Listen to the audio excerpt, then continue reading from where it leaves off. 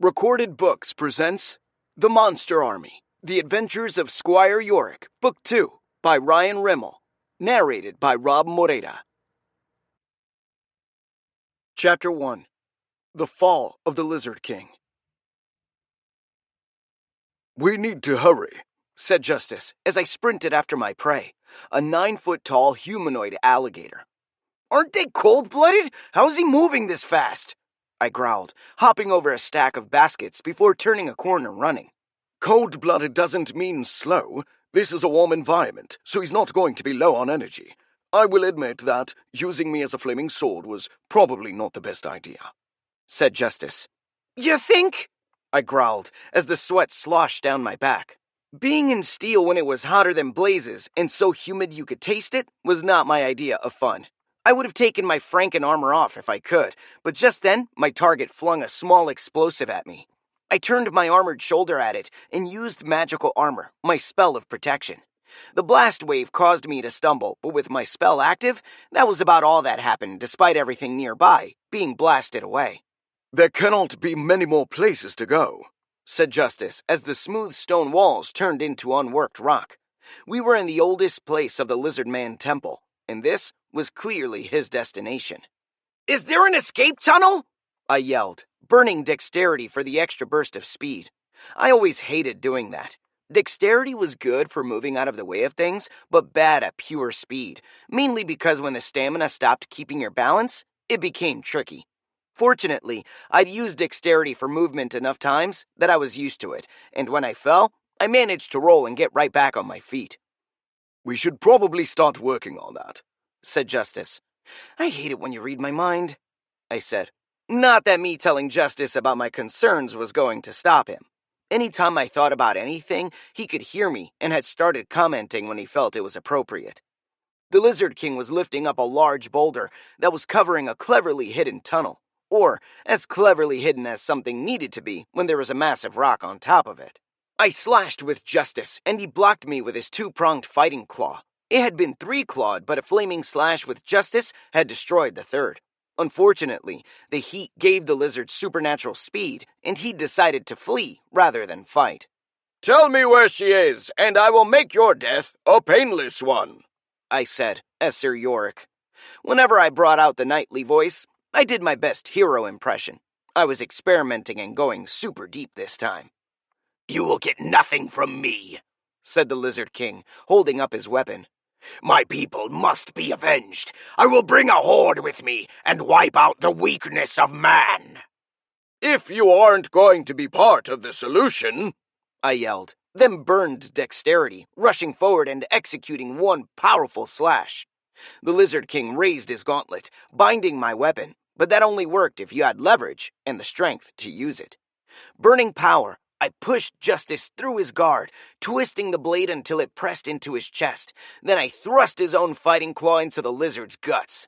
Justice was an afterthought to the damage the Lizard King's own weapon did. Then I decapitated the foul creature, because with things that resurrect, you couldn't be too careful. "Problem solved," I said. Dad always said if you weren't part of the solution, you were part of the problem, and it was good advice. I was getting the hang of this. "You should have made him tell you where the children were," said Justice disapprovingly. But I still frequently screwed up. "He was a religious zealot. I'm not even sure he remembered," I replied, flipping open my visor and jamming my armored fingers into my eyes in an effort to clear the sweat. Grumbling, I unsummoned my armor, now that the threat was gone. "Shall I cast Cleanse on you?" asked Justice. That spell would remove anything unclean from my body, and normally was one of my favorites. "No," I growled. "I need that sweat. I wonder if that pool of water by the entrance is safe." "Probably, but we still have to find the children," said Justice. That was a problem. Saving the kids was the whole quest. The Lizard King was outright insane by human standards, and negotiations were always going to be a challenge. His people were gone, had been for generations, having moved south due to an ongoing ice age a few thousand years ago. Apparently, there was some sort of civilization-ending war that his people were on the wrong side of. He was found frozen by a cave explorer quite by accident on Sauna World, and since they didn't know any better, they welcomed the lizard man with open arms. The lizards might be monsters, but historically they were fine neighbors and good fishermen. There were plenty of places where humans didn't want to live on Sauna World where the lizards could survive, so it was a win-win. Thing is, the Lizard King was big on blood sacrifices, and when their kids started coming up missing, a knight was called. Because it was only one resurrected Lizard King instead of a whole army, the magical sword knights only needed to send a squire. So, what is a monster? I asked, because they were fine with him until he started kidnapping their kids. The technical definition of a monster is a living organism that feeds on mana and organic matter, which has specialized organs and a nervous system which allows it to reply rapidly to stimuli. They also like to kill non-magical organisms, said Justice. Some of the more evolved monsters have issues with the last part of that definition. Like elves? I asked, looking around. The kids had to be around here somewhere.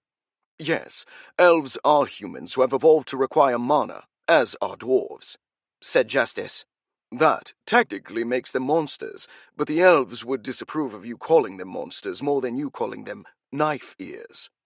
That bad? I said. I'd visited Elftown in the nearby city, and to say knife ears were fighting words was a vast understatement. Elves argue that they are enlightened monsters who can operate past that base instinct, said Justice. That's a stretch, I replied. They were nice enough, but very touchy. I couldn't even talk to them by myself for fear of aggravating the cannibalistic cookie crafters. You can't prove they are cannibals, said Justice. They have pointed teeth, and those elf girls were not looking at me right, I replied. Well, it is illegal to eat humans, and none of them have broken the law. And got caught, I replied. Elves were very disconcerting. I love a good fantasy novel, and characters like Legolas were my favorites. These elves were outright scary, and not in a good way. In simplest terms, monsters are creatures that really don't like anything about humans, except for their taste, said Justice. Great. I'd ask him more about that later, or more likely Justice would just start talking about it endlessly. He didn't shut up much, and was full of all sorts of knowledge that would label me insane on Earth if I were to repeat it. And what is up with the Horde? I asked. Justice snorted. I wouldn't have worried about that much. Intelligent monsters threaten to wipe out humanity every time something doesn't go their way. How could they do that? I asked. The Great Monster War was only a few thousand years ago, and there have been countless smaller wars over the years, said Justice, as we continued searching. What do you mean, war? An event happens like a conjunction, where the local monster population swells. Most of the time, the various human worlds just deal with it, but occasionally the monsters get organized, and then you have a war. Some last days, some last years, said Justice. So unorganized monsters don't do very well? I asked, looking at the ground for footprints, lizard or otherwise. All I saw were my boot prints. My solid metal armor boots with hiking boot outsoles bolted and glued onto the bottom. The original boots were just flat metal, and that made everything kind of slippery. Versus a civilized group of humans. They get slaughtered if they present a problem, said Justice. And if the humans need help, they can call for it. So we can get calls from all humans? That is the nature of the portal network. All human worlds are connected by the ancient highways of the great magical empire. Why? They made the network, said Justice simply. Humans can be quite impressive. I mean, are there no humans outside the portal network? I asked. I suspect not. Without being able to call to other human worlds for assistance, they would have been overwhelmed long ago. Noted, I said, lifting a rock over my head that was far too big for me to have moved back on Earth. With Earth's low mana density, I couldn't even use stamina points, so while I was stronger than I had been, I wasn't nearly as powerful as I was off-world. Justice's scan revealed the location of a body. Fortunately, the dead body was a few thousand years old, if not older. That's clearly not a child, I said, setting the boulder down. Being super strong was neat, but I was still human-sized. While I wasn't quite 6 feet tall in my armor, and I wasn't quite 170 pounds soaking wet, the boulder was heavy, and moving something that much more massive than you around was strange. Squire Yorick, I found them, said Justice. I was going through the scans, and they are being held in cages, back in the room next to the sacrificial altar. Justice was a magical sword, so his memory was literally etched in steel. In practical terms, it meant he could go back through his memories and look for details that he might have missed when he was initially looking at something. I told you we should have gone left. Are they all right? We would have lost the Lizard King if we did, said Justice. Looks like it. A few might be slightly injured, but all 8 of them are there. That's acceptable, I said. All we need to do now is rescue them and collect our reward to complete the quest, said Justice. Thank God. This sucked, I said with feeling as I slumped in relief. I shifted my legs, trying to get some detachment in a classic step that every man knew. How do humans tolerate this temperature? That gossamer garb you kept gawking at, began Justice, and I waved my hand at him. For my second quest, this had been all sorts of terrible. I'd screwed up more than I'd gotten right. If I'd just chased after that boatman yesterday, we'd have caught the monster before he got to the temple and saved everyone all this trouble. You are overstating your failures, said Justice. He snuck past me as well. I snorted. You don't need to sugarcoat it. Justice didn't reply, and I tried to move past my failures. I had been otherwise occupied when the information about the boatman became available. Sir Yorick, said a powerful feminine voice.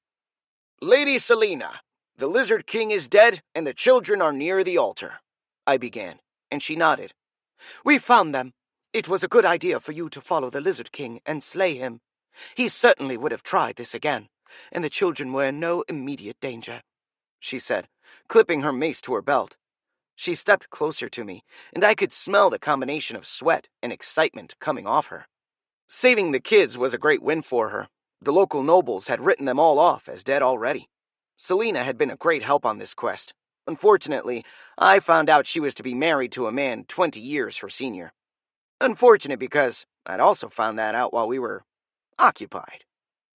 The Queen has authorized me to grant you this reward, she said, pulling out a small sack of gold. It was at least 50 pieces, which was more than enough for 2 days of work. Was there anything else you require? I looked at her, and then the rest of the patrol who came with her. There were a dozen strong men who'd helped me carve through this temple to get at the Lizard King. I glanced down at the reward pouch, and then shook it. Got any healing potions? Chapter 2. Homecoming.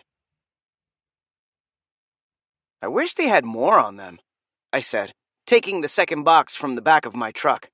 Amazon was useful for more than just deliveries. Their leftover boxes were useful if you needed one. Yes, Henry made a great deal of money selling those in town, said Justice. Selling healing potions, I said, shaking my head. How much?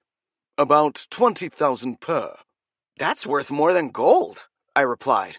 Which is why he sold healing potions in town instead of gold. And I know the dealer. That would be useful for later, but then a thought struck me as I deflated. I'm giving Hope $60,000 worth of potion. You got the tens off. That's $600,000 worth of potions, said my sword, causing me to twitch violently. Well, 1.2 million if you count the other box. I blinked several times. How much money do you have in your inventory? Some. Mac hides most of it. You can't do much with money, really.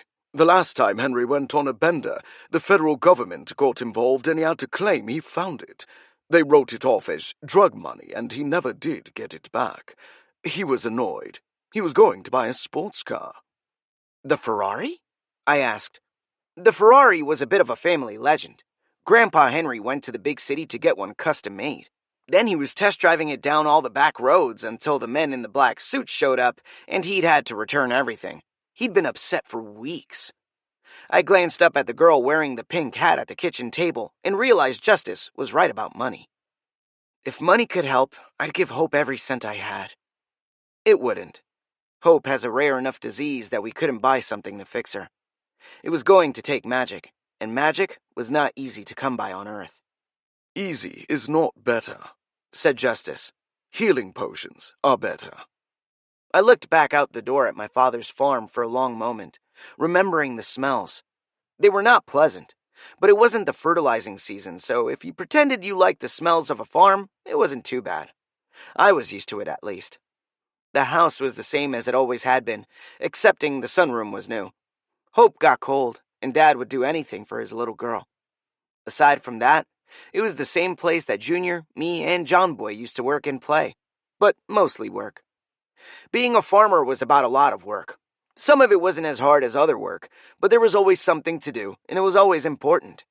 I was almost kind of glad that Junior was going to be in charge soon. He'd been going to inherit the farm since he was a kid. Firstborn son and all that nonsense. The real reason was that the farm was a little too big and a little too small. It was just the right size for one family, even a big family. It was too small to support two families, so if Dad subdivided it, there wouldn't be enough to actually live off of. I'd seen farms split up before. Someone died and the kids split it up and everything went to shit. Plus, we were too far out. No developers were looking at our land for anything approaching what we'd get from just working it.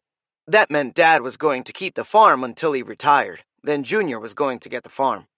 Hope was never in the picture as the inheritor. She didn't want to be a farmer, and us spare males were told to go find other work. We all had. I carried the second box into the house and smiled at Hope. "Yo, Rick," she said. "My real name is Yorick. In America, that's nearly a tragedy-style name like Apple or Afternoon. I knew an Afternoon from school, and she didn't much care for that name. Since my name sounded like Yo Rick already, I just went by Rick in every practical situation that counted. While on Earth, at any rate. Though when you put on plate armor, Yorick sounds better. "You need to hurry up," she said, almost sounding like herself. "Daddy will be back soon, and he's going to be upset that you quit." That was a sore spot. Dad had gotten me the job I'd quit at the meatpacking plant.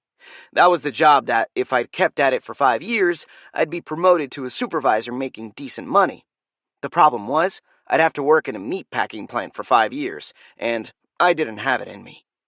Hope smiled. She was doing that more often now, which made me more comfortable quitting. Underneath the large pink hat were the very first patches of hair since she'd been sick. One of her treatments caused it all to fall right out, which devastated my vain sister. I wasn't sure if she was happier about getting better or getting her hair back. She knew what I was giving her. Hope didn't know where I was getting the healing potions, but she knew what they were, and not to tell anyone about it. I suspected my steadfast grandfather had been manipulated by a very cute 6-year-old at some point, though I couldn't confirm that. "Yes," said Justice. "he would occasionally bring Hope a magical knick-knack or two from his quests. They stop working on Earth pretty quickly. No mana." "But healing potions are still viable?" I said. "Yes, those use innate magical ingredients who retain their potency for decades," said Justice. I nodded to myself. Justice was at my house, and I was at the farm. I could hear him now due to spending quest points. "The ability to communicate with you is very useful indeed," said Justice.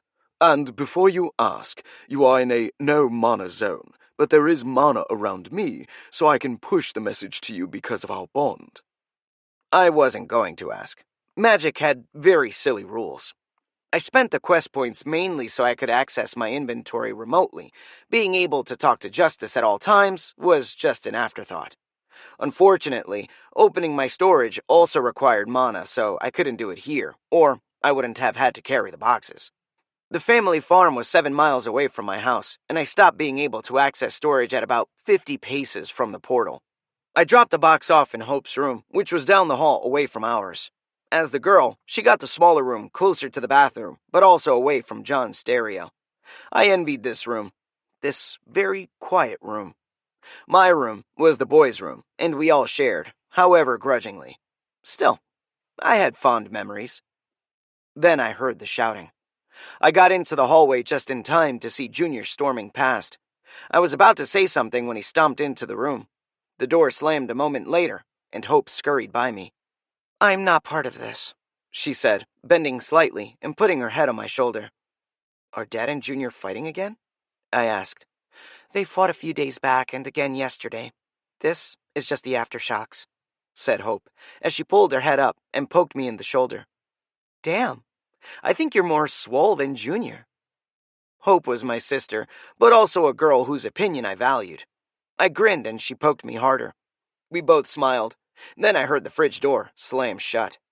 Maybe I'll dip out before Dad sees me, I said, looking at the back door. It was the coward's way out, but I didn't like Dad when he was on the warpath. Him and Junior went at it every so often, but that was because Junior was going to inherit the place. Then they'd make up and drink a beer together, as Dad's way of showing he still needed you.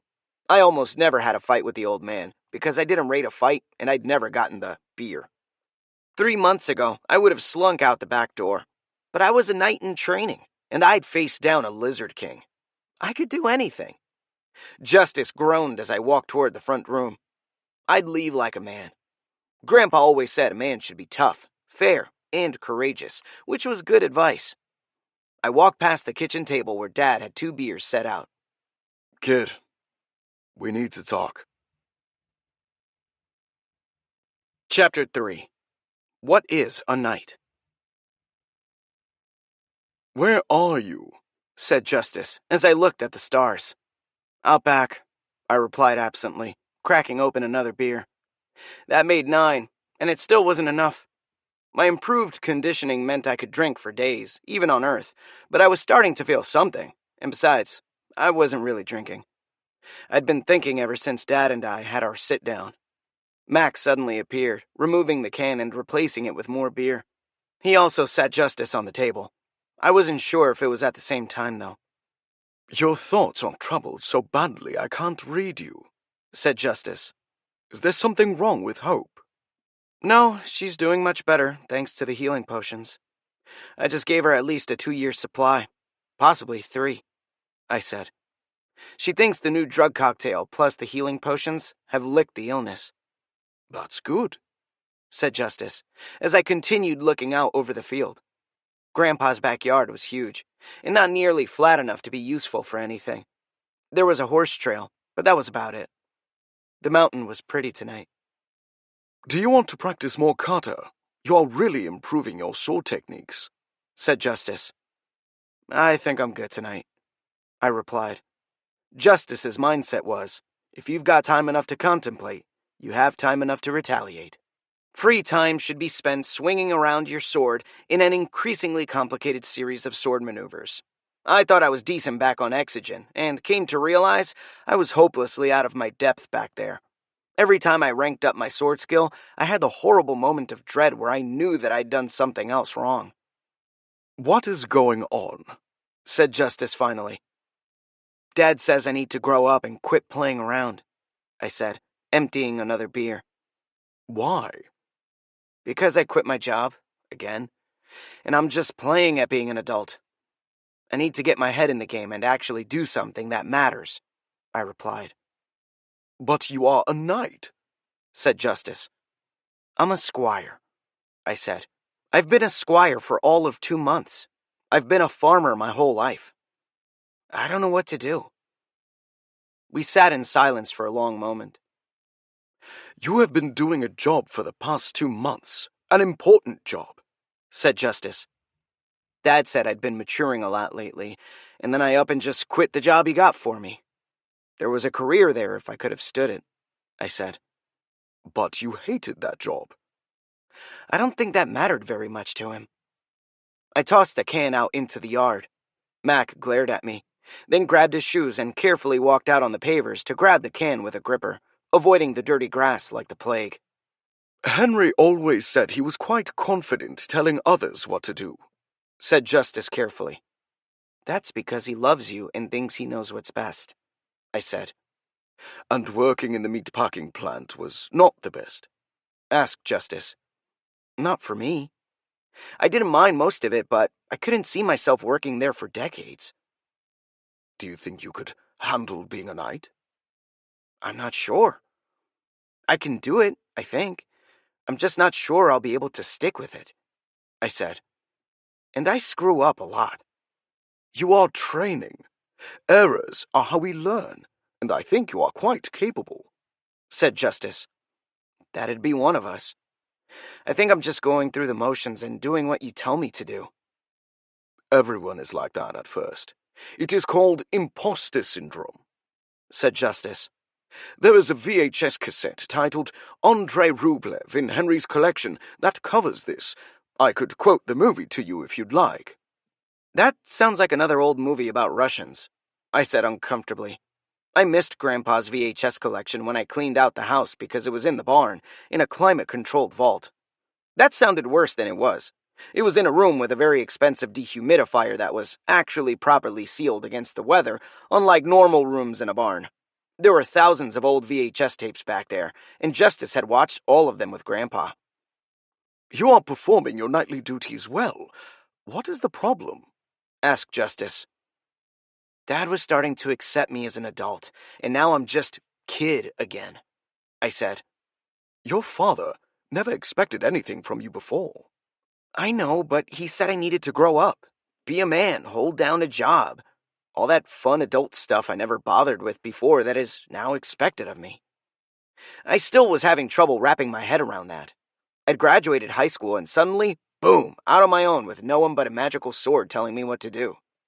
Except Dad was still watching. Dad never said he loved you, but he'd always go the extra mile to make you feel loved, and that was his way. You didn't need to say I love you when you built your King Arthur-loving son a castle out of hay bales when he was 8, even if you do eventually use all that hay to feed the livestock. It was a fun few weeks. I'd even been in charge of the siege that demolished it. That was just me using the tractor to move the hay to the fields on a daily basis. And before you ask, it was fine. I was 8, but I was using the small tractor that was about 60 horsepower. You couldn't run the big 1,000-horsepower tractor until you got your affairs in order, because if you messed it up, Dad would kill you. But nowadays, I was the worst thing he could imagine. Lazy. He didn't know if I was actually working or just living off of savings over here at Grandpa's house, and being lazy was the worst thing he could imagine. Do you not want to be a knight anymore? Said Justice. I'm not as sure as I was before, I replied honestly. Being a knight is cool, but I always come back here. Here, being a knight is weird. It is not. We help people. Yeah, we leave the other world a better place, another world that no one on Earth even knows about, I said, crushing another beer and waiting. Max sighed and went into the liquor cabinet. We were out of beer, so reinforcements were necessary. I don't want you to be a knight if your heart isn't in it, said Justice. I thought about that. No, I'm good. I think. I just wish I could tell someone. The problem with being part of a highly secret organization is that you couldn't talk to anyone about it except for your magic sword and your goblin, and neither was that great of a judge of the human experience. I needed a sign. Mac ran in holding several scrolls and handed them to me. A quest, said Justice, practically quivering in anticipation. I opened the first scroll and read it. Kulati needs the aid of a magical sword knight. A conjunction has occurred which is causing a vast increase in monster layers. Lives are in peril. Please assist us. I could look for another knight, began Justice, but I stood up. No. This is a call to adventure, and we must take it. People's lives are at risk, I said, remembering King Arthur. At least this wasn't complicated. Go to a new planet, fight monsters, and save people. I could do that. Checking my stats, they weren't that different from when I left Exogen. I'd gained a level on Sauna World. You are a level 6 magical sword squire. Mana, 2. Stamina, 5, plus 1, committed. Skills. Dexterity, rank 6. Power, rank 5. Conditioning, rank 6. Swords, rank 2. Passive skills. Smithing, rank 5. Salvaging, rank 3. Magical skills. Capacity, rank 2. Battery, rank 1. Conditioning went up a rank, I said, briefly sensing to see if I could tell a difference. I really couldn't. By the time I hit rank 3, no amount of labor really tired me out significantly, and at rank 6, I had to be careful or I'd have people asking questions. Conditioning, initiate rank 6. You tire 60% less. You recover your first point of stamina in 11 seconds. Henry had that problem a few times. Remember the marathon? Asked Justice. Grandpa Henry accidentally ran a local marathon when someone made fun of the old man. He kept up with the race leader the entire time without breaking a sweat, only to bow out with half a mile left. The problem had been that the local news crew saw my 70-year-old grandfather running backward in front of the race leader for several miles and chased him down for an interview. Gramps blamed it on the many drugs he was using on account of him being so very old. I was surprised it didn't make national news, I said. Strange thing, that, said Justice, which was suspicious. I considered a follow-up question, but now wasn't the time. Plus, Justice would be on his guard, so I'd need to wait till later anyway. I checked out my other new skill. Swords, Initiate Rank 2. Your strikes will be 20% more powerful. You can parry 20% faster, and against 20% stronger strikes. You can burn a point of stamina to double these effects for 15 seconds. You have committed a point of stamina, granting you these effects constantly at rank 0. I'm still not fully on board with how having this at rank 0 helps me, I said. That's because you have conditioning, said Justice. When I stared back at him blankly, he finally relented. Every time you strike with me while using swords, it uses a small amount of stamina. It is not much, but it adds up, especially in a long battle. And the main use remains. Since the skill is constantly in use, it levels up faster, I said. That is correct. As an advanced skill, the sword skill takes vastly longer to rank up than any of your other skills, said Justice. When it hits rank 3, you can start learning the basics of sword arts. I thought that was rank 5. Rank 5 is when you learn the good stuff. Rank 3 has some benefits that are best shown in a more mana-rich environment, said Justice. Anything else interesting? I asked. Yes, your basic skills are going to develop more powerful versions of the same things they always do. However, you will be able to combo your skills to greater effect now. That was good to know. I'd improved both skills, but each additional rank was a hurdle. Rank 6 required nearly double the experience than all 5 previous ranks together, and each rank after that doubled the requirements again. That meant I was going to have to deal with slower progress, but there might be some neat effects that would break up the monotony. Checking my gear, I made sure all of the supplies that were supposed to be in Justice's storage were. That included all my food and all his sword polish, plus anything else I thought might be useful. All the new stuff in there? I asked. Yes, unfortunately, said Justice, the traditionalist. He'd come around. I will not, said Justice. When I was satisfied, I stopped at Grandpa's basement wardrobe and opened the doors. The magical portal wasn't there yet. Did I miss something? I asked, running through my checklist. Wait, the other scroll. It was information, not a quest, said Justice. It is informing us that there is heightened monster activity and to be careful. What qualifies as heightened monster activity? I asked. Unsure. Typically these warnings only go out when knights or their scouts go missing, though, said Justice. I considered that. As a 19-year-old, I was thoroughly immune from death, so that didn't bother me. Really. Knights were larger-than-life figures, and we couldn't die. That was the whole point, so I didn't worry about it. We'll be careful, I said, but didn't mean it. Ready to portal out? No. The etheric fields on the planet are particularly potent at the moment. That makes finding an entry point more complicated due to the mana density. Kultai is not adjacent to Earth, so I have to run through several additional waypoints to connect the portal, said Justice. Gotcha. Magic stuff.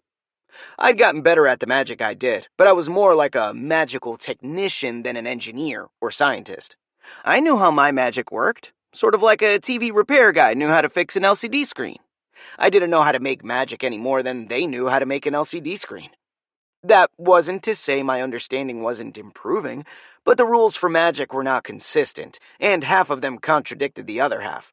Plus, I still had to practice twirling the rings, and until such a time as I learned Fireball, I wasn't going to mess with it any more than I had to. Still, I had one major complaint. Wish I could use my cell phone, I said, holding it up. The screen flickered strangely down here. The mana density down here is up to 0.2. There's no way that any cellular device is going to work around the portal. You are lucky the lights are turning on. Mana and electronics do not mix. I flipped the switch several times, counting the number of seconds it took the old-style incandescent light bulbs to fire off. The number was random between 2 and 9 seconds, for no reason except mana. I tried LED bulbs down here because they were energy efficient and were on sale. Every one of them refused to turn on at all. I ended up having to buy a box of old-style incandescent light bulbs. They don't make those anymore, so you had to special order them. I mean, it was off Amazon, but the local hardware store didn't carry any anymore. My cell phone worked the first time I was down here, I said, dropping the item into Justice's dimensional storage. I'd been packing that thing full of useful items. The portal hadn't been opened in months. The mana leaking into your world was at near zero. As soon as I opened the portal the first time, well, let's just say you're lucky that the Wi-Fi still works, said Justice. It barely did, and then only in parts of the house. I had the Wi-Fi router shoved up into my room next to my LCD television, which was supposed to be the downstairs TV. I'd had to dig Grandpa's massively heavy 50-inch HD CRT television out of the garbage, then pay someone to fix it because I'd thrown the heavy thing into the garbage. However, it worked, whereas my 4K ultra high-definition extremely expensive television wouldn't even turn on, or it would randomly blast out maximum volume or show Chinese broadcast television, even when unplugged. The old-school high-definition television worked just fine, if the portal had been closed for at least a day. Otherwise, well, the future's pork market in China was predicting a bullish year. The first floor of my house looked like a Luddite lived there who hated anything more complicated than an electric motor. My computer was in the barn with the VHS cassettes, and if I wanted to use my tablet, I had to leave the house. It took some getting used to. Then the portal opened up, and I remembered why I put up with it. I was going to another world where people needed me. I wondered if Dad would be proud of that. Chapter 4. Kultai. I stepped through the portal in my Franken armor, dropping 4 feet before landing on a cobblestone street. Justice didn't usually dump us on the streets, and I quickly looked around. This was a fairly typical medieval city you'd see in a history book. Windows but no glass, shops with homes on the second story, thinner streets for walking or travel by horseback. Nothing out of the ordinary. Except the pressure. What the hell is that? Mana? I asked, feeling it suffuse my body. Yes, Kultai is experiencing a conjunction.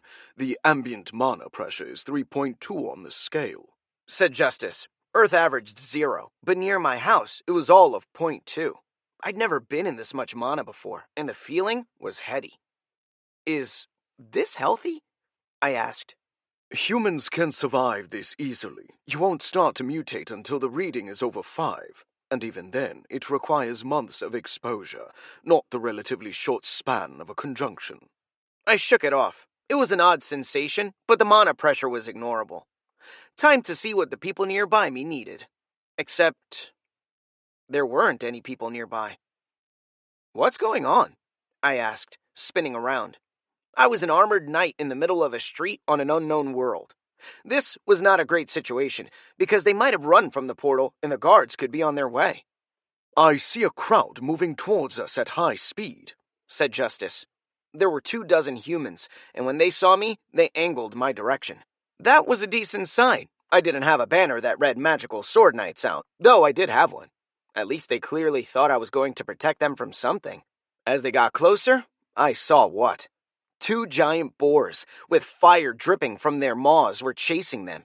Each boar was approximately the size of a Holstein. Behind those boars were a dozen smaller, normal-sized boars.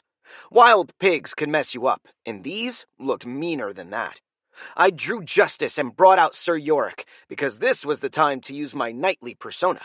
I was part of a well-renowned organization, and if I acted the part, people behaved like I was an actual knight, even if I didn't necessarily believe it myself. Behind me, people, for I am a magical sword knight, and I bring justice. Okay, the name of my organization was kind of silly, but it was hard to argue with a man holding a flaming sword, so no one ever told me that to my face. The crowd parted, and I ran through them straight to the first fire boar. It had plans of smashing and killing soft targets, so my intrusion annoyed the pig. So did anyone else existing at any point ever. I slammed Justice down on the creature's forehead with a powerful stroke, and he bounced right off. The fire boar stopped anyway, grunting at me in anger. "His hide is magical. You are going to have to bring your A game," said Justice. Kick the pig like Charlie Brown should have kicked that football? "You got it," replied Justice. I cast Magical Strike. That caused Justice to become as sharp as a lightsaber. Then I burned power and cleaved the pig in two, though the effort to do so was more than I expected. What the hell? That's a pig, I said as Justice caught on a hip bone.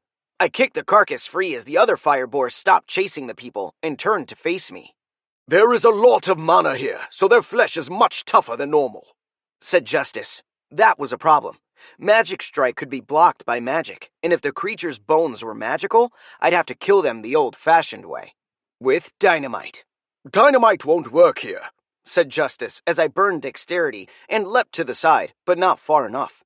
The pig's tusk caught in my armor, and he flipped me over his head dismissively. I spun twice before I landed mostly on my feet due to the remnants of my Dexterity burn, and even managed to have my sword pointed in the right direction, when something in front of me flashed brightly. I was blinded momentarily. "Dodge left!" yelled Justice, and I complied. Justice hammered the need for me to instantly respond when he said dodge, and I thanked him for the practice now. I felt the massive boar rush past me even as my vision snapped back into focus as the bluish haze of healing washed over me. "I can see," I said, tracking the creature.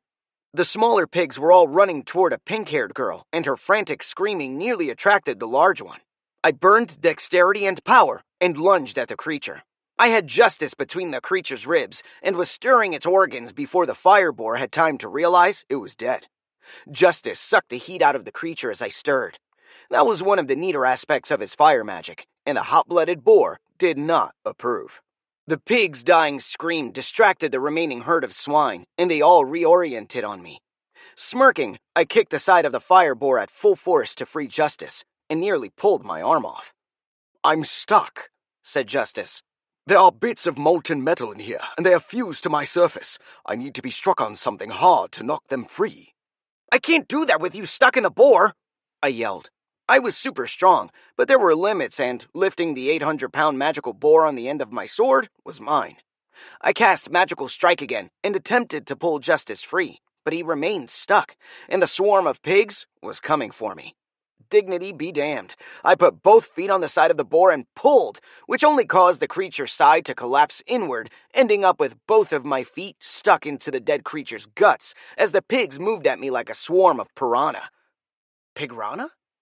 "For feck's sake!" screamed the girl as she pulled out a pair of hand crossbows and started firing them at the smaller boars.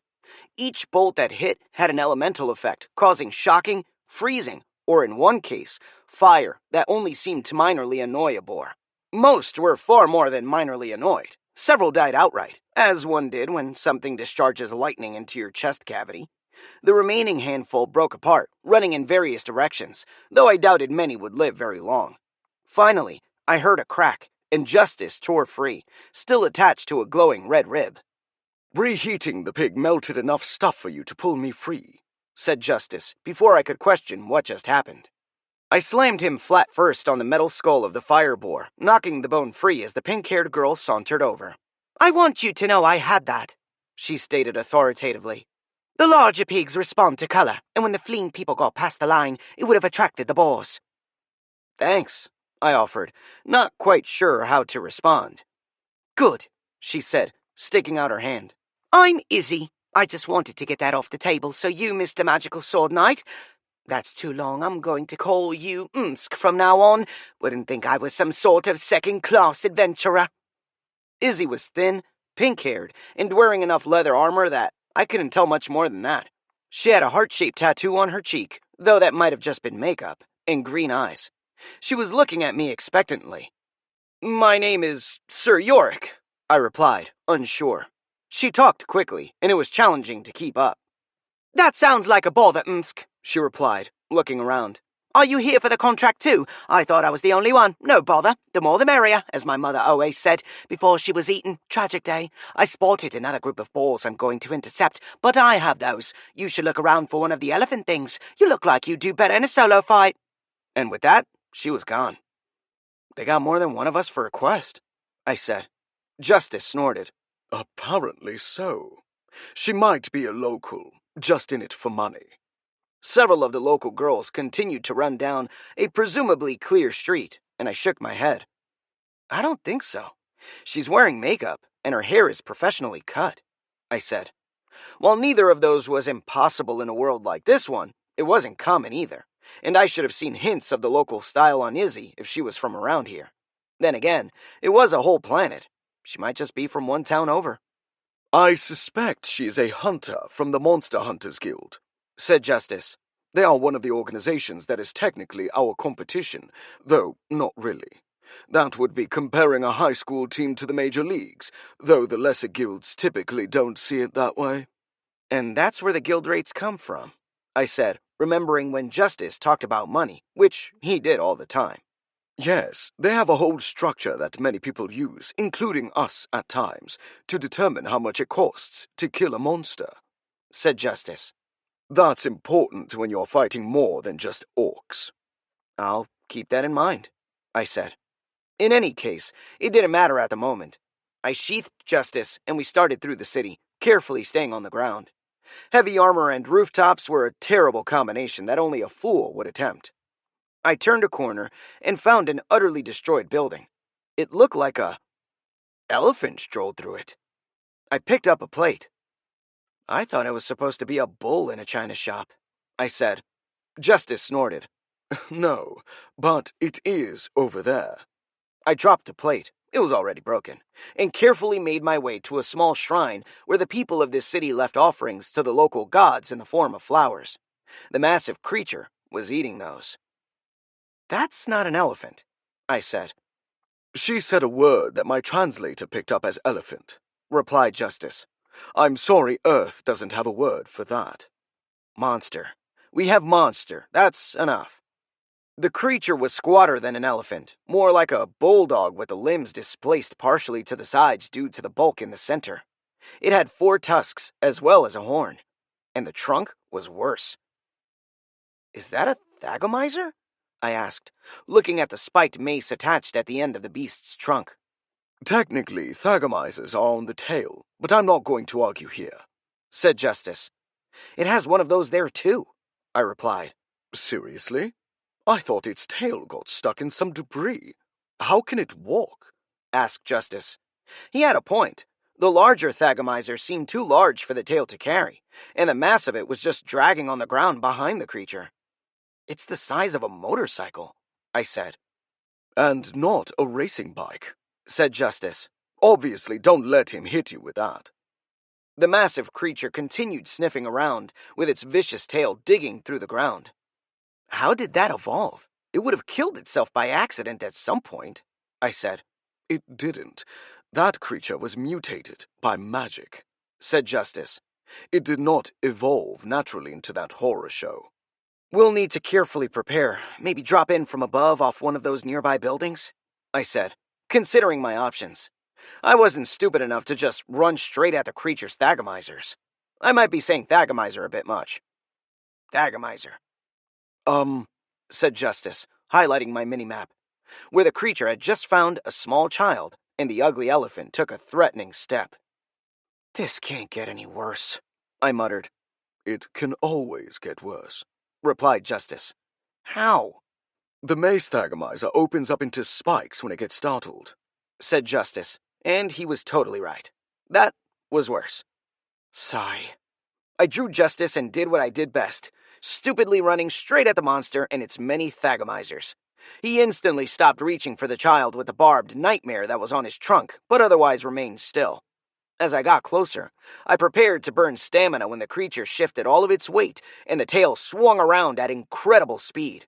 I had to exhaust a point of stamina to dodge the motorcycle as it crashed into the ground where I'd been.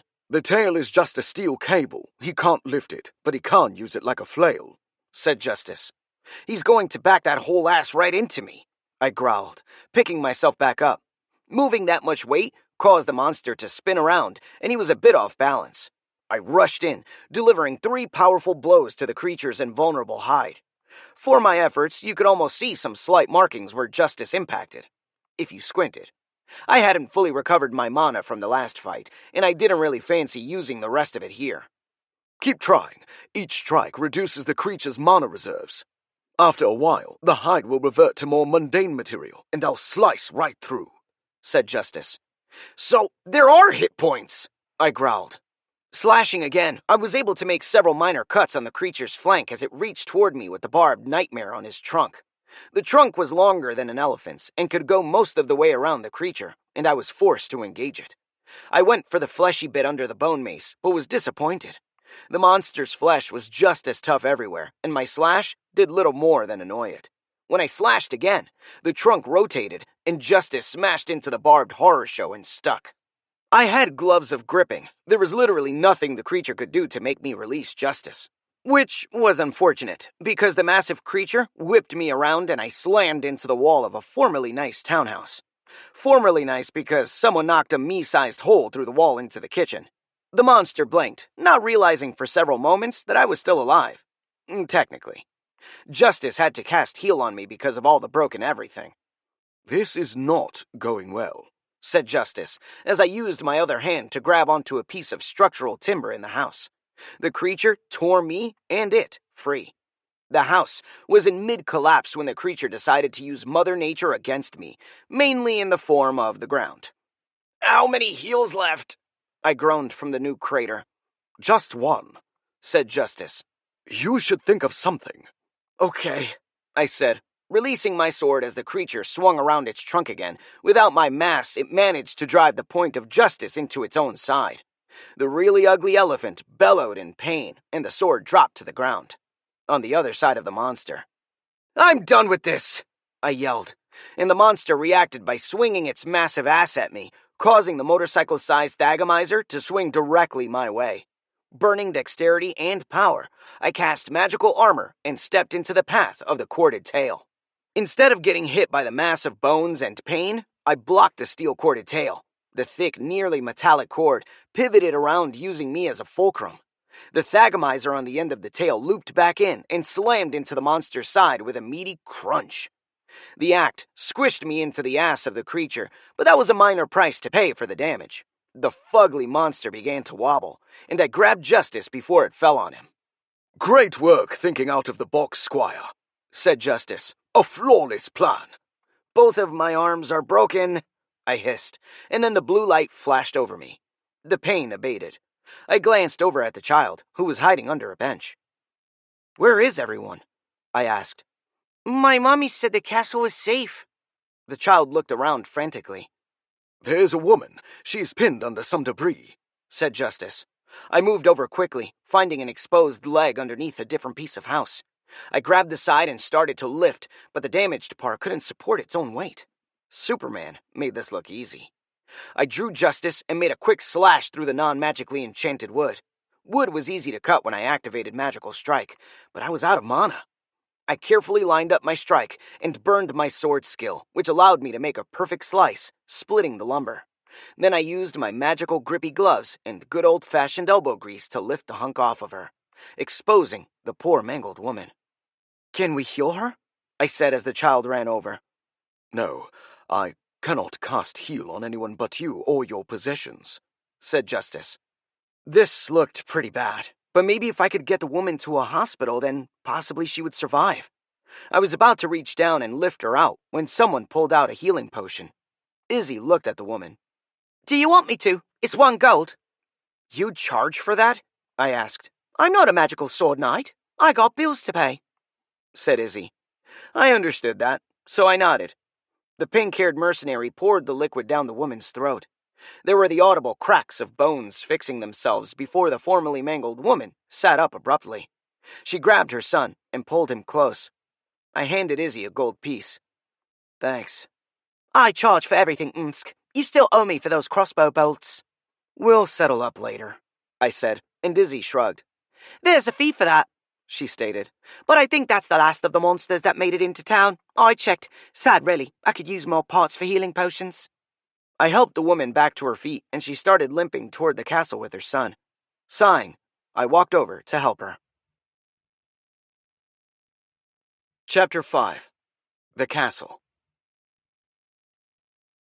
A typical castle can hold all the people of a town in some degree of comfort and protect them from attacks, said Justice, as we walked to the drawbridge of the massive structure right next to town. The castle was a decent enough sort of castle, if one liked those. This one was a pentagon with tall towers where the walls met. Even from here I could tell it was irregular, with two of the walls longer than the other three, and one of the towers was newer and taller. That was something you got used to when you were on a non-industrialized planet. Things weren't as consistent as you'd see on Earth. Why didn't they build a castle in the town? I asked. A proper defense for a castle requires a substantial amount of space free of obstructions. This castle is about as close to town as you can manage without allowing anyone to use the town proper as their own fortress, said Justice. They have been under siege recently. I would expect to stay here for a bit. 6 months ago, I'd have loved to stay in a castle, but now I'd seen more of them than I wanted from more angles than I cared to. I found castle architecture to be drafty, and they didn't smell good. I could tell this one was ripe already. However, there was a large keep in the middle with standard walls surrounding it, complete with a drawbridge over a nearly empty moat that was full of mud and stuff. Is that a... I began. Yes, that's a body, said Justice, as I offered a prayer for the departed. What are we getting ourselves into? I asked, looking back over the town. There must have been a few thousand people in this place, and I didn't quite understand how they could fit that many people into a structure smaller than a shopping mall. But then I figured it out. They packed them in, really tight. With just the drawbridge down, all I could see was the first line of people, but they were packed in there more densely than a subway car at rush hour. The gateway itself was clear, though, and a single armored man walked over to meet us. His armor was much nicer than mine, with gilding and a greenish enamel that glowed in the sun. Do not fear. My presence alone will solve any questions of legitimacy, said Justice, as I stood there feeling illegitimate. If you say so, I replied. I do, but if you are truly concerned, you could cast Magical Strike on me. The effect is quite noticeable and nightly, said Justice. Lady Azalea, said the man stiffly, tilting up his visor. Lord Fartips, Izzy replied formally, her normal manic way of speaking replaced by something approaching proper diction. He raised an eyebrow at her before looking at me and the woman and child.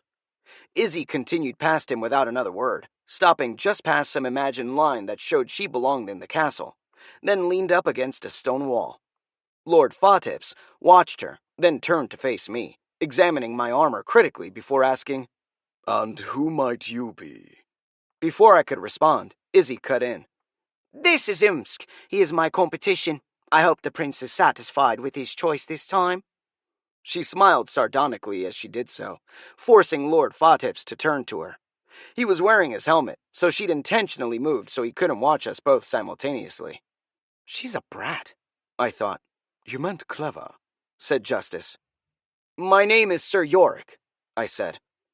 Sir Yorick? Asked Lord Fartips, and I died a bit as I cleared my throat and brought him out. I am Sir Yorick, the magical sword knight, and I have received a quest from this realm to save it from a danger most foul, I began, which did little to resolve Lord Fartips's concerns. After several heartbeats, I cast Magical Strike, causing Justice to glow in his sheath. Yeah, that's a magical sword knight, said Lord Fartips. Your skills are renowned across the world. I'm sure you'll be able to deal with this problem. We've never been here. I'm always amazed where this colossal reputation comes from, I thought, as Lord Fartips signaled for me to follow him. We have an excellent PR department, said Justice. Lord Fartips continued. I'll bring you in. My understanding is that the town is clear. Yes, I slew a most horrible creature in single combat, I stated. We could see from the tower. At least it is dead, said Fartips. I looked up at the tower and then gauged where in the town I'd been. It was very strong, and I killed it. That should be sufficient. Yes, you killing a fugly by yourself is worthy of a knight, said the Lord as he walked onto the drawbridge. Fugly? I asked Justice, chooser of names. Am I wrong? We followed Lord Fartips. The gatehouse led to the central courtyard packed with people, but blocked off by a rusty iron portcullis. You could hear the men standing above you and smell the tar they had ready if monsters broke through the gate. This entire passage was a death trap, plain and simple, and I was glad when we left through a heavy side door. That took us to the hallways, tunnels really, in the castle walls. The walls were 20 feet thick, but that wasn't solid stone. There were tightly wound spiral staircases that led up into thin hallways. I hurried at my best speed and found myself behind Fawtips as he plowed on rapidly. I had to duck several times, and at no point could I have stretched my arms out all the way as we traveled. It didn't take long, and we reached one of the towers.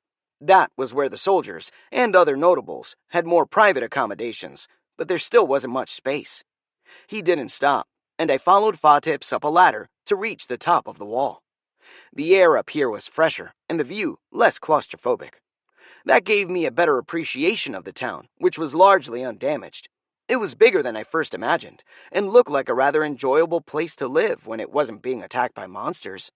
It was much better than the densely packed castle courtyard in any case. There was just enough room for everyone to fit, if they were very friendly. At least there were shelters for everyone, and a working kitchen handing out something for people to eat. Strangely, there was one section of courtyard that was totally empty. "That would be where they are relieving themselves," said Justice. I just realized that, I said, jerking back from the smell. It was like the world's grossest dog park. I could see how disease would tear through a civilian population in conditions like this.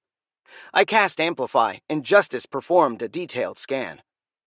"I don't see any other monsters moving within 3 miles, but it is possible they are hiding from me through underhanded means."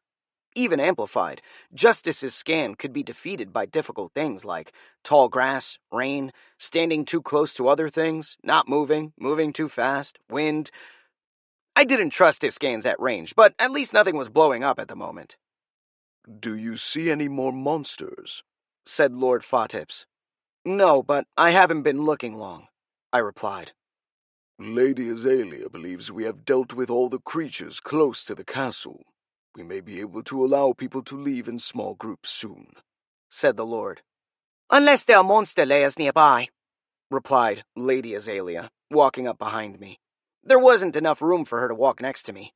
Her mismatched leathers were gone, replaced by a knee-length formal dress in rich blue that had a collar so high it met her chin. "Are you wearing that?" "I just got out of the field," I said.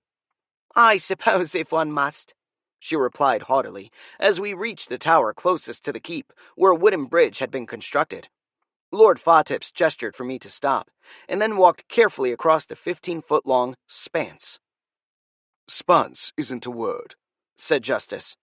"How is that not a word? It's just a combination of span and expanse," I replied. "Nope." "Seriously?" I said.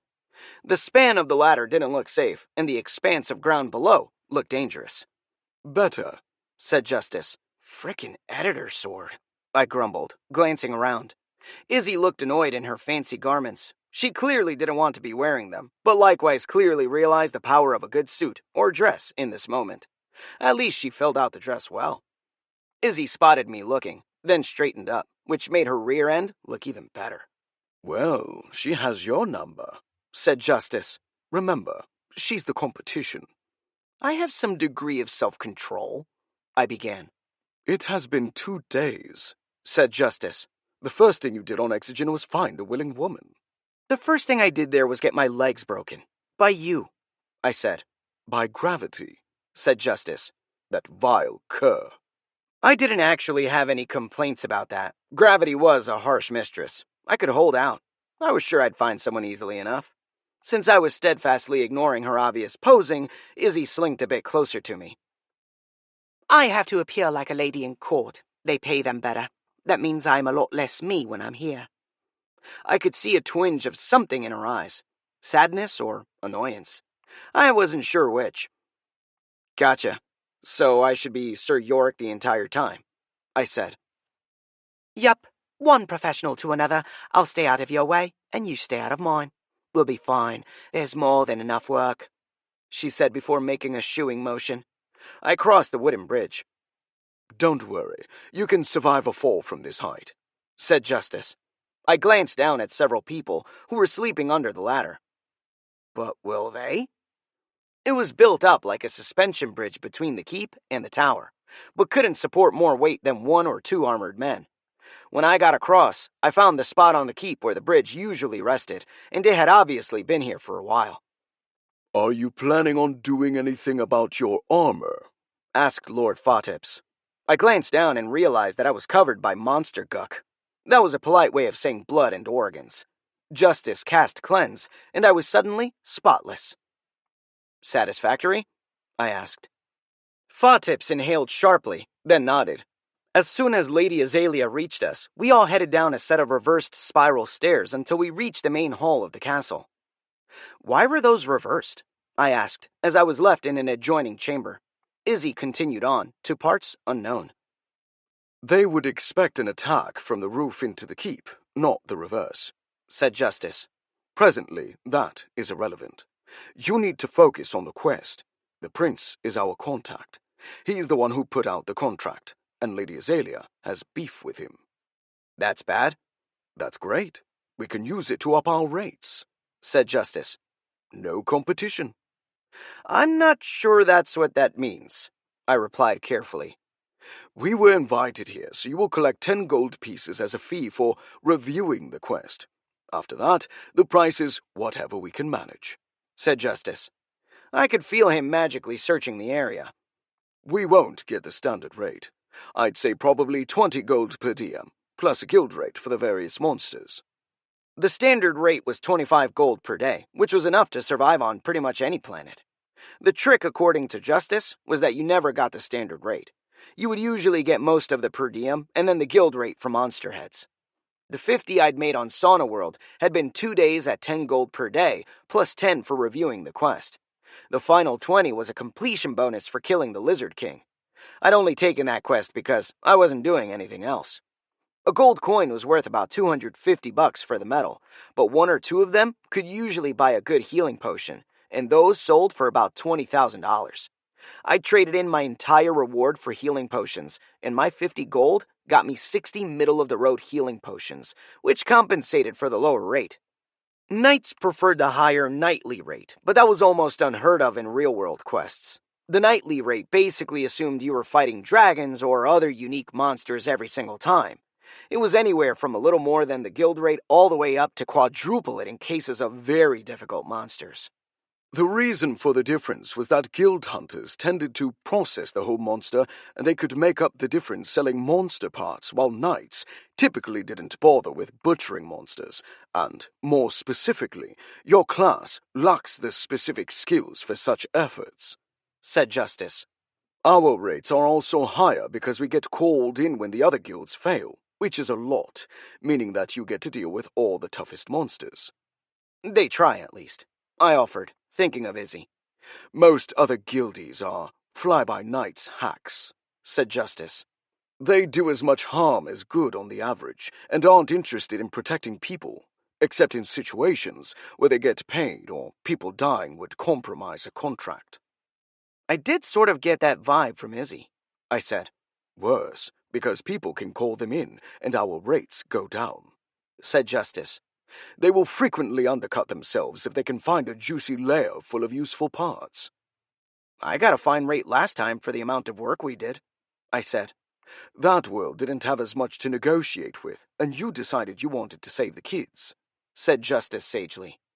I had effectively talked down my own price when I learned there were children that needed saving, much to his annoyance. "Trust me, this world can pay, and we might even get nightly rate on the hardest monsters." Use a fugly as my danger meter, I said. "Yes, anything close to as dangerous as him gets a bonus," said Justice. "Or tell them we won't kill the monster." "But we actually will," I said. "Of course, but we shouldn't tell them that we will," said Justice. "I can work with that," I said, examining a fresco. I was bored. It wasn't typical that a knight would be left waiting, and I wondered if I was going to have to make an issue of it when an awkward young man stepped into the room. If he was a touch less finely dressed, I would have assumed him some low-level functionary, but he gave off a hint of a vibe, and the 2 bodyguards spoke of him with some degree of importance. "Prince," I said, more a statement than a question. The young man's eyes lit up as he saw me. A magical sword knight. Excellent. I was hoping to get a knight with this summons instead of more guild trash, said the young man as he examined my armor and frowned. Hoping you would be a bit better equipped. I inhaled and let Sir Yorick speak. He didn't tolerate such affronts. You'll find that my magical sword alone is all the equipment I need.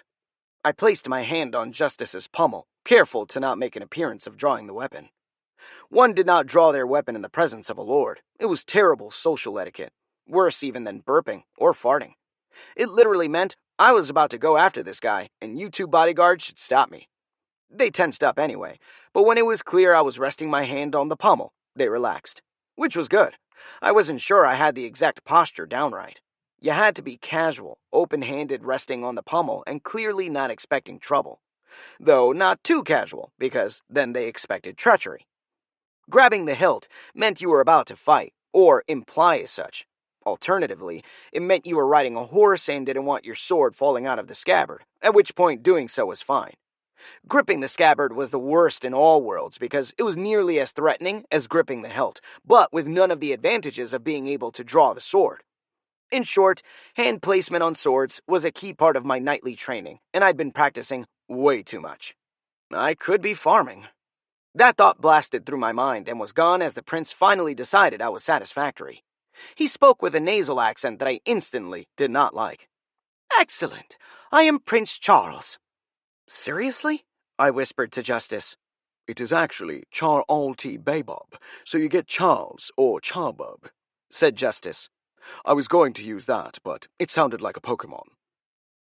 Prince Charles, I replied formally, dialing back my knightly voice slightly. I am Sir Yorick, of the Magical Sword Knights. How may I be of assistance? As you know, my realm is under siege by monsters, said Charles as he walked next to me. He was standing close and trying to appear confident, like he was one of the guys, but his posture was off. He probably found me close to terrifying. Magical sword knights were heroes right out of storybooks for most people. I saw. I was able to assist in the slaying of a creature most foul, replied Sir Yorick. I waited, looking to see if I needed to be even more cocky, but the prince was already past that. He was talking to himself in a series of hushed whispers. I caught they sent me a proper knight instead of a fool girl, said Justice. Great, so he's a misogynist, I said. We've met Izzy, said Justice. He had a point. If I'd met Izzy, I'd probably have looked for a backup plan as well, even if she was a hunter. She puts on airs while she's working, I replied. That might be a new thing after she talked to the prince. Possibly, stated Justice as we waited. Justice and I had plenty of time to talk, considering the long pause in the conversation. I sat for at least 30 seconds while the prince paced. Finally, he turned as if noticing me for the first time. Sorry, I have a lot on my mind. Standing, I said nothing. That was a trick my mom taught me. If you can't say anything nice, shut the fudge up. She didn't like to swear. The prince nodded to himself. I like you. Here's the situation. The kingdom is under near constant attacks by monsters since the conjunction. My father, the king, is quite ill, and he told me that I would only inherit my kingdom if I resolved the problem. I sent out a message to call for a hero, and that woman appeared. She botched her first assignment, so I fired her. Then my bitch of a sister hired her again, and I was left holding the bag. She sounds much smarter than him, said Justice. Hush, he's paying us, I replied. So now my sister is saving the kingdom better than I, and that means she will inherit it, so I sent out for the best of the best, a magical sword knight, despite the exorbitant price. You can defeat the monsters and save my kingdom, finished the prince. He was nearly short of breath from the rant. I do slay monsters, I said. What? I sighed and mentally shifted back to Sir Yorick. Of course I will slay all the monsters that come before me that threaten this kingdom. That's what a magical sword knight does. We slay monsters and bed princesses. Though not your sister, that would be a conflict of interest, it seems. Yeah, said the prince consideringly. That's a red flag, said Justice. In any case, let's talk about my fee for all this monster slaying, I began. I'll pay you the going rate, said the prince without even negotiating at all. With bonuses for killing larger monsters, I said. Only if you bring me the head. That's standard, said Justice. A 10% bonus if I bring the head, I replied evenly. Fine. Anything to show my sister who's really in charge, groaned the prince, holding out a contract where he hastily added that line. He signed it, and so did I. You earned a quest point. First successful contract negotiation. You have 5 quest points. You are halfway to Fireball. Seriously? I said to Justice. You deserve a reward, replied my sword. Plus, I'm hoping that rewarding you for the boring parts will make them seem less boring. The prince stood before me awkwardly. Here is where he should have dismissed me, or left the room after dealing with the situation. Instead, he stood there not doing either, so I wasn't sure what to do as I was a guest in his castle. This prince is greener than I am, I said. Yes, we should probably leave to begin our mission, said Justice. I waited several more seconds as the prince continued his internal monologue. He had to decide something at some point, I assumed, but by the second 30 count, I cleared my throat. Well, I will get prepared to go fight monsters, I began. Not yet, replied the prince finally. First, I will need to show you to my father and sister. Oh yeah, that seems just as important as saving your people, I said as the prince walked to the main hall, and I followed. Be nice, he is paying us, said Justice. I'd do it for free to get away from this awkward guy, I replied. That goes against everything I stand for, replied Justice coolly. Justice would do something for free, he just wouldn't be happy about it. The Magical Sword Knights Corps were not a charity. Besides, getting a 40-inch high-definition CRT TV repaired wasn't cheap. The main hall of the castle was large, but cluttered. It looked about like you'd expect a king's dining hall to look. Not like a throne room, though there was a fancy chair. This was more Skyrim-like, with a large open area before the throne with tables farther back. The fancy chair was obviously the throne. It was in the only clear spot in the hall. All in all, this didn't look that regal. Especially the decrepit old man sitting on the throne. The king looked like he might have been a strong man once, but the years had caught up with him. Now he looked frail, wearing a purple shirt designed to obscure how much muscle he'd lost. The golden medallion on his chest, with what I presumed was the strange symbol of his house on it, was the giveaway. It sunk into the shirt. Father, I have brought you a magical sword knight, Sir Yorick, said Prince Charles. The king stirred faintly, his ancient eyes examining me before he replied. Good. He must be 100, I thought. More like 70. My notes on this world place his time of ascension at about 30 years ago, said Justice. So this was not quite as bad as a King of England situation where the new monarch was in his 70s when he started, but probably worse because of what a king was expected to do in this world. This king would have still been ancient, having been already at around 40 when he was crowned. I had to imagine he was eating nothing but weak soup and probably already had a cane by that point. You have to bow, said Justice. Really? I said. Then I bowed deeply. That wasn't something that came naturally to me. I was American. We didn't bow. But as a knight, I was expected to keep up with the social customs, and practically everywhere bowed according to Justice. At least I didn't have to curtsy. I spotted Izzy, still in her fancy garb, and an older woman that I initially assumed was the queen. Charles was around my age, and she could have been his mother, or his mother's older sister. There was also a younger handmaiden with them who I made as a spy of some sort, given how she was examining the prince. I do not believe that is the case, said Justice. In any case, she is unimportant now. I know. Pay attention to everyone, but focus on the key players, I said, as I watched the older woman, who clearly radiated control. Father, she said, eyeing Charles dismissively, then glancing over at me. We already have a hero, Lady Azalea. I do not see the purpose of spending so much coin so readily on a magical sword knight. While their prowess is well known, their services are costly, and we already retain a guild monster hunter. She is only a guild hunter, and a very ill-mannered one at that, said Charles. Izzy's expression was impressively composed. I apologize that the prince found issue with my age, experience, and gender, I did no such thing, hissed the prince. Enough, growled the king. His voice was all but gone. I'd heard a necromancer sound more animated than he did. Princess Fiona, stated Lord Fawtips.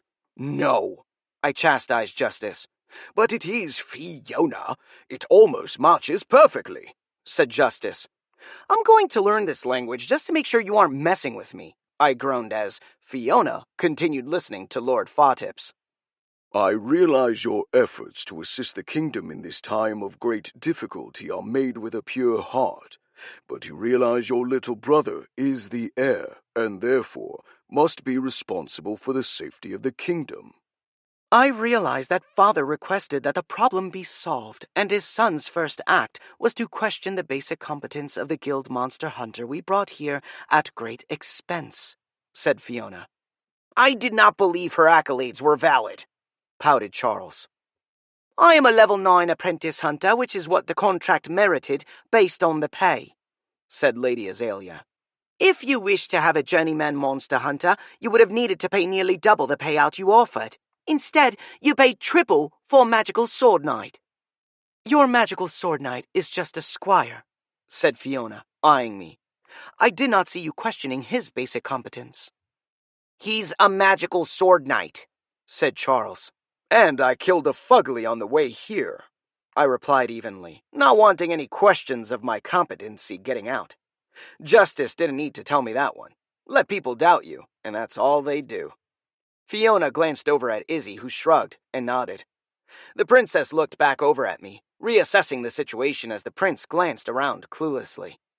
I was clearly in the presence of someone experienced in political games and an utter novice.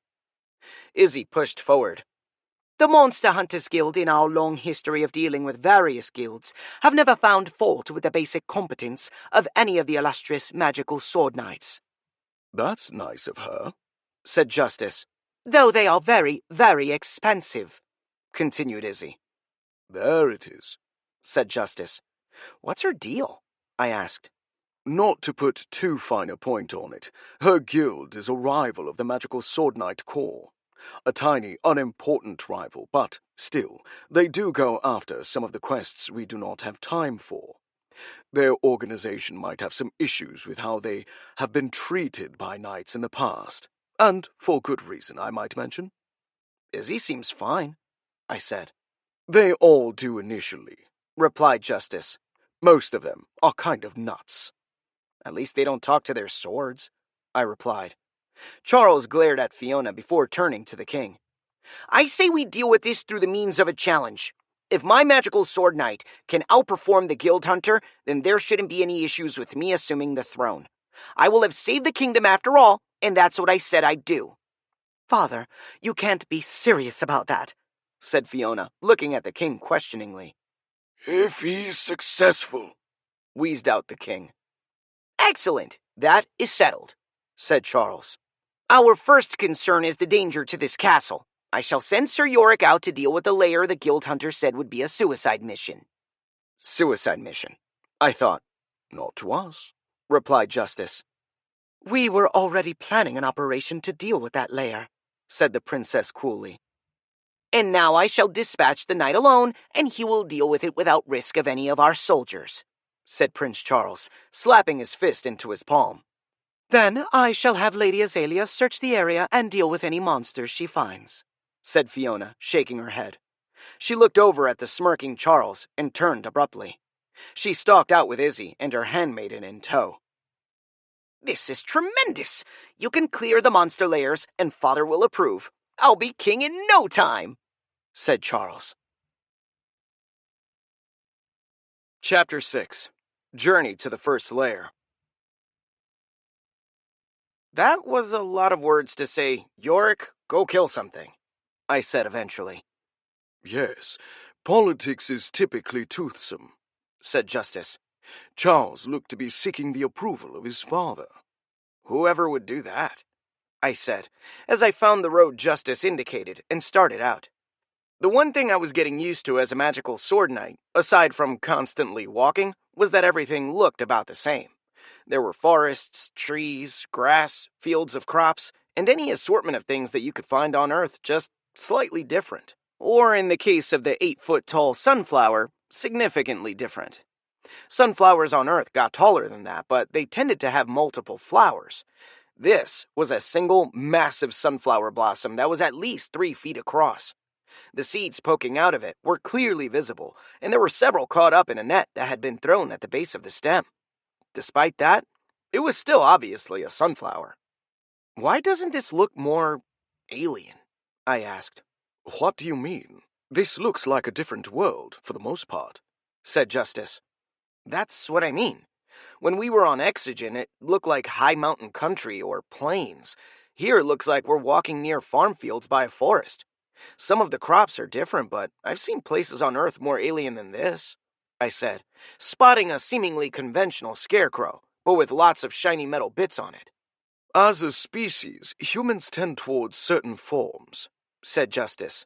There are only a certain number of ways to do agriculture. There are only certain ways to build a home, and your people like homes. They can get fancy or simple, but they hold humans, and your people have dimensions and requirements.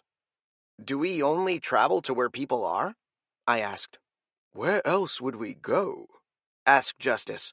We aren't explorers. There is a guild for that, by the way. You are a magical sword knight who resolves quests from other humans. I hadn't really thought of it like that, I replied. You should avoid worlds where humans do not exist, said Justice. Either something there killed them off, like on a monster world, or the conditions there are terrible for all life. Sauna World was unpleasant, I said. It had never been less than 100 freedom degrees on that world. That would be 40 or so degrees Celsius. Considering I was required to wear my armor the entire time, the conditions were brutal. Some worlds are harsher than others, and you'll get some really strange societies if you go to those sorts of places. Henry and I went to a world that gave him major Arrakis vibes once, and he had me calling the local residents freemen, though I've read the book and they were more mindlessly violent than those people. So more like the Harkonnen? No, those were violent hedonists that were consumed by their bodies' lusts. The desert people were just thirsty and angry that they were in a world with no water, said Justice. They were constantly losing the battle against thirst, which I think shaped their culture. They didn't have massive water traps full of liquid. Their world was dying. Then why did you go there? I asked. To save it. We did an adequate job. There was a dragon, terrible creatures, and his instinct was to hoard water, as it was the most valuable thing around, and he hoarded most of the world's supply until I smote him, with your grandfather's help, of course. That sounds impressive. It was, replied Justice. Henry was made a master knight after that quest. Slaying a dragon does that for you. Lots of experience points? I asked. Absurd amounts, but that's not all. You are level 5 now, so I can start telling you about certain other aspects of your class, said Justice. There's more? I asked. I was getting into a rut where leveling up was taking forever, so learning there was more to my class was nice. Obviously, we can't continue to expand your knightly functionality with quest points, said Justice. Like Fireball, I said, for the power-up that was still out of reach. Yes, but your skills are going to be the focus here. They internally expand every few ranks, granting this skill additional abilities on top of the normal boosts, said Justice. Like how my dexterity skills started off being able to be burned to further increase my speed, then later I learned how to exhaust stamina to vastly increase my movement, I stated. You are paying attention. In this case, you are going to be able to combine your skills to grant yourself combined powers, using 2 skills simultaneously, said Justice. I blinked. You are going to have to run that one by me again. Justice changed his approach. You know that running long distances using just dexterity is challenging? Yes, I fall over and you have to cast heal on me, I said, remembering my last effort where I'd nearly removed all of my face.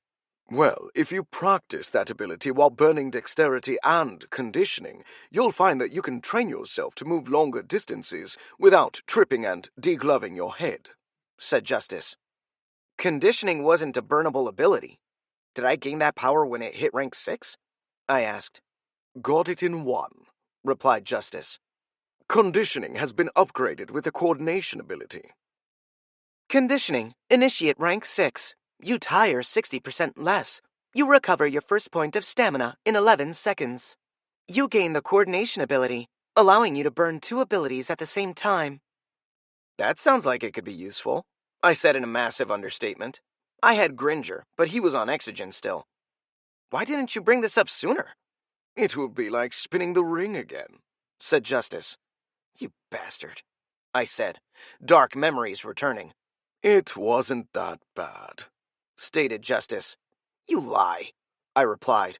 To get my second ring of mana, I'd had to learn how to spin my mana halos around. The effect had given me a several-day-long migraine headache that was fortunately over now.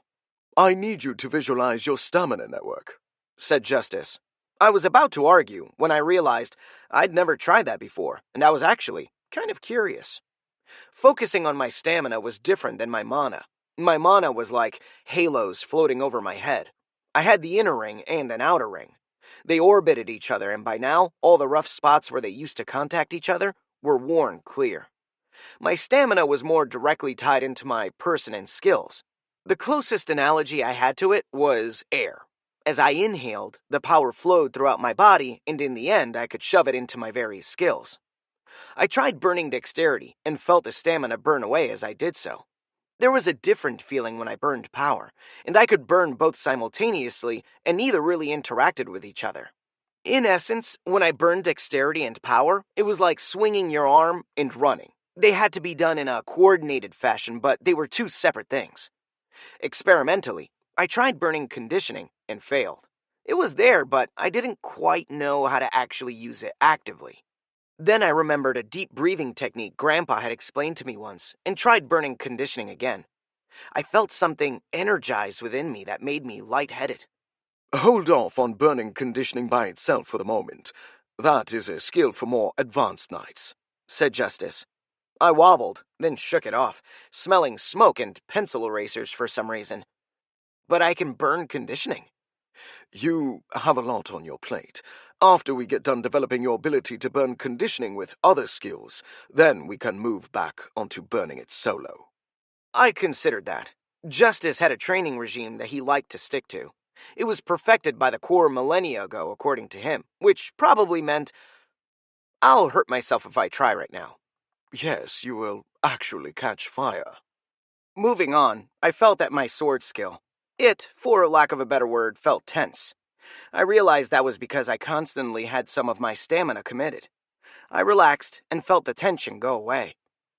Why doesn't having stamina committed to swords make it work better when I burn it? I asked, burning swords and making several perfect slices. Think of it like your arms. If you are already holding 10 pounds and go to pick up 100 more, that first 10 doesn't make your arms lift more.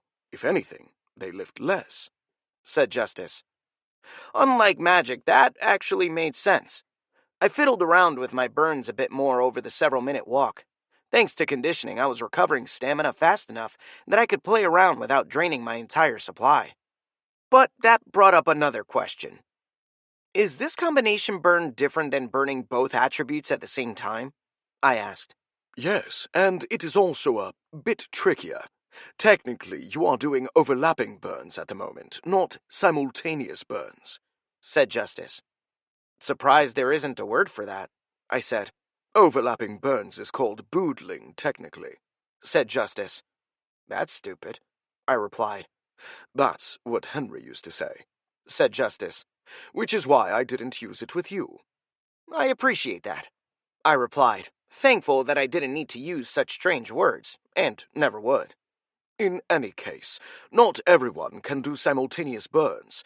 The effect is like twitching the muscles in your nose, or only moving the knuckle of your big toe, said Justice.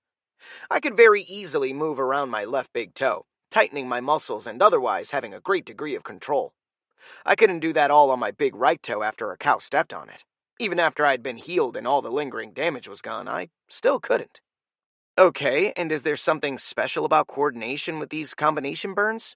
Because conditioning doesn't actually do anything by itself right now, when burning with another attribute, it acts like a regulator, allowing both a greater expression and more precise use of stamina, said Justice. You will learn other combinations later as your personal skill develops. Can I use combos in combat to attack or parry? I asked. At your degree of skill, no, said Justice. You'll find that the wind-up time of such powers precludes their direct use in combat until you become better with your skills, and by the time you've learned how to do that, the slots will already be filled, said Justice. But I could unlink those skills, I said. Few knights do, because you will be getting ready for sword arts by that time, and stamina-based attacks are a poor second to those, said Justice. That was a sound argument. I'd seen a few sword arts used, and they were viciously powerful. They burned stamina and mana, which was apparently over my current pay grade. I was more than willing to practice, though. All right, let's do some combos, I said. We shall start with striding, said Justice. That's the knightly term for burning dexterity and conditioning. It is also the one that is least likely to cause you serious physical injury. I nodded, checking that my stamina pool was topped off. I even released swords to make sure nothing was going on except for the new training. Ready. Justice provided a detailed explanation over the next 10 minutes of how to do a compound burn of two abilities, in this case, dexterity and conditioning. It was incredibly technical, and if you didn't have direct access to those abilities, none of it made a single lick of sense.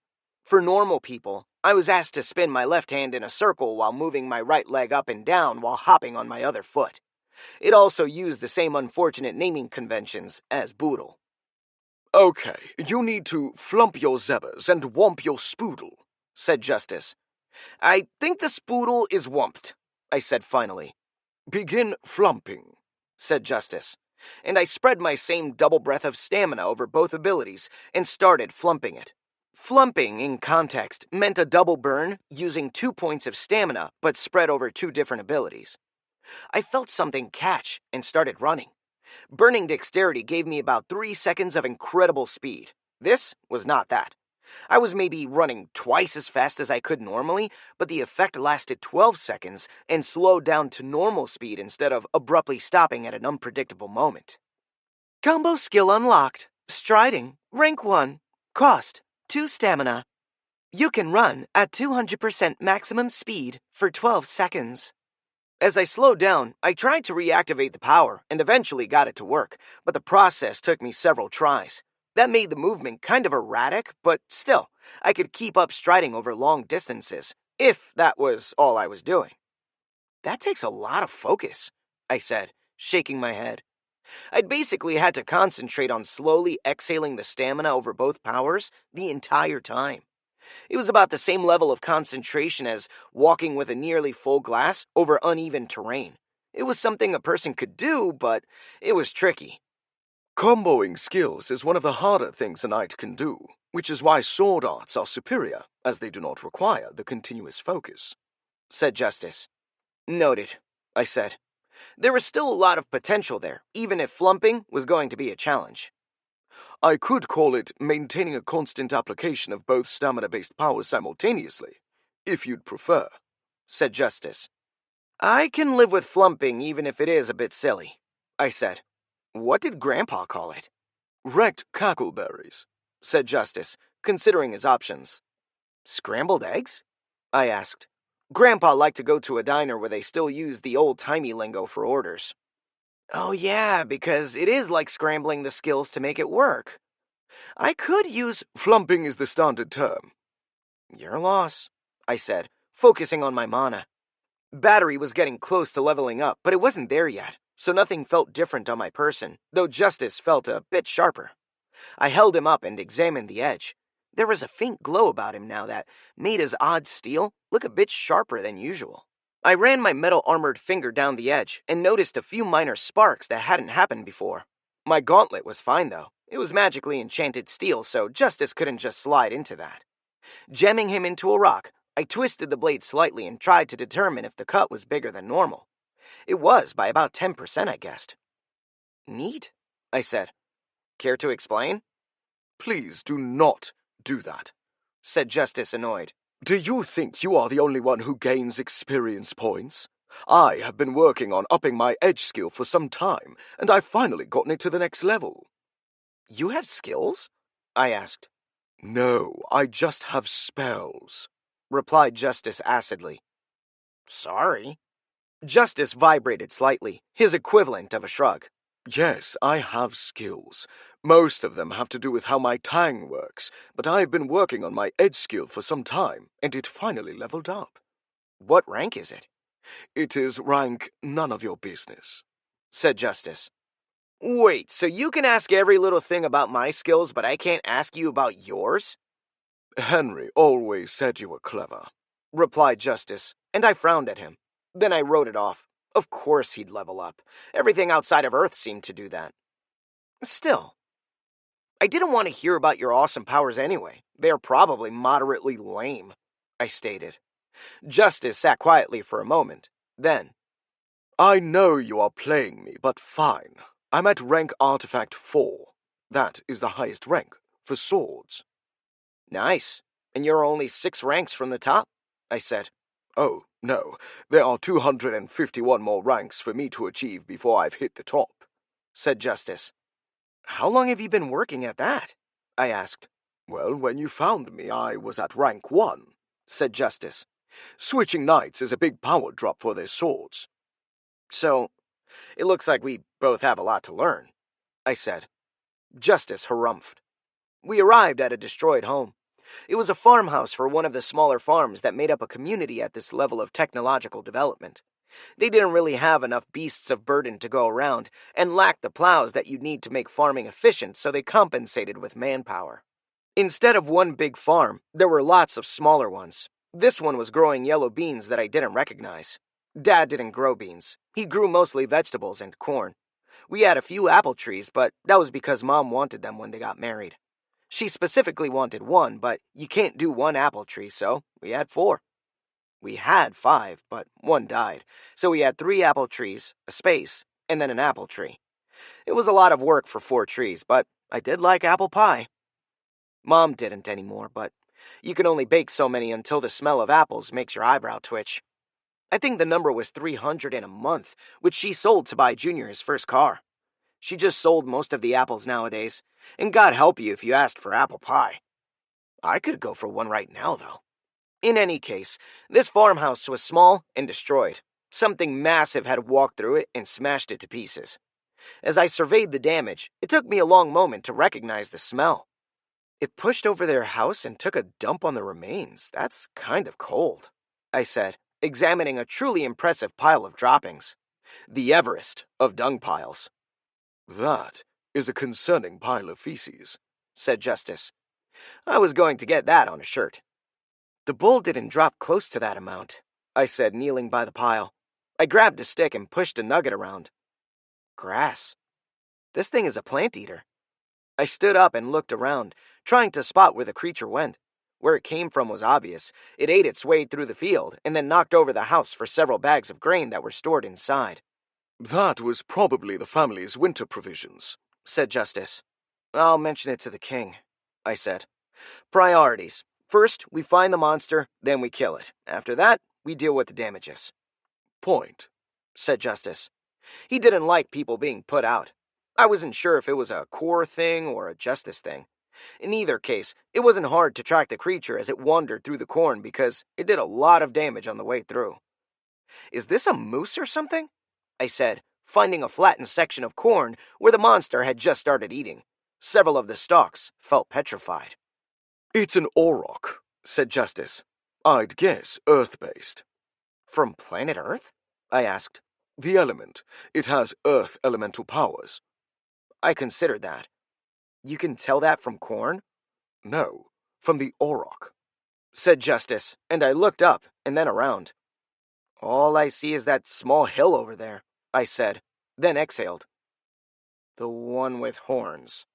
Cows evolved from that creature, said Justice. What did they do? Crossbreed aurochs with chipmunks? I said as the creature's head rose up. It was larger than an elephant, by at least double, and its head was massive. Even more disturbingly, there were crystal growths all over the monster.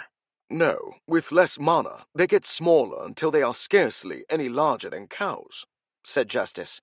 Then, if you selectively breed them, they lose their affinity for magic altogether and just become animals. It isn't that hard to do. The ones without a magical affinity are the only healthy ones.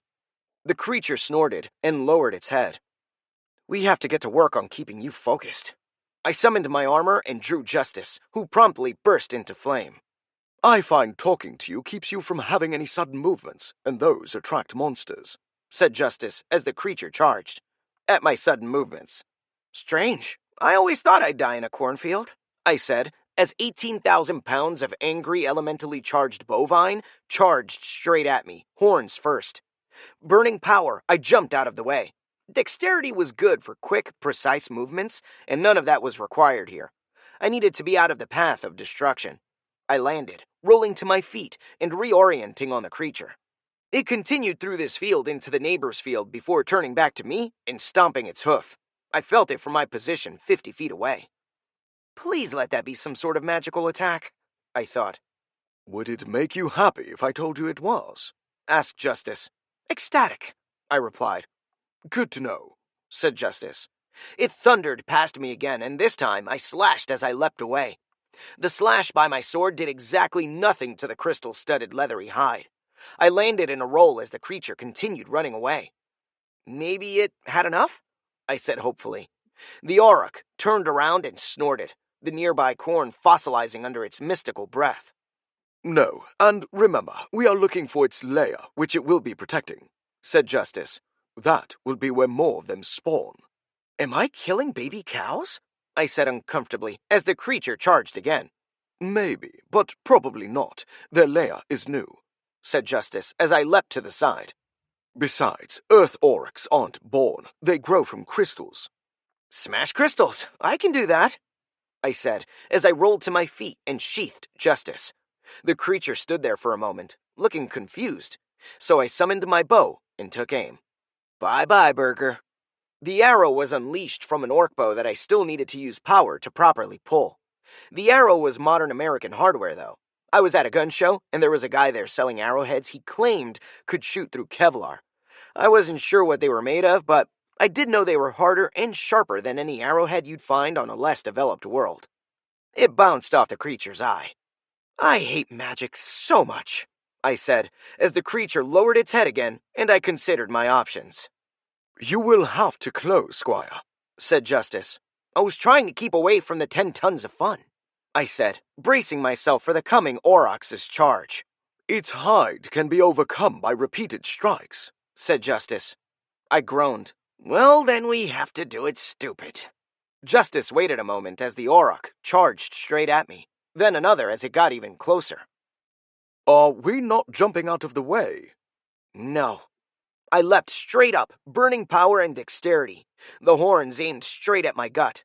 I didn't have quite the strength necessary to leap over the creature, but I was able to use his horns to flip myself onto the creature's back. The auroch grunted as my full-armored body smashed into its spine, and I was left riding the creature in reverse as it tried to wildly buck me off. Using power, I crushed my legs together like a vice and drew Justice, placing the point into the creature's spine. This is an odd method of thrusting, said Justice as I cast Magical Strike. Almost right, I said, before frantically slamming my armored gauntlet on the sword's hilt as hard as I possibly could, and then again, several more times. Somewhere after the fifth, the sword slid deeply into the auroch's back, and the creature collapsed mid-buck. I rolled free just as it slammed to the ground, stopping in the stalks of fossilized corn. Do you need to finish it off? Asked Justice as I stood up and cleaned him on the creature's crystal-like fur. No. If there's one thing I know how to do, it's kill cattle, I said. Oh, right, said Justice. Now all you need to do is finish off the babies. Those are crystals, right? I asked uncomfortably. I didn't like killing baby animals. There was just something wrong there that I'd never been able to get over. You know what didn't complain about getting killed? Corn. You could turn that stuff into stone and it wouldn't bother the corn one bit. Justice highlighted a spot on the map, and I found a pile of crystals near where the auroch had rested. They were roughly the size of ostrich eggs and were fairly warm to the touch. I lifted up one and held it to the light. That's just weird, I said. You can see the outline of the baby auroch in there, but it's a crystal egg. Shouldn't it be a live birth? Elemental aurochs are monsters, not normal creatures. They don't reproduce in a conventional manner. They form at monster layers like this one and will continue to develop until they hatch, said Justice. Not a real animal, then, I said, lying to myself. Why did only one hatch so far? And why was it so big? That is a good question, said Justice as we began smashing eggs. The oversized auroch is far larger than the local mana density should have supported. These remaining eggs are all very underdeveloped by comparison. Did it get a double dose of mana somehow? I asked, holding up another crystal egg. That can't happen naturally, but there are a few classes that do have the ability to manipulate monster eggs, said Justice. Like who? I asked. Hey! Yelled out Izzy as she dashed towards me. What are you doing? She was back into her mismatched leather armor and looked frankly horrified. I dropped a crystal. That should be obvious. Don't do that, she begged. Those are precious little baby monster eggs you are smashing on the ground so callously. So? You are throwing away money here. Smash them in my sack. I can use the fluids for potions, and the young monster meat sells for a high premium. Oh, I said as she produced said sack and started placing all the eggs carefully into it. She hugged the sack when the final egg was inside before kissing it once. Then she very carefully lifted the sack up before smashing it into the ground a dozen times in quick succession. At that point, I became aware of something. Izzy was strong. Not strong for a girl, but strong for an Olympic powerlifter going for the gold. Those crystals were not light, and she'd put several dozen in there before whipping the sack around like it was nothing. She's another augmented human, said Justice. If it makes you feel any better, she's not nearly as strong as you are. Good to know, I said as she settled down and peered into the sack. Thanks. I was clearing out the other two nearby monster layers. They were not nearly as developed as this one. No idea where that full-sized elemental auroch came from. I wonder what they have to eat around here. Probably more bland grain, she said, looking around sadly. At any rate, that means I got 2 and you got 1. Does that mean you are winning? I asked. Yeah, if we go by numbers, said Izzy with a shrug. But if we go by difficulty, well, I didn't want to fight that big cow. Nothing dripped out of the sack, and when she opened it up, even the eggshells were mostly destroyed. Izzy then pulled out a nozzle like you'd see on the end of a tube of icing, affixed it to the end of the oversized bag, and started squeezing the yolks into several glass vials. You are in my light, she said as she continued squeezing. Thank you. I was wondering how to deal with this lair. Spotted it yesterday and thought to myself, that's a quick way to die. Told the prince that, and he said I had to, or Daddy would disown him.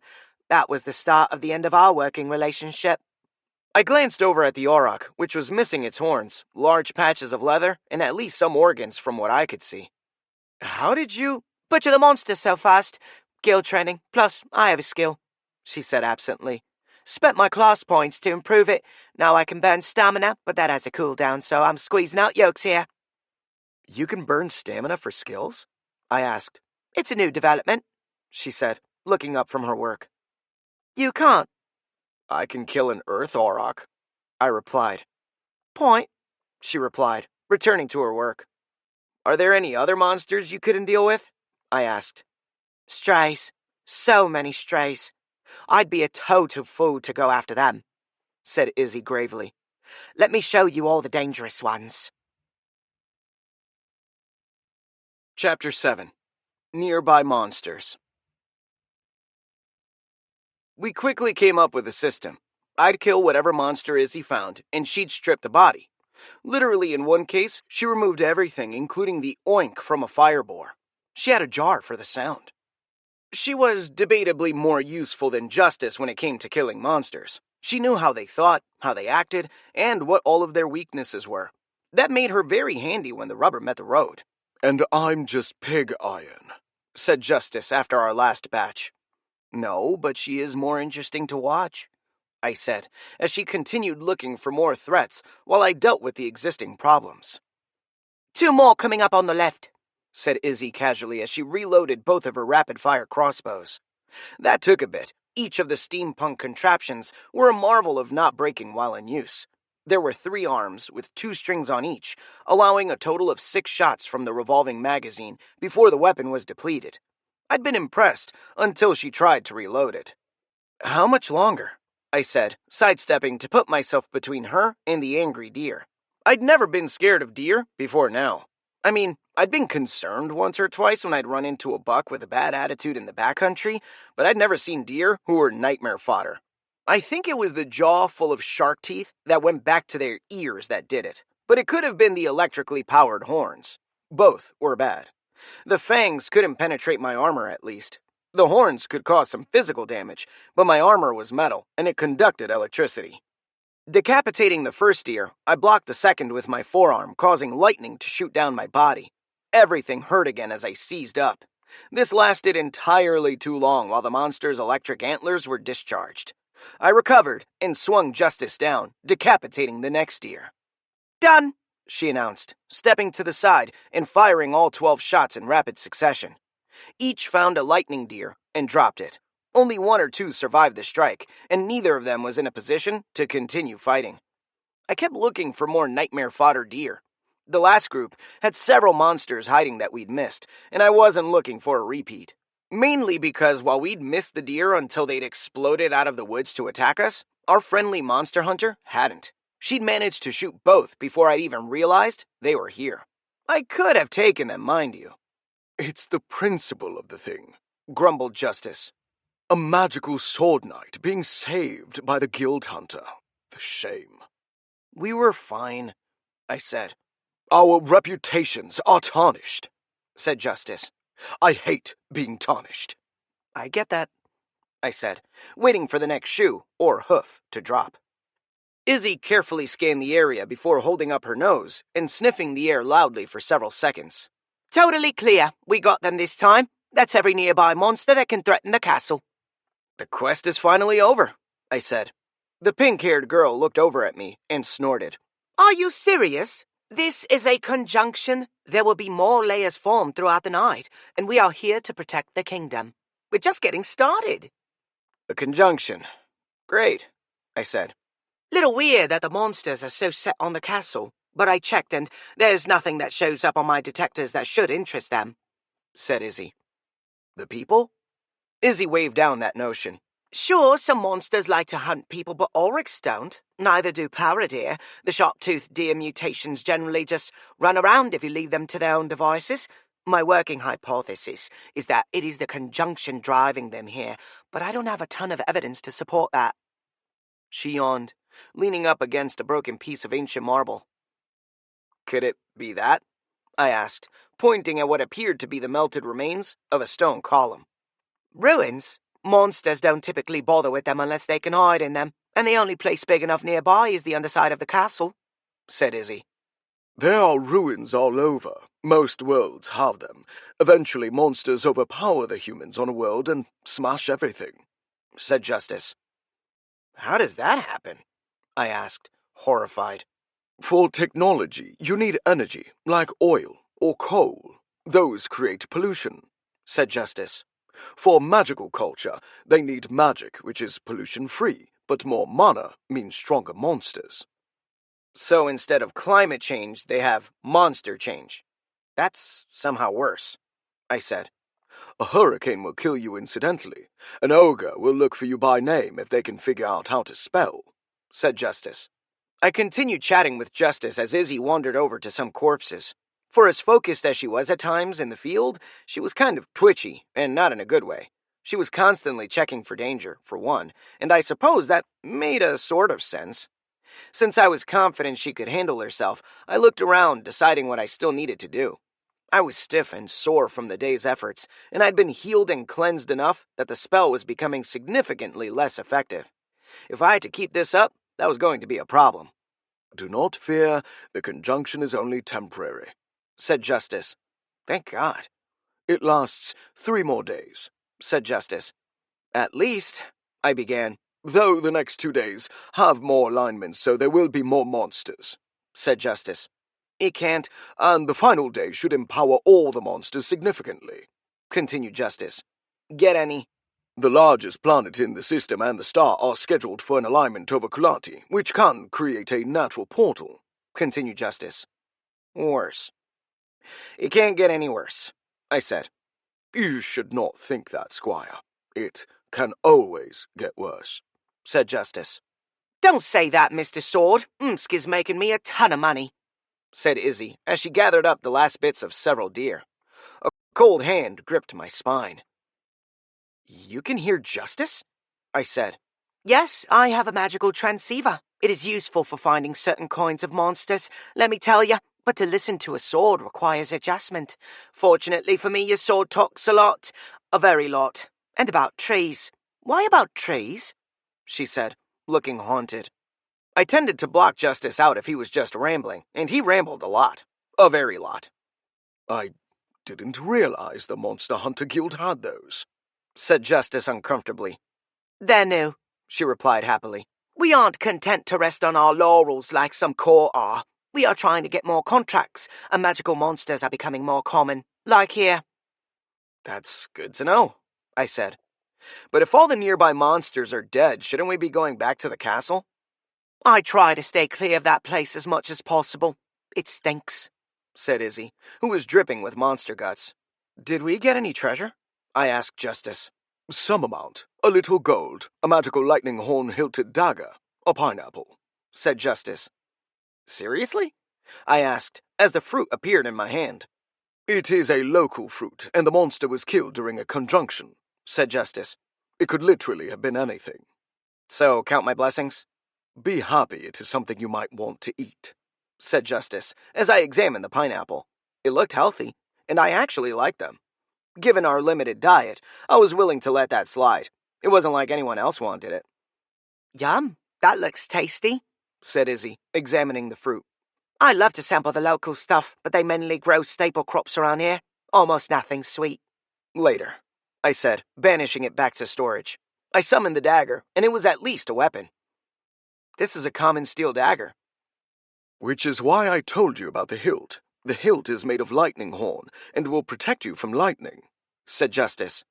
As I admired the dagger, Izzy walked past and snatched it from my hand. Neat, but you need to mount this. I have gloves of gripping, I said, looking at my empty hand. I know, replied Izzy, as she tore the blade from the dagger and tossed it aside. Before I could say anything, she pulled out a potion and slathered it onto the hilt before flipping my hand over and sticking one piece of the hilt to the back of either of my gauntlets. Now the lightning will get absorbed instead of frying you. You smell. I sniffed. Is that ozone? Yes, replied Justice, who cast Cleanse on me. It didn't do much. I unsummoned and resummoned my armor, fixing the dagger hilt parts to my armor permanently. I've got some more loot to grab. Thank you for all your help. Come visit me when you get to the castle. I've got a spacious room in the main keep, said Izzy as she waved and started jogging in the other direction. Toodles, Umsk. That was an invitation, said Justice. And I'd be a fool not to accept it, I replied. For Hunter, she seems all right, said Justice. I think she's crazy, I offered. Henry said that was the best kind, replied Justice. Of girl? Of a partner. You always want someone crazier than you in a dungeon. They tend to get smashed by the traps first, said Justice.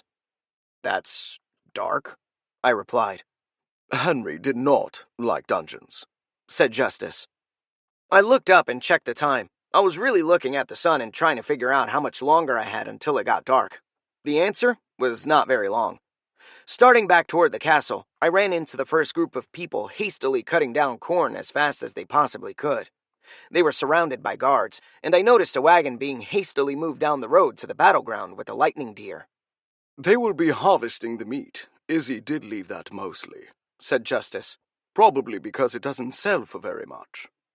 Sieges are easier when you can eat your attackers, I said as the wagon passed. You can eat monster meat, right? I wouldn't recommend it. At least, not all of it, said Justice, who became cool for a moment. But magical deer would probably be all right, as opposed to the alternative. Starvation does have a way of expanding one's diet, I said. Everyone pretty much ignored me.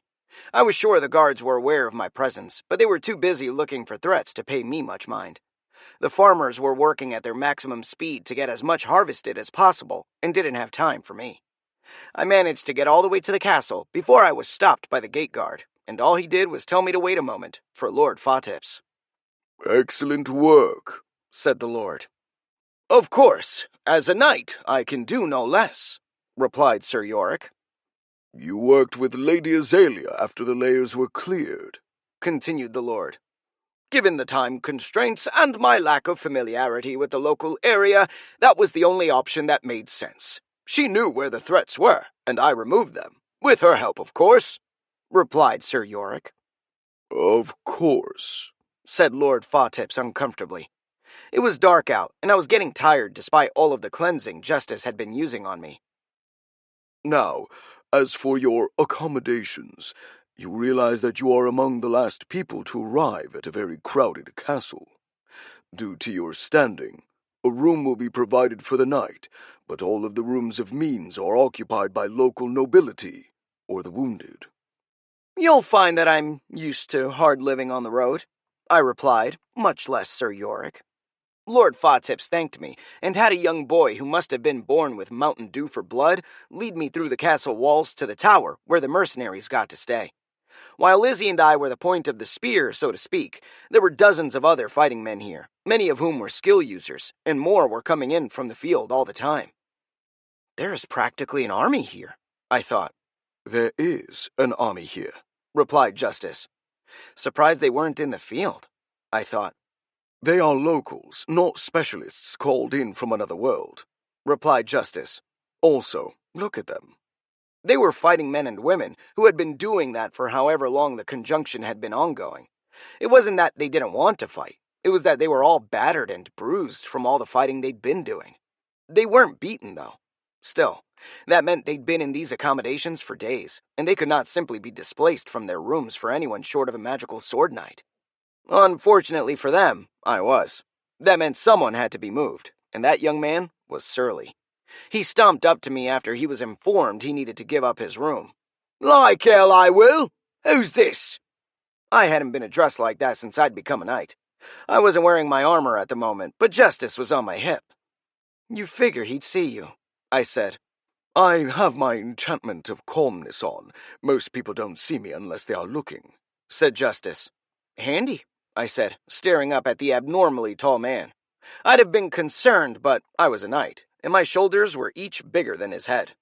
"Short stuff! You really think I'm giving up me room to the likes of you?" He laughed before reaching to grab my shirt, and I was done. He was obviously a skill user, possibly one of the better ones in the castle. Still, I was a knight. I burned dexterity the same moment he did, but I was much faster, and when I grabbed his wrist, I burned power and pressed down slightly, but inexorably. He struggled for a moment before realizing just how short a stick he drew. At least the young man had the common sense to realize he fundamentally screwed up. "Nice grip. Damn room is too small anyway. I can't stretch out at all," he mumbled before grabbing his bag from the entryway of the room and departing. My escort vanished, and I stepped in, shutting the door to my private room. The castle was wall-to-wall people, and I was getting a bit claustrophobic just being in there. The halls were less packed, but still very full.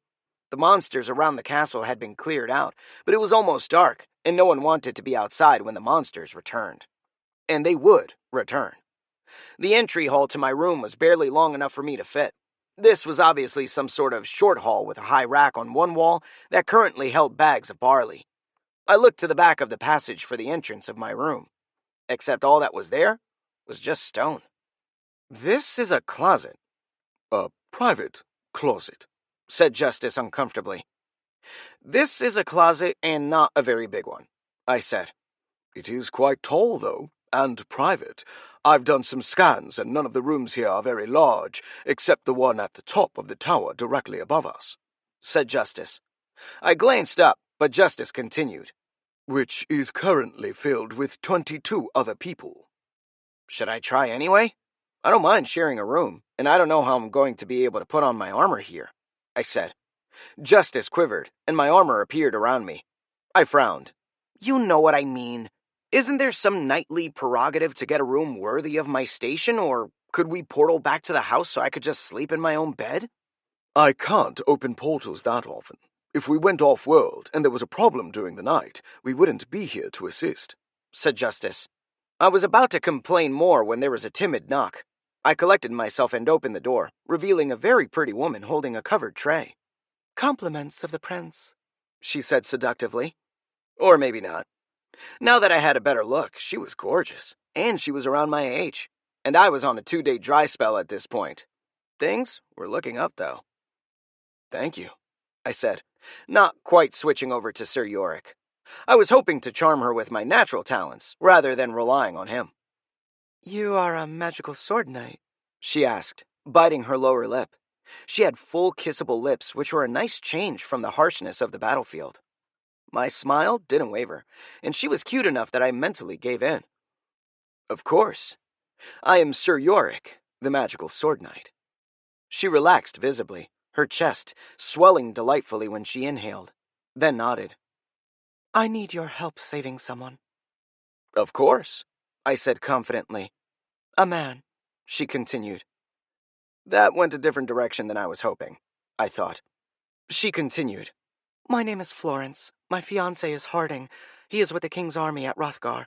He went out 2 days ago and should have returned yesterday. Could you please make sure that he is safe? You could see the love and concern in her eyes. This was a woman who cared deeply about her fiancé, and only a total heel would take advantage of that. And you'd have to be a jerk to even consider it, even if it had been 2 very long days. Sigh. Of course. Why has no one else done this? I asked, quietly weeping internally. There are monsters everywhere, and everyone is terrified to travel, she said, looking at me with hope burning in her eyes. I asked the guild hunter, but she wanted to charge me more than my family earns in a year. But you are a magical sword knight. Everyone knows that knights help people, and I need help. Everyone knows? I asked Justice. We have an excellent PR department. I nodded. Of course. As a magical sword knight, I will investigate your fiancé as soon as the opportunity presents itself, though I would hasten to mention that I am already on a noble quest for your king. The moment the opportunity presents itself, though, I shall investigate upon my honor.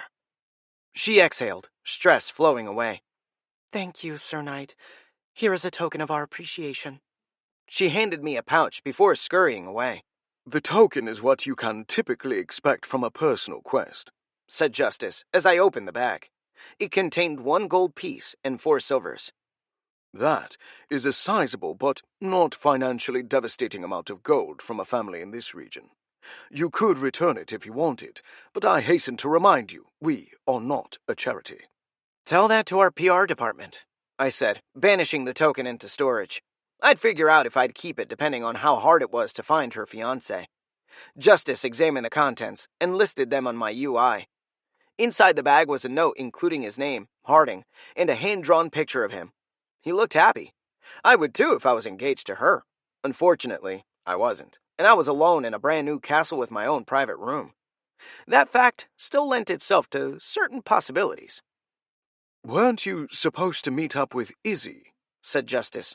I have no idea where she is, and there are women in this tower, I offered. Of course, if you want to look for some action, there are a number of eligible females in the mercenaries above us, said Justice.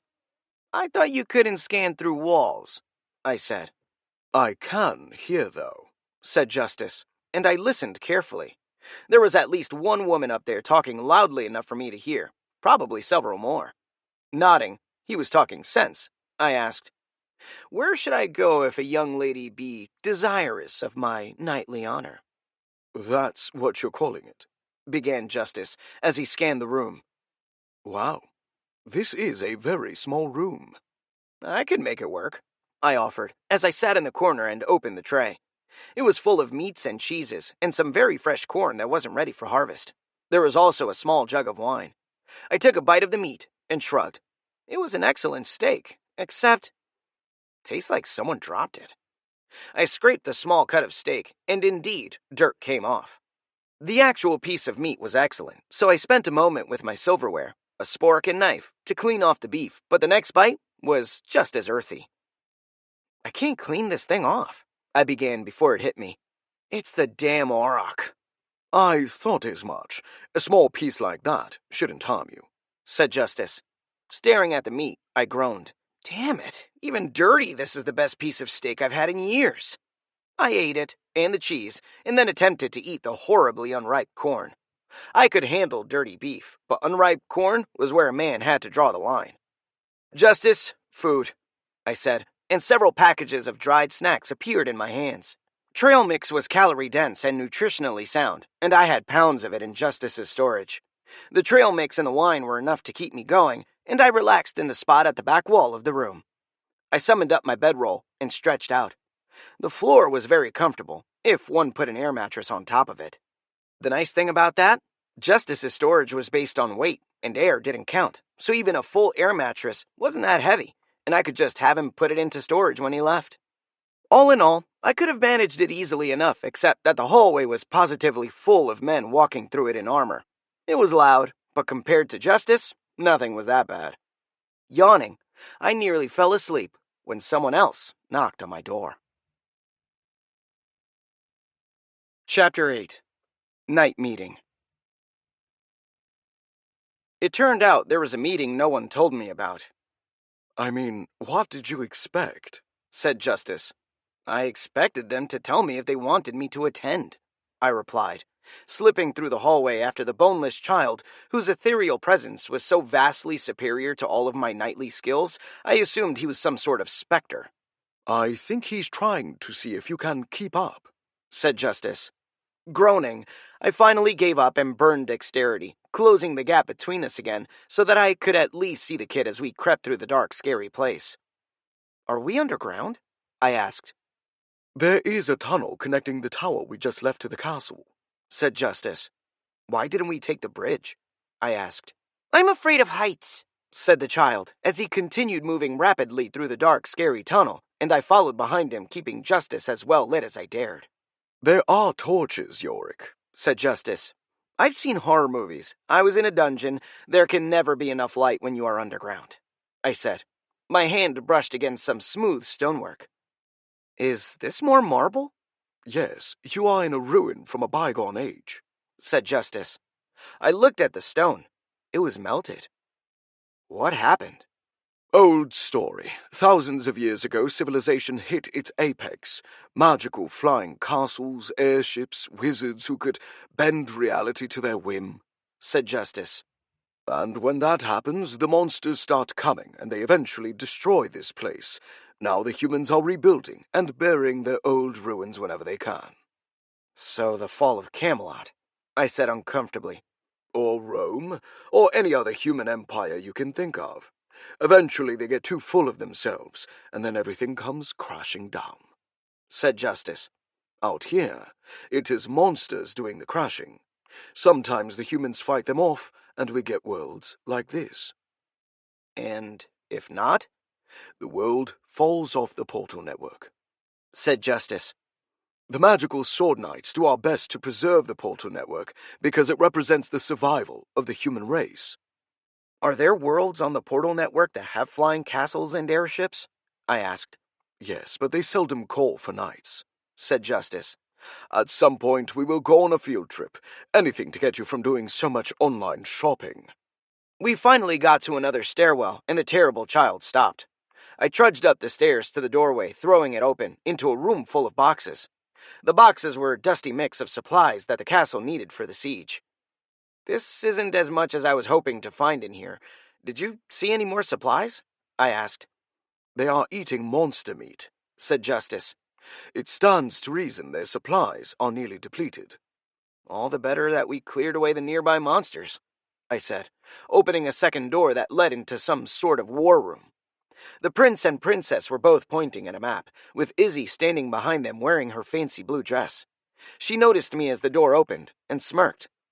We are underdressed, said Justice. I was wearing the underclothing for my armor, which was padded and quite obviously designed to go on under a suit of armor. It was not something you could wear to a formal event, when it occurred to me. Do I have anything formal? I asked. For this world, no, said Justice cautiously. Anything at all? I asked pressingly, searching through our inventory. No, except for, said Justice, as I sifted through his inventory and highlighted my option. You can't mean that. It is formal wear, I replied. Hope laughed at you when she saw you wearing that, said Justice. That was on Earth. I guess I'm going to have to wear that again. You know, the thing that a certain sword said was a total waste of money, I said, and summoned the clothing before stepping into the room. Everyone looked up and gawked at my amazing outfit. The princess, in a regal blue and white gown, glanced at me, and her handmaiden's eyes widened. Izzy looked me up and down and nodded. She might have also smirked. Who knew? The only piece of formal clothing I had was the tuxedo I'd bought for my friend Steve's wedding. It happened a few weeks after I'd gotten back, and since I had the cash, I'd went all in on the custom tuxedo for a steampunk-themed wedding. I still say it was a waste of money, said Justice. You know you love it.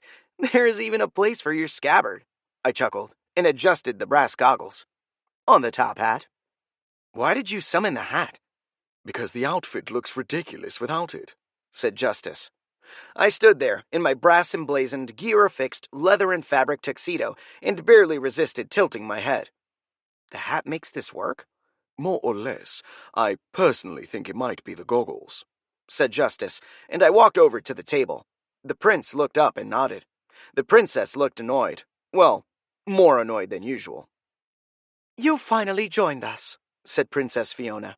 As a knight, I was supposed to be a larger-than-life individual, and no one else could have pulled this outfit off. The handmaiden is checking out your backside, said Justice. I knew the pants fit right. I was taking a moment to collect myself after the events of the day. I was not informed I needed to be here promptly, or I would have arrived earlier, I said.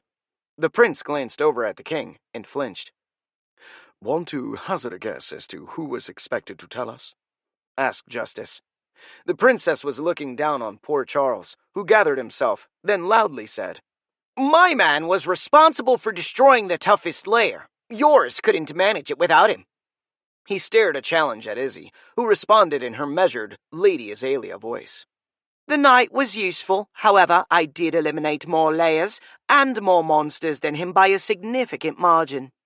Justice poked me, and I was back to Sir Yorick.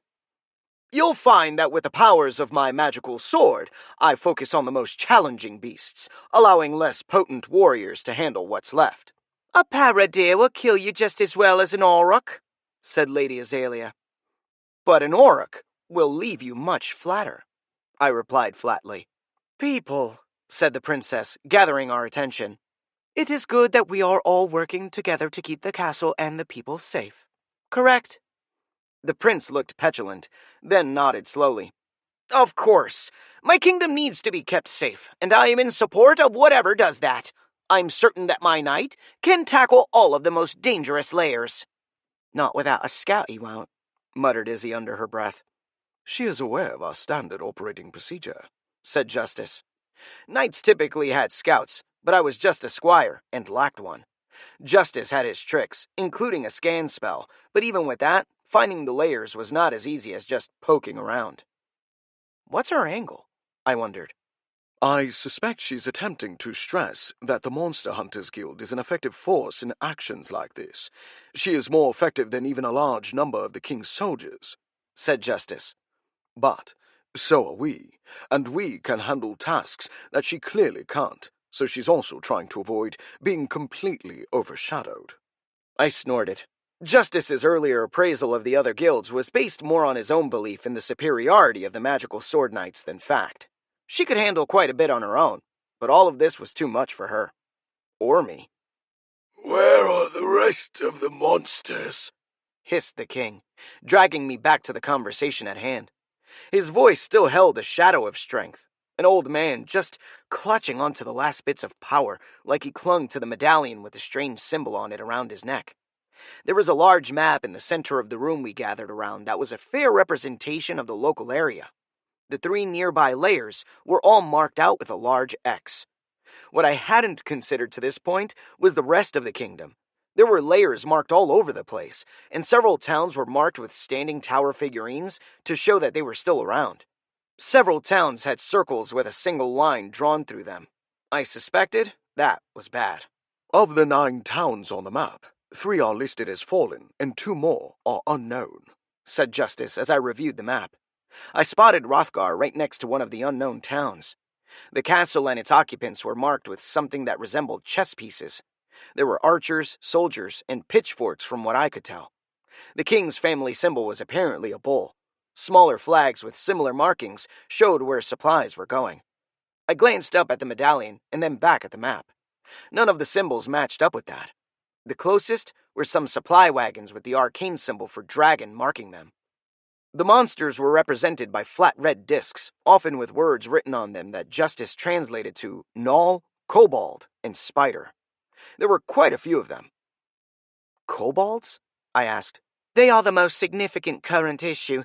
They are camped up north. Their numbers are increasing, so Alea must be present, said Izzy. They diverted the river. That explains the nearly empty moat, said Justice. What about the spiders? I asked. They have not attacked since 3 days ago. It was unpleasant, said the princess. The prince cleared his throat. We are unsure of how many monster layers remain. He was attempting to gather control over the meeting. It was marginally successful for a moment, until Lady Azalea pulled out an extendable pointer and slapped it on the map. The 3 most dangerous layers, based on proximity, have been removed. Considering the flux in regional mana, I anticipate there are between 3 and 29 remaining layers. 29, mumbled the prince uncomfortably. Possibly, continued Azalea, her pink hair bobbing slightly. That would actually be a best-case scenario because it would mean that there are 29 very weak monster layers. I doubt we would be so lucky. Mana distribution? I said, with a lot more confidence than I felt. Lady Azalea nodded at me. There is a limited supply of mana which the monster layers need to fill their numbers. The more layers, the weaker the monsters individually. Meaning the worst case is 3 layers, said the princess. Yes, more powerful monster layers are always harder nuts to crack, continued Azalea. With 3 layers, you'd see high elementals, aberrant monsters like observers, or rare monsters with strange abilities like Ayake. We have seen high elementals when I was younger, said Lord Fatips. They are forces of nature, made flesh. They did an untold amount of damage to the country. Which means they just attack everything until slain, I replied. Eventually, we had to bring in a magical sword knight. Initially, we attempted to fight the high elementals with the help of monster hunters, said Lord Fatips. They fled? Asked Charles. They were slain with the rest of the army, replied the princess. Your brother said they accounted well for themselves, considering what they were up against. Izzy nodded. My guild honors our contracts. If we signed up to fight high elementals, we fight high elementals. Everyone was staring at Charles, who was wilting under their collective gaze. Justice prodded me. You think mana density is that high? Locally, the density's below the elf line, said Izzy.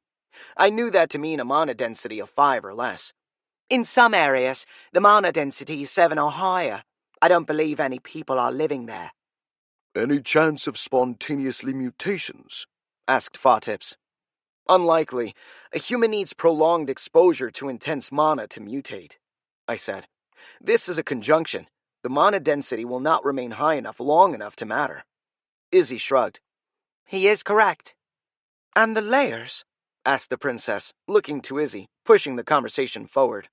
While I cannot gather comprehensive evidence from the castle about this specific regional mana density, I have gathered sufficient data to make some broad statements. I expect the number of layers to be above 10, but fewer than 18.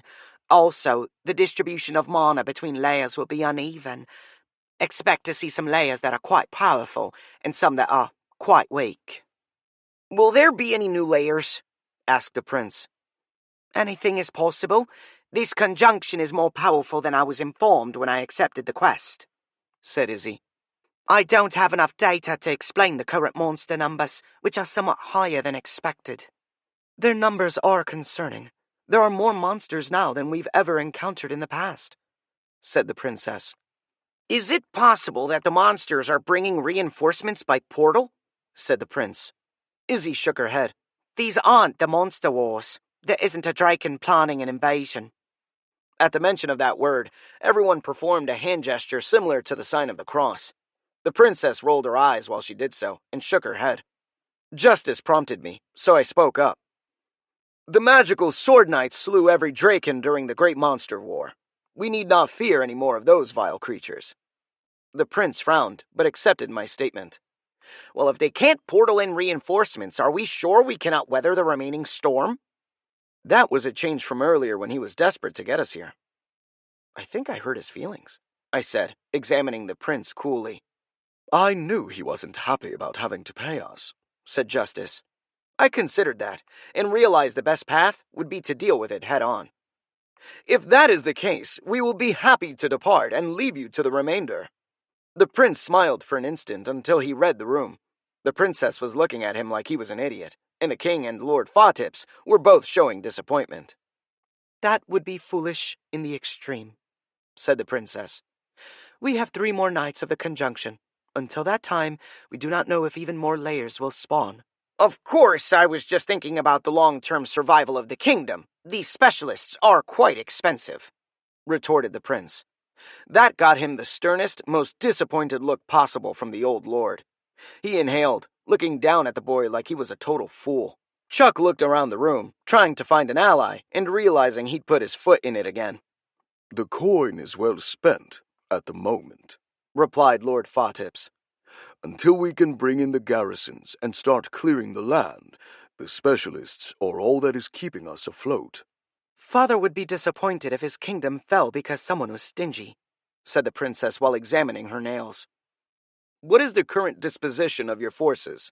I asked, before it devolved into another argument. Lord Fatips realized the same, and glanced down at the board. He gestured toward the center of the map. About 1/5 of our army is currently defending the castle, as you've seen. About half a day's march from here is the central garrison at Hrothgar. That represents another 1/5 of our army. They are currently pinned in place, but faring well. That is where Harding is, said Justice. If he is in a secure location, we can deal with him later. I nodded. Lord Fatips continued. Another 1/5 of our forces are located at the northern and southern garrisons. They are committed there by order of the king. Why not pull them back in? I asked, and Lord Fatips momentarily gave me the look he'd been reserving for Chuck. There are other human kingdoms to the north and south of this one. They will attempt to attack should the kingdom weaken, said Justice in a clipped tone. We discussed this. We probably did. I tuned Justice out most of the time. I cleared my throat. Excuse me. I meant to say, are the kingdoms to the north and south so untrustworthy as to deny you your armies when they are needed most? The king coughed. Yes, especially the northerns. The princess just flinched when he said that, stated Justice. I glanced over, but her face was already back to neutral. She was clearly well trained in this sort of thing, unlike Charles, who was openly looking at her with disdain. Yes, said the prince. They will take anything that is, available. As cutting remarks went, it wasn't a very good one. The prince was a child emulating someone far more experienced, and doing a bad job. The princess examined him levelly, like he was a piece of dung on her shoe. She finally spoke. I can personally guarantee any support from the north will not make any undue claims. We are all trying to contain the monsters, and their more skillful attacks have everyone concerned. More skillful attacks? Asked Lady Azalea. The princess sighed. The prince has become suspicious that the attacks are more coordinated than they were in his youth. He has survived 3 other conjunctions after all, and none of those saw the monsters behave as anything more than mindless beasts. That spider attack was coordinated. The guards were nearing the end of their shift, and the attack was out of the sun, said the prince. Monsters are going to attack people. That is what they do, said Izzy. The prince looked over at me imploringly. Is there a monster boss? I thought. Almost certainly not. Intelligent monsters leading troops don't really show up outside of the monster wars, said Justice. Monsters might attack with their own kind, but you aren't going to see some sort of monster army.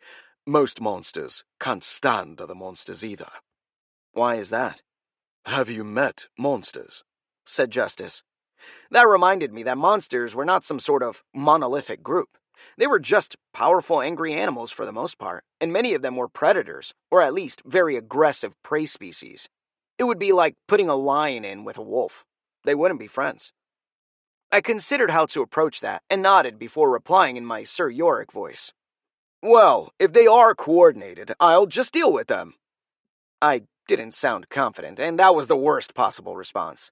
While I supported the prince, the guy who was paying me, I did so in a lukewarm fashion. Like I was patronizing him, which I was, because Justice told me that it was impossible. Next to impossible, said Justice. Stop listening to my internal monologues. I shot back, but it was already too late. The princess said something snide. The prince retorted, and their discussion devolved into a sibling fight with name-calling. I stepped back, letting them have at it. In the stories, Arthur was always in charge, and there wasn't this constant bickering. I could see the king getting annoyed, but he also wasn't capable of dealing with it. Nice hat, said Izzy as she slid next to me. It really brings the outfit together, I said. Are they always like this? Yes, last night after he fired me was particularly bad, said Izzy. That's the reason the guild only sent out one hunter. They also have a history of slow payment, so make sure you get yours. Thank you for the advice, said Justice. Tomorrow should be easier. There's nothing here to draw the monsters in large numbers. With nothing to lure the monsters here, the normies will be able to gather more supplies and deal with the stragglers. That means we can venture farther out to eliminate a few more layers, said Izzy. She pointed to a region north of the castle. Normies? I asked. Normal humans, not enhanced humans like you and me, said Izzy. Justice scoffed, causing Izzy to frown. Good point, I began, trying to prevent a fight between Izzy and my sword. She had invited me up to her room later. You mentioned we. Obviously you are going to go out, and instead of me trying to outpace you picking off the smaller layers, I think it would be better if we work together and pick off the kobold layer, said Izzy. They are building up siege works, tearing down roads, and generally bringing turmoil to the kingdom. If they block the river, that's not a bad idea, said Justice. Many monsters have issues crossing water, so that adds another level of protection at the center, and would make operating in the area safer. Glad to see we agree. Now tell them that because the dear prince won't agree to anything I say, stated Izzy unhappily. Because you're a woman? I asked. No, why would that matter? It is because I'm Monster Hunter Guild. He wanted a legendary magical sword knight with all their grandeur. Plus, there's a bit of intolerance towards us here. I wonder why, said Izzy. For the faintest moment, I thought her forehead lit up, but it was gone before I could process what happened. I don't think the princess will agree to send you, I said. Knights get whatever they want. Figure it out, said Izzy with an impish grin. Unless you don't want to spend a few days hiking in the woods with me, all alone. She bit her lip and waggled her eyebrows as she looked over at me. Even in the high-collared dress, she had a very good argument. I grappled for something, then recalled whatever her name was. Florence? Met the serving girl you refused to help, I said. I didn't refuse. Many people ask for my help, but I'm not a selfless knight like you, she said with a smile. I suggested a fair price, and they couldn't pay. I'm not going to risk myself for nothing. She needed help, I retorted. That's what they have you for, Msk, replied Izzy. Look, if we are traveling together, I'll be a good companion and help you out with your quixotic quests. But when I'm on my own, don't expect me to risk my pretty little neck unnecessarily. I nodded. I didn't like it, but she wasn't required to help anyone she didn't want to. Izzy smirked as she stepped away, and the two royal personages' tempers continued to flare. Should we try to break this up? Asked Justice. She just called him a muffin eater, so I'm going to say yes, I replied, clearing my voice and deciding to go full Sir Yorick. You two are bickering like children when there are monsters threatening our very lives nearby. Your people are in danger, and disunion before the foe is something I will not abide.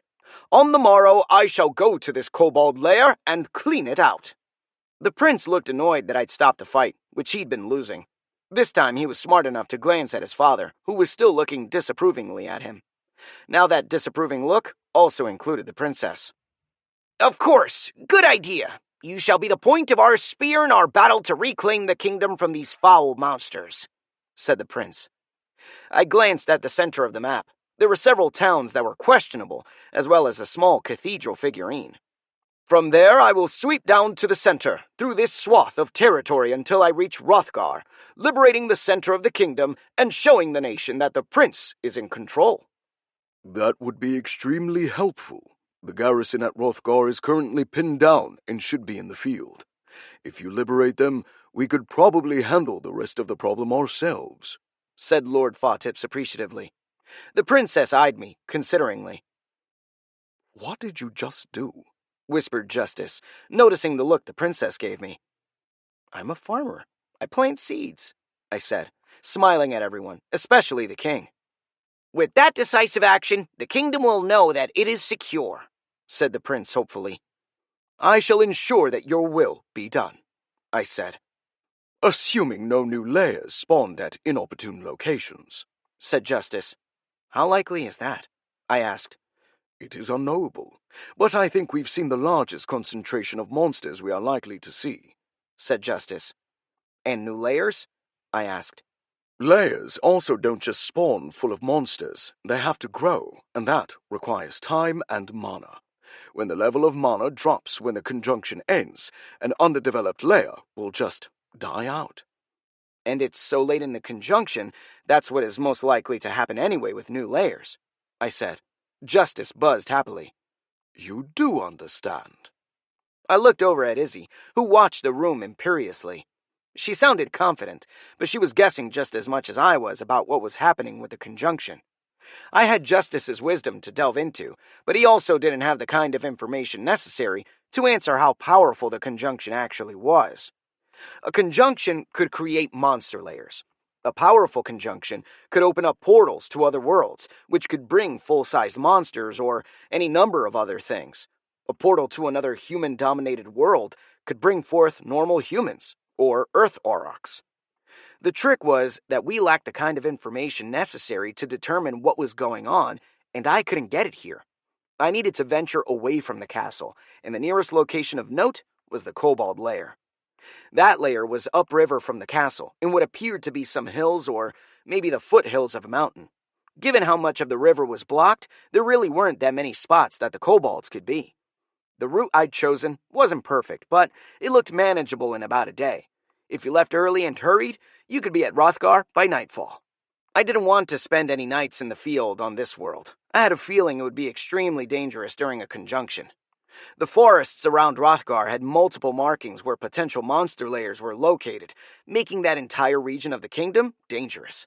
It was similar to the castle with the map having been recently updated. The two garrisons on the northern and southern border, each at a break in the terrain that allowed entrance to the broad valley the kingdom was in, but the information around them was more dated.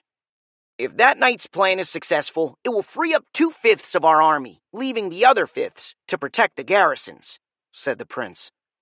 "I only counted 4/5, I said, examining the map where only 4 armies were deployed. "Everyone but Izzy just looked at each other," said Justice. "All of our forces are in the field," said Lord Fawtips confidently. Something was off, though. I couldn't quite place it, and I didn't have any reason to question it at the moment. The princess cleared her throat. "To be clear, when the conjunction started several weeks ago, the king's army and his nobles' personal forces were traveling the countryside to deal with the monsters as they appeared, just as we have in previous conjunctions.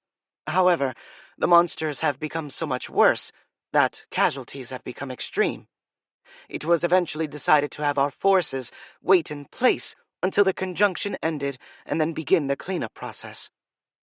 "She is a much better liar. That was all true," said Justice. "Then how is she a better liar?" I asked. "She didn't answer the question," stated Justice, pointing out supply carts on the map. "Pay attention to what isn't being shown." I examined the map, counting the armies and the supply carts. There clearly were enough supplies marked out for 5 armies. The supply carts with the arcane symbol were the only ones out of place. If this missing army had been destroyed, their supply train was still intact and heading out west. I decided to let that pass. The easiest answer was that they had a reserve force somewhere, and they didn't want to talk about it. My job wasn't to deploy their army, it was to kill monsters. That was another problem about being a knight.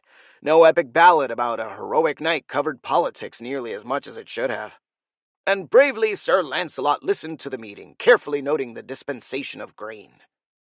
I nodded and felt another prod from Justice. The monster attacks are worse this time in your assessment. What has changed?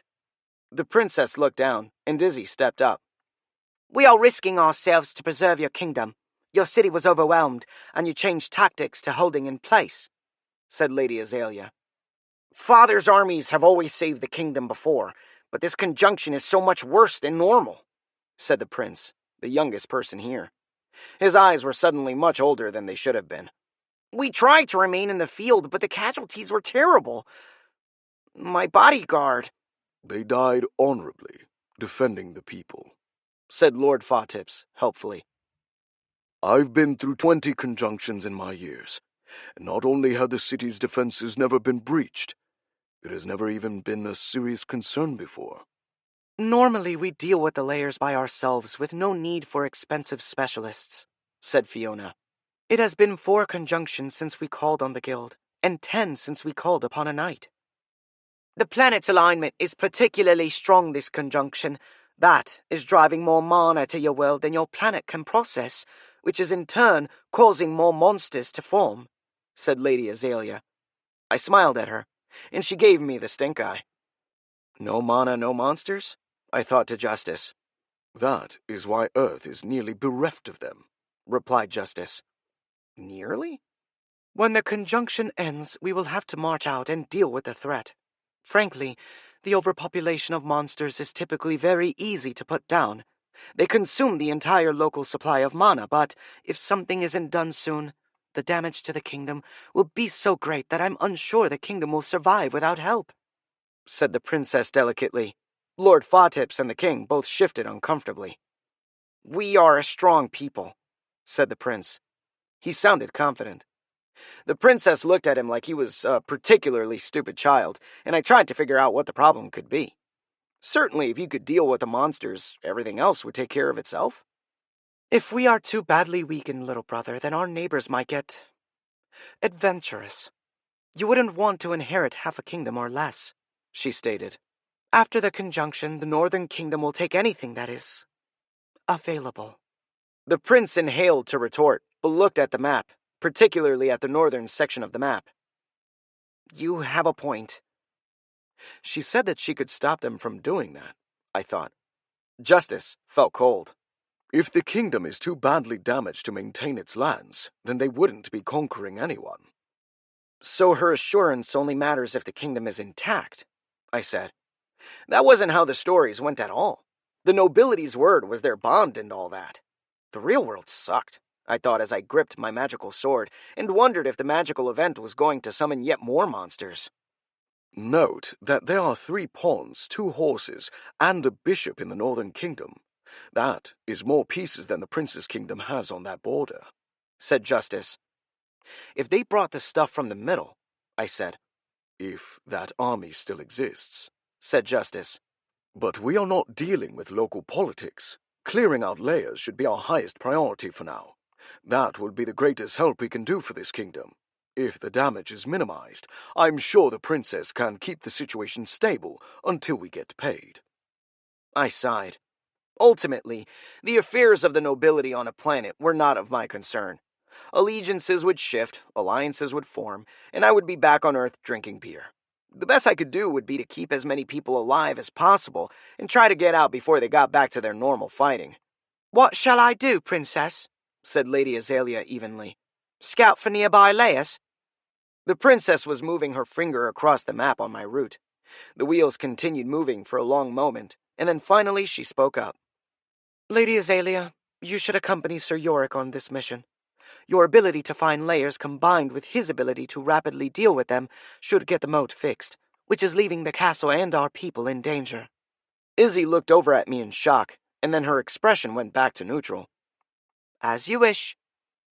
Leave tomorrow morning, as early as possible, said Lord Fawtips.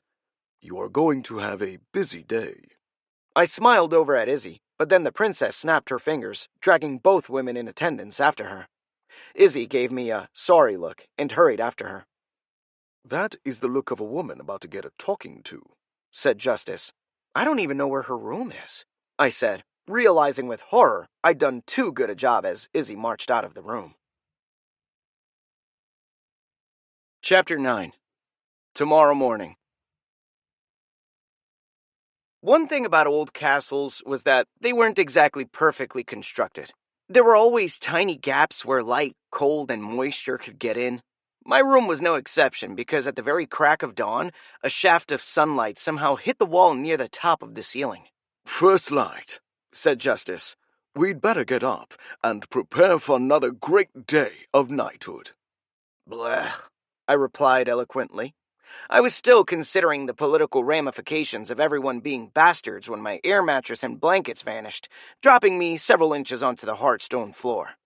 You suck. "I suck for justice." Seriously? I asked. "That one was bad. Knew it as soon as I said it," replied Justice, and I opened the door to a blast of warm air while expecting to see the dozen men who were using the chamber beyond as the practice area for their heavy metal band. I was going to find out which one of them snored and kill him. "Why is this empty?" asked Justice. I cast Amplify, and Justice followed it up with Scan. He puzzled over the results for a moment. "The door to the top of the tower is closed," which is trapping the heat and making this part of the tower uncomfortable, meaning they had a reason to shut it. Starting up the circular stairs, I summoned my armor as I reached the top and pushed open the door. The soldiers were all up here, armed for battle. 2 men with bows were checking arrows, and the other dozen men were armed with spears and axes. The castle had 5 towers, each connected with a curtain wall. Each tower could provide supporting fire for the 2 adjacent towers. You couldn't see all of them, of course, but the tower on either side could. It provided a significant amount of fire support. The only problem was the moat. It had shrunk even from last night. Now there was a moist ditch, which certainly wasn't an alligator-filled moat that I considered proper and a lot more useful right now. Where the fudge did those monsters come from? I asked, looking around the fields where we were positively surrounded by monsters. There were hundreds of them at least, and they were building siege works. "Goblins and kobolds both know how to siege a castle, though obviously kobolds are much better at it," said Justice, and he was right. I could tell the difference between the siege works set up by either group. The goblins were effective, but they had a much more rushed construction look to them. There were a half dozen of the little men digging out a trench, and while a decent amount of earth was moving, it was clear they would require hours or even days to finish. Meanwhile, the kobolds were tearing into the earth like it was sand with their little doggy paws. They were adding a foot of trench every few minutes compared to the more mundane pace of the goblins. "Kobolds use magical spells to enhance their construction abilities," said Justice. Magic, not stamina? I asked. "Yes, there are pros and cons to that. They can build very quickly, and what they build is very tough, while they are nearby," said Justice. "But if the kobolds are removed, that magic will dwindle, and if you were in a kobold tower, it would very likely collapse in short order." "And goblins are just building normally," I said, looking at a goblin guard tower. It was literally 3 trees set up like a tripod and tied together up top with ladder rungs up one side. A tower design used on Earth by many cultures. The kobold tower, on the other hand, looked like a damn castle tower, if marginally smaller. "That wasn't here yesterday," said one of the guards uncomfortably. The moat was the bigger concern, though. It was being fed from a local river, and the kobolds had plugged the river. Without it, the moat drained, mostly, leaving swampy muck which wasn't as much of a hindrance to the unarmored monsters as it would have been to armored men. Justice performed a scan, and I checked the river. Whatever the kobolds did to block the water was quite a ways upstream. That was in the direction we were planning on going later today, so that would be what we investigated. Right now, we were under siege. The monsters were surrounding the castle in small pockets of their own kind, though often those groups were close enough to the point of being mixed together. "Why aren't those monsters fighting each other?" I said, as I looked down over the battlements along the curtain wall toward the line of monsters. I spotted groups of kobolds, goblins, and other small humanoids I didn't recognize. There was something that looked like a walking octopus, a large cat with tentacles for whiskers, And a duck. An enormous duck. That is unnatural, Said Justice. It's just a really big duck, I said. Never trust a duck, Squire, Said Justice. But to answer your question, there must be a monster in charge over there keeping the other monsters from fighting each other. The gnolls, in particular, view pretty much every other creature in terms of their caloric value. A boss monster? I asked. Possible. Could be a problem, said Justice in clipped tones, distracted as he continued to review his scans. As a sword, he lacked the directional sight I had. Justice could see everything around us, but unless something stood out, he would only notice it after the fact while reviewing the data instead of in real time. It was useful in that he could look back, but in a situation like this, he would see the trees for the forest, focusing on the big picture instead of the smaller details.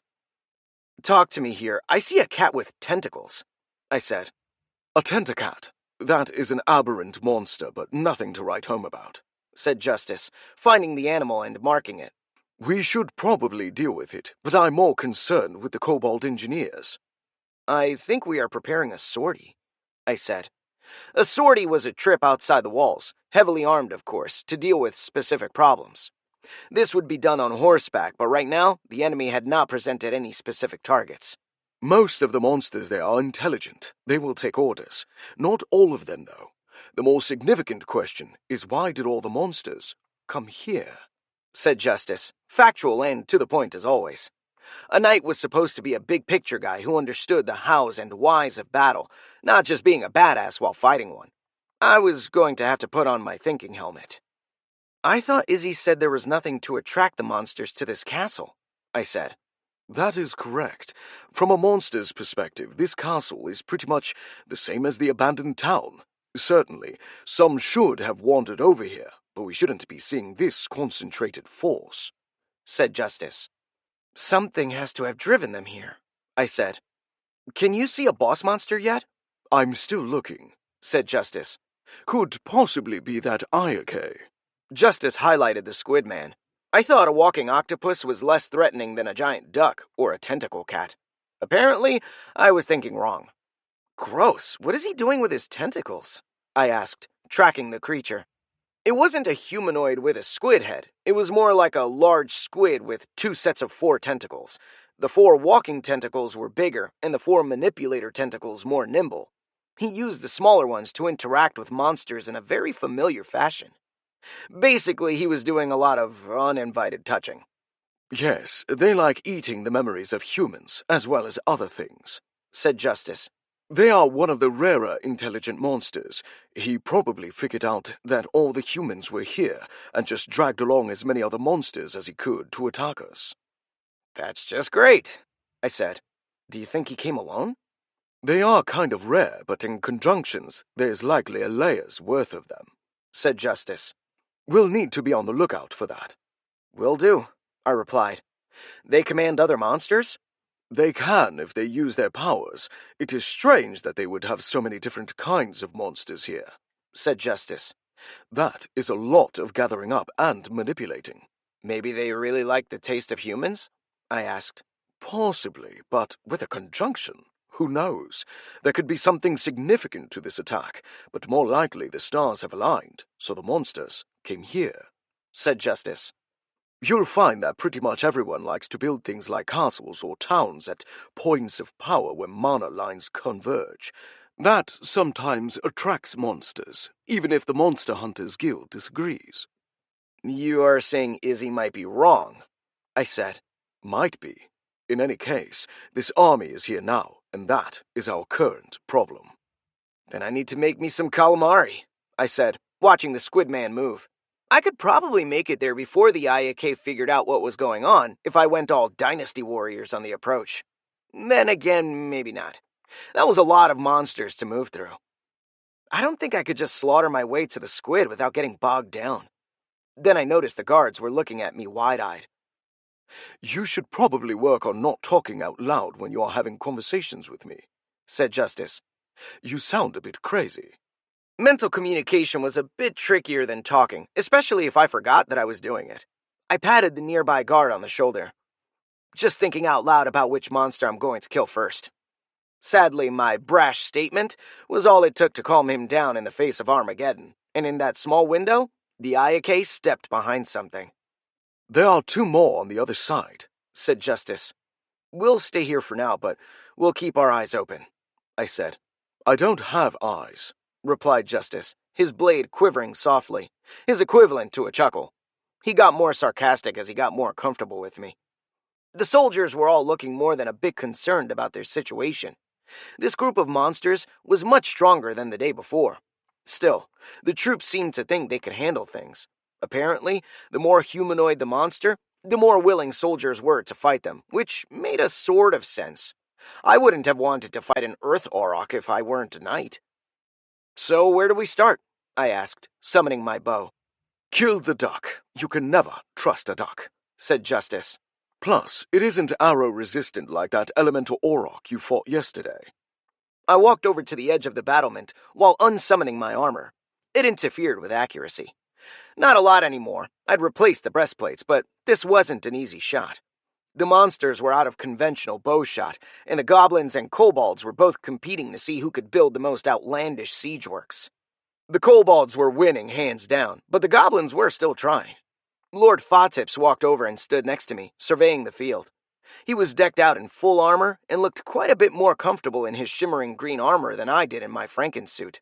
The soldiers nearby nodded. No one saluted here, and he began a quick inspection of their supplies. "What's going on?" I asked Lord Fotips. "The enemies came upon us just before dawn. Our castle has been attacked multiple times in the conjunction, but this is the enemy's most serious effort to date. We are preparing the castle defenders to sortie, and deal with them if they do not attempt to assault the castle on their own." "This happened before?" I asked. "Yes, another group of Ayake came in with a group of other monsters, including the spiders," said Lord Fotips. "They overran the city wall before we could mount a proper defense. Lady Azalea has laid traps against another spider attack, but it is something to raise concern." "The kobolds are building siege engines," I offered. "Yes, and if they succeed, we'll have to go out and attack them before those are completed," said Lord Fotips. "So, it would be preferable for them to attack before those are constructed?" I asked. "Of course," Lord Fotips said, then glanced at his men. He cleared his throat and spoke powerfully. "Our defenses here are quite solid. I do not expect them to attempt to storm the walls. If you'd like to assist with the sortie, my men would appreciate having a magical sword knight accompany us. I will continue my inspection." He walked toward the next tower, and I did a quick check. The other towers were all similarly protected. Of the 5 towers constructed in a star pattern, I was in the mercenary tower. The others were all focused on some portion of the castle's defenses. None of that was readily apparent from my vantage, though I could see banners at the other towers. The king was at his tower with the prince. The princess held her own tower with Izzy. Right now, all the soldiers were well fed, ready, and waiting. "If we could get them to attack, it would be better," I said. Justice piped up. "He did just give us permission." "It would be a shame if we couldn't help him," I said. "That squid guy is currently giving orders to the gnolls," said Justice. Giving orders was a stretch, but I'd take it as opposed to what it looked like he was doing. Fortunately, I was pretty far away and didn't have a great view. While this was the first time I'd seen them, gnolls were the biggest of the 3 humanoid monster types here. They looked like jackal men. Still shorter than a human, of course, but they were far closer in weight to a man than goblins or kobolds. "Oh, you guy capanning for trouble?" asked one of the soldiers, sort of. It was the guy from last night, whose room I'd slept in. It was essentially not understandable gibberish. "It is just a strange accent. Let me pop in a filter for you," said Justice. The soldier continued, "What you think about din?" which Justice translated into, "What are you thinking about doing?" Now that I could understand what he said, I could follow his line of logic. "Killing the duck," I said. "Good luck. They are out of bowshot and our ballistas can't target something that low," said the annoyed man, whose lips flapped a lot longer than he spoke. "Why is he talking like a bad Japanese dub?" I asked. "I filtered out all the swears," said Justice, as the man's lips continued to flap. He has not said anything of value this entire time, though I did learn a new way to describe the genitals of a knoll. Tulipped. The soldier was pounding his fist into his hand now and forcefully pointing at both his crotch and the monsters. He was totally silent the entire time. Leave the swears out. I turned my focus to the field for targets. Justice, do you have eyes on calamari? The squidman was talking to the gnolls, then he pulled behind a barrier, said Justice as I lined up my shot. Think he suspects anything? I asked. We could wait and take him out first. He's being somewhat cagey, said Justice. He probably suspects something, but he is going to have to be seen by his troops to maintain order. My options were pretty straightforward then. I could wait for however long it took the forces in the castle to prepare to sortie, and then march out with them into the main body of the enemy forces. That was less risky than you'd think, given the disparity in armor and equipment the humans had. But I had stuff to do. What is your name? I asked the soldier, who finally shut up. Fairguard, he responded, slightly put off by my attitude. Okay, Fairguard, I'm going to kill that duck. You get your guys together in case the monsters do something stupid, I said, handing him my orc warbow. Hold this while I get some arrows. My orc bow looked like an English longbow if the men of England were robots. Fairguard attempted to draw it. He couldn't. You had to have the power skill to even make the effort, and unless you had power and dexterity, the bow was too unwieldy to be accurate. I grabbed a bundle of arrows and returned to my shooting spot. It was between two of the stone battlements and had a small woven iron basket with a flat bottom that I dropped the arrows into.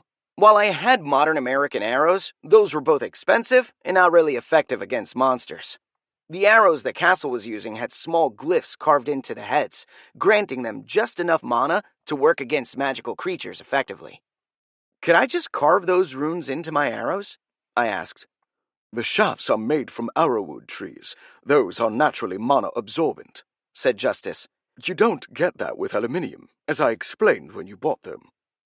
Great, I said, taking my bow back from Fairguard. He'd been tugging ineffectively on the bowstring, barely able to move it. The other soldiers were all standing now, and the flag was being flapped, but I put that all out of my mind. I burned dexterity and power, and drew it back easily. I took aim, and released. There's no way you're going to hit that, said Fairguard, as he watched the arrow sail off. At a range over 500 yards, it took the arrow several seconds to cover the distance, but it still impacted the duck squarely in the eye. It let out a horrible quack and perished. I glanced at Fairguard and slotted another arrow. Did anyone see where that squid went to? I asked, drawing again and releasing with my sight on the cat. The problem with arrows, especially at long range, was that no matter how pinpoint accurate you were, the arrow still took several seconds to cross the range, so by the time the arrow reached the cat, it already moved. The goblin behind him didn't, the poor thing, but the cat was safe. The men cheered, not even realizing I missed.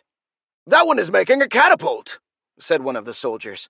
So I switched targets and launched another arrow at a little green man. It struck the goblin engineer in the middle of the back, pinning him to his project. I think that kobold is preparing a ram, said another. So I launched 3 arrows in rapid succession.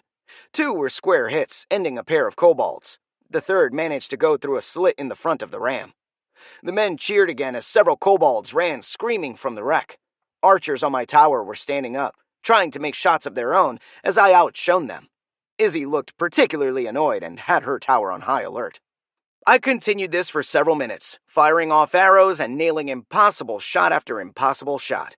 The problem was that now that they knew they were in range, the monsters began to put their heads down in trenches or other defensive works, and the distance worked for them. You could stick up your head and pull it down on a 3 count in perfect safety. Not everyone did that, though, and I was still making shots to the occasional cheer. Excuse me, said a voice. Hold up, I'm trying to make calamari, I replied, looking for the squid man. He finally showed himself, and I released before glancing over to see my employer looking over my shoulder, annoyed. At least he's armored, said Justice, which was true. Charles was in plate armor that looked like it might have actually seen some action, making him appear somewhat capable. You should be out in the field fighting those monsters, said the prince. There are hundreds of them. I'd get swarmed, I said, as the arrow slammed into the octopus man mid-sternum. Did he have a sternum?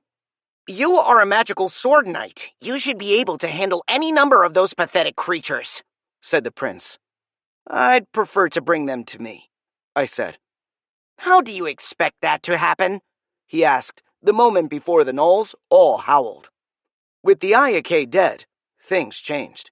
The monster army was composed of 3 somewhat equal main parts. There were the goblins, who looked terrified that their commander was dead, the kobolds, who were running away because of the loud noise. Finally, there were the gnolls, who were no longer being told not to go on a murderous rampage. That was about to be very important. The Ayake wanted a murderous rampage, but they wanted it directed at the castle. While that was one line of thinking, the issue from the gnoll perspective was that they were hungry now. This came to a head because, while the humans represented a much greater amount of meat, we were also in a heavily defended castle. Meanwhile, the goblins were within clawed arm's reach. This ended poorly for Team Green, as the gnolls descended upon them like your average starving pupper at an unprotected barbecue at the family picnic. The goblins were being devoured like sausage links. Any goblin that hadn't run was torn apart by gnolls, or, in rare cases, actually fought the beasts off with goblin mob tactics. But that was on my side of the castle. The other sides still had squid commanders, though the limits on their control were pretty apparent. Those could stop the gnolls from eating the goblins, but only by sending them to the walls of the castle. That ended terribly for the gnolls, as they needed the siege works that were incomplete to get into range without being filled full of arrows. About 300 gnolls charged the towers as every archer in the castle began firing at will, having been waiting for their moment to shine for the past several minutes. A little over half of the gnolls broke through that bombardment, and most survivors were wounded. Then they had to climb their goblin-constructed ladders while being pelted with more arrows. Worse, because they hadn't attacked in a coordinated fashion, the towers were able to focus on individual formations that advanced first with withering intensity. Worse still, there was no covering fire from the goblins and kobolds, which would in turn at least force our archers to keep their heads down. Any gnoll that crossed the field was pelted by arrows from at least 3 of the towers at all times. The handful that made it to the tops of their ladder ran into armed human soldiers, often 3 at a time. I'm surprised they didn't break, I said, releasing another arrow at a gnoll that was climbing my ladder. My arrows were shot so powerfully, I could shoot the whole way through a gnoll and at least stick the gnoll beneath him. Gnolls have a battle rage that renders them unthinking while they are killing, said Justice as I released again, dropping 2 more gnolls. It's powerful when they are fighting in a group, but when they are losing, they don't know when to quit. Case in point, several explosions sounded at the base of the opposite wall. Izzy was there, and against a group, she was even more terrifying than I was. She was switching between her rapid-fire elemental crossbows, which were bad enough, and alchemical bombs that were effectively hand grenades. The nature of how one stormed a wall involved crowding around the base, which was the ideal conditions for their use. I surveyed the other 2 towers I could see from my vantage. Since I'd been pelting the monsters with arrows, I'd managed to thin their numbers considerably by myself. And when you added the monster-on-monster kills, our side of the battle was pretty tame. Only a handful of gnolls remained on my tower, and they lacked the numbers to get by Fairguard, let alone the other half-dozen men up here. In other words, I was out of useful targets. I take it she's winning? I asked Justice. On number of kills? Asked Justice as I shot an arrow into the side of a gnoll on the next tower, knocking him off the top of a ladder. There were dozens more climbing up, and that tower was about to be swarmed over. Half the archers on my tower watched me shoot before pivoting and offered fire support. What else matters? I said, putting an arrow through a damaged ladder, causing the whole thing to collapse.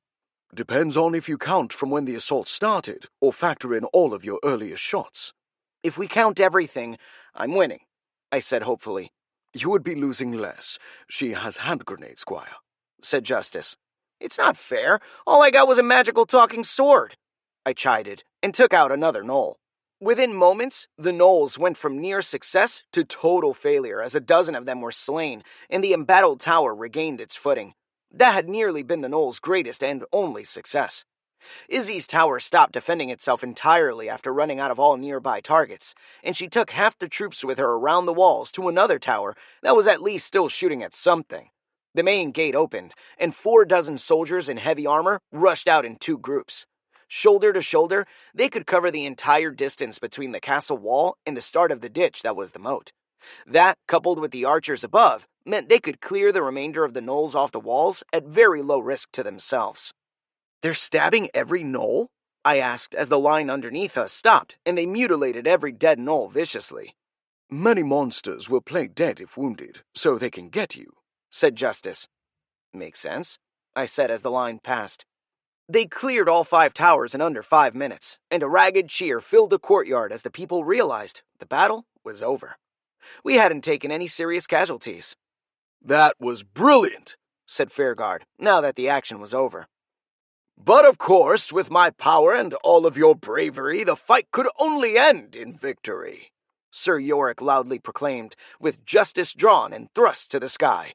Then all the soldiers cheered wildly, including Izzy's hand-picked group.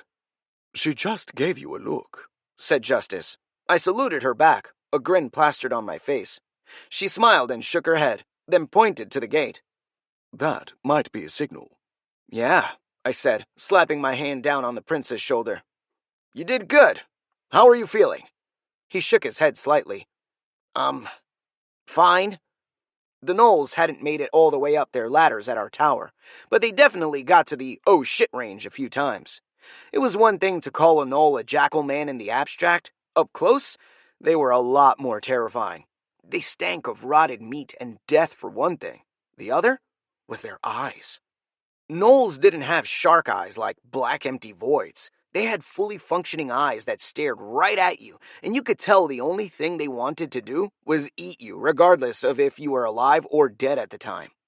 They did splat when they fell 20 feet, though, so that was fun. "We won," said the prince. "Of course. We had a solid wall between us and the foe. Further, we had capable men fighting with us," I said, looking at the mercenaries. "And Fairguard." I patted him roughly on the shoulder, and he belly laughed. "I didn't do anything, though," said the prince quietly. "You had my back when I needed you, too. That's enough," said Sir Yorick. "It let the rest of us fight with the confidence that you had our back." Several of the men looked around. They hadn't realized the prince was even here, or protecting one of the ladders. "Was he really, though?" asked Justice. "They would have to go through him to get anyone else," I offered, looking for the prince's bodyguards. They were both nearby, and would likely have stepped in if needed. Still, he was brave enough and, more importantly, paid me. "We don't have time for this. Let's get to the castle gate," said Justice. "Wait a second," I said, trying to gauge how I was going to go through the wall tunnels to the gatehouse when the obvious path was right in front of me. We headed down through the tower and out the back into the courtyard. I didn't need to do any wacky tunnel crawling. I just needed to go out the tower's main exit into the courtyard and walk straight over to the gatehouse. This was so simple I didn't see why people weren't just doing it. "He's here!"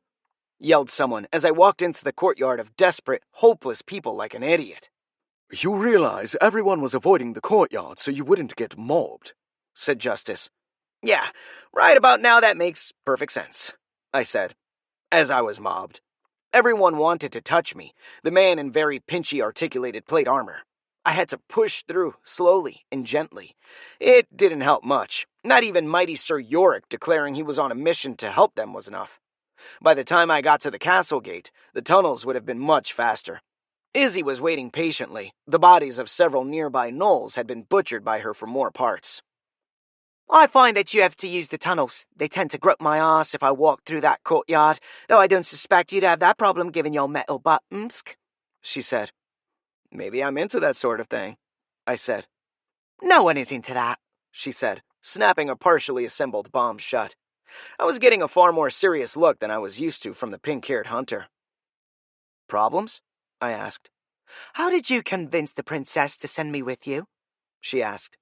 "I mean, I was thinking about it, but it doesn't make sense. She was dead set against me going before the meeting, and after we left, she had a private conversation with me to ensure I do the mission properly." "I'm going to possibly save the kingdom. She doesn't want to get left out," I said. "But I was going to do the same thing," replied Izzy. "Were you, though?" I asked. "You were going to scout, maybe do some damage." "Yes, that's the plan, isn't it?" she said, growing uncomfortable. "No. I said I was going to deal with all the layers and liberate the army. That's what us magical sword knights do. Just the two of us, Msk? Asked Izzy, with a growing sense of terror. I looked at her, then smiled. Just me. But since you will be tagging along, I do appreciate the help. I'm sure we can do a lot of good for the people. Izzy considered that and paled. I'm an idiot. I just set myself up as the companion to a magical sword knight. Shall we go? Chapter 10. Follow the river. Explain Lady Azalea to me, I said as we continued north up the mostly dry riverbed. The effects of the recent drop in water flow were obvious, with several feet of still moist mud showing in the bed of what would have been a small but respectably sized river.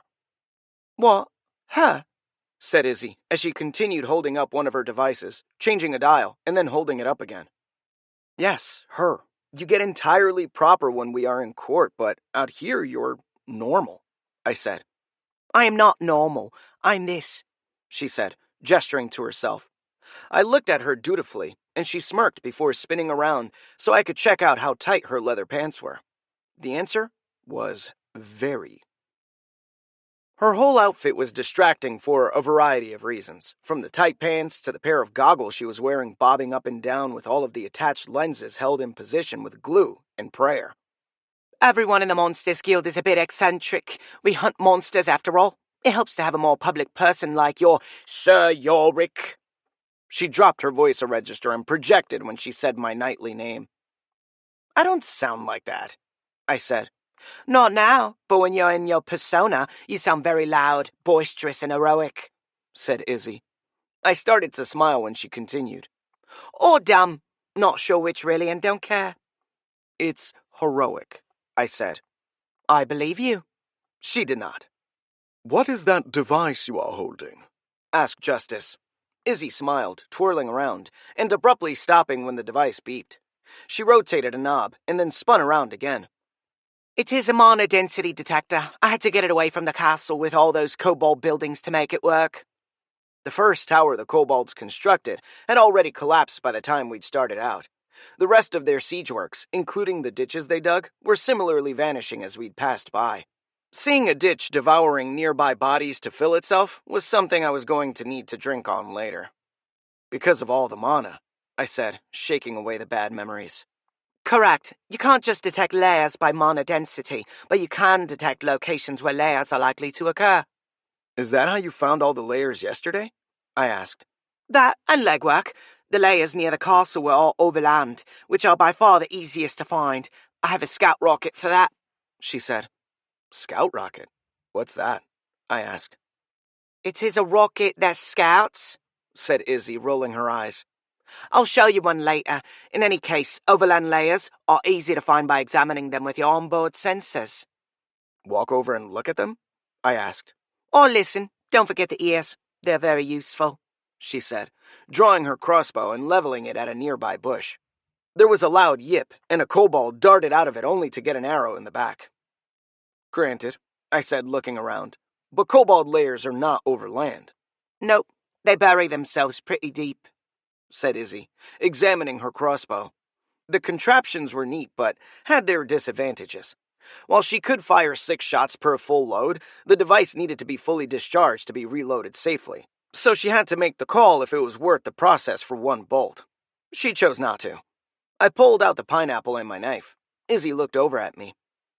Want a slice? On second thought, that looks terrible, she said, poking the husk with her finger. Then I cut it open, and the aroma of pineapple hit her. But smells delicious. Carving off a slice, I handed it to her, and she gobbled it up. There is a local variety of pineapple here. They are quite a delicacy, said Justice. Damn straight. This is delicious, said Izzy, taking a second hunk. None of the local food is sweet at all. Then there is this. If we weren't in the field, I'd do terrible things to you to get more pineapple, Msk. Be careful. They give men special powers, I said. She smiled at me in a way that was entirely predatory, then walked away. I only managed to eat a single bite before the fruit had run out, and I could see her gobbling up the rest, which she'd stolen while I was distracted. I'd complain, but I had more food in my storage, and she really liked it. I'd have to bring some dried fruit next time. So our bosses are fighting, I said, putting away my knife and changing the subject.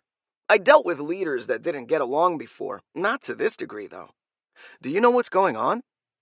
King is dying, obviously. He wants his son to take over. Again, obviously, Said Izzy. pretty standard stuff. But not his daughter? I asked. His daughter is dead. Izzy replied dramatically, continuing to examine her mana detector.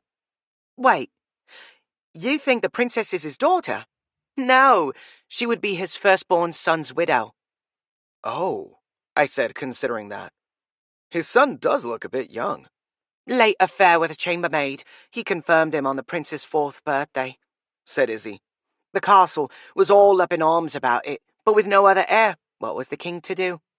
And he wanted to keep it in the bloodline, I understand that, I said. But why keep the princess around? Oh, he doted over her when she was his daughter-in-law.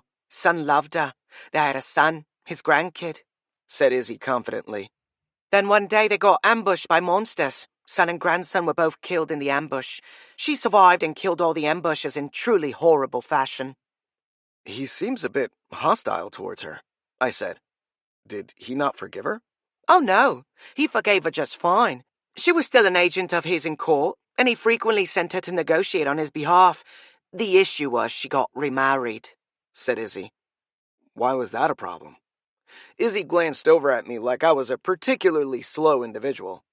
She was supposed to mourn his son forever and never get over the tragic loss of their child.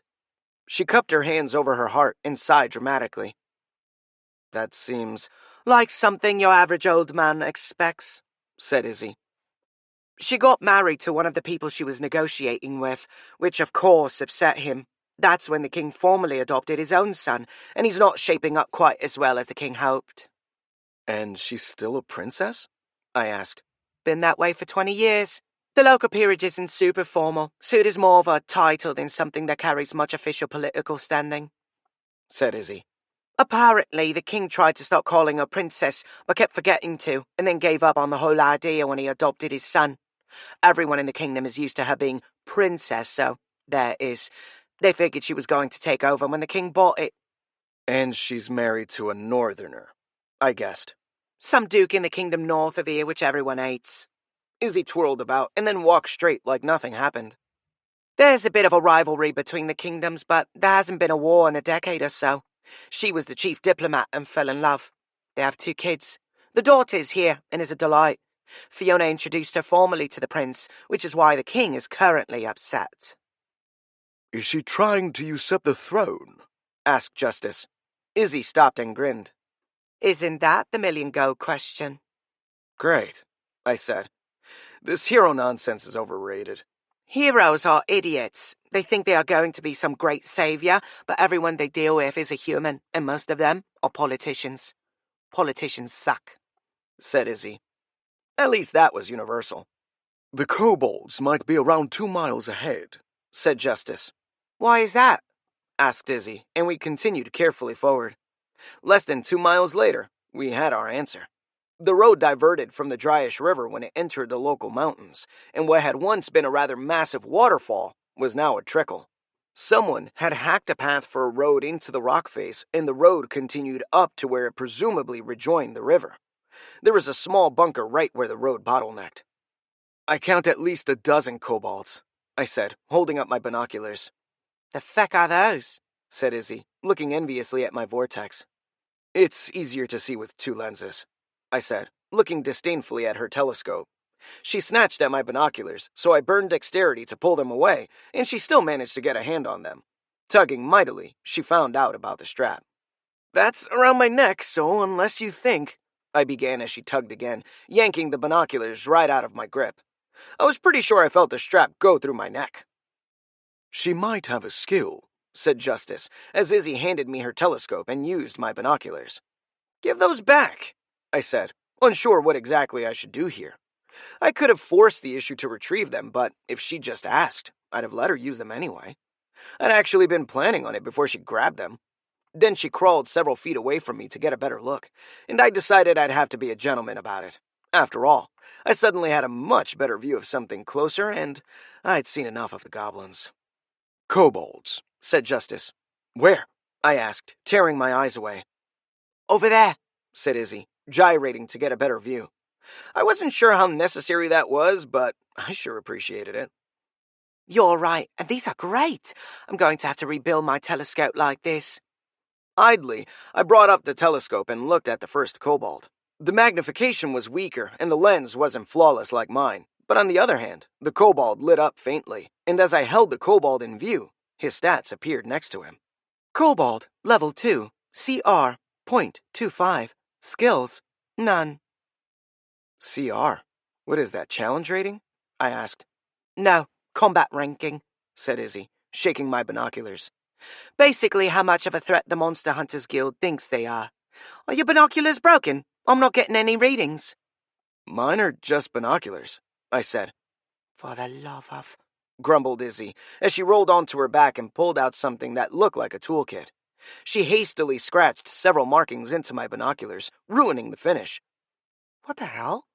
I whispered. Almost done. When we get back to the castle, I'll do a proper job. She growled at me. You knights and your magical swords, but you let the rest of your equipment rot. It is embarrassing, Umsk. The rest of us have to fight and scrabble for every advantage, and you just walk around with a magic sword and think you can manage. But we do, replied Justice. Fine, you do, said Izzy, rolling back over.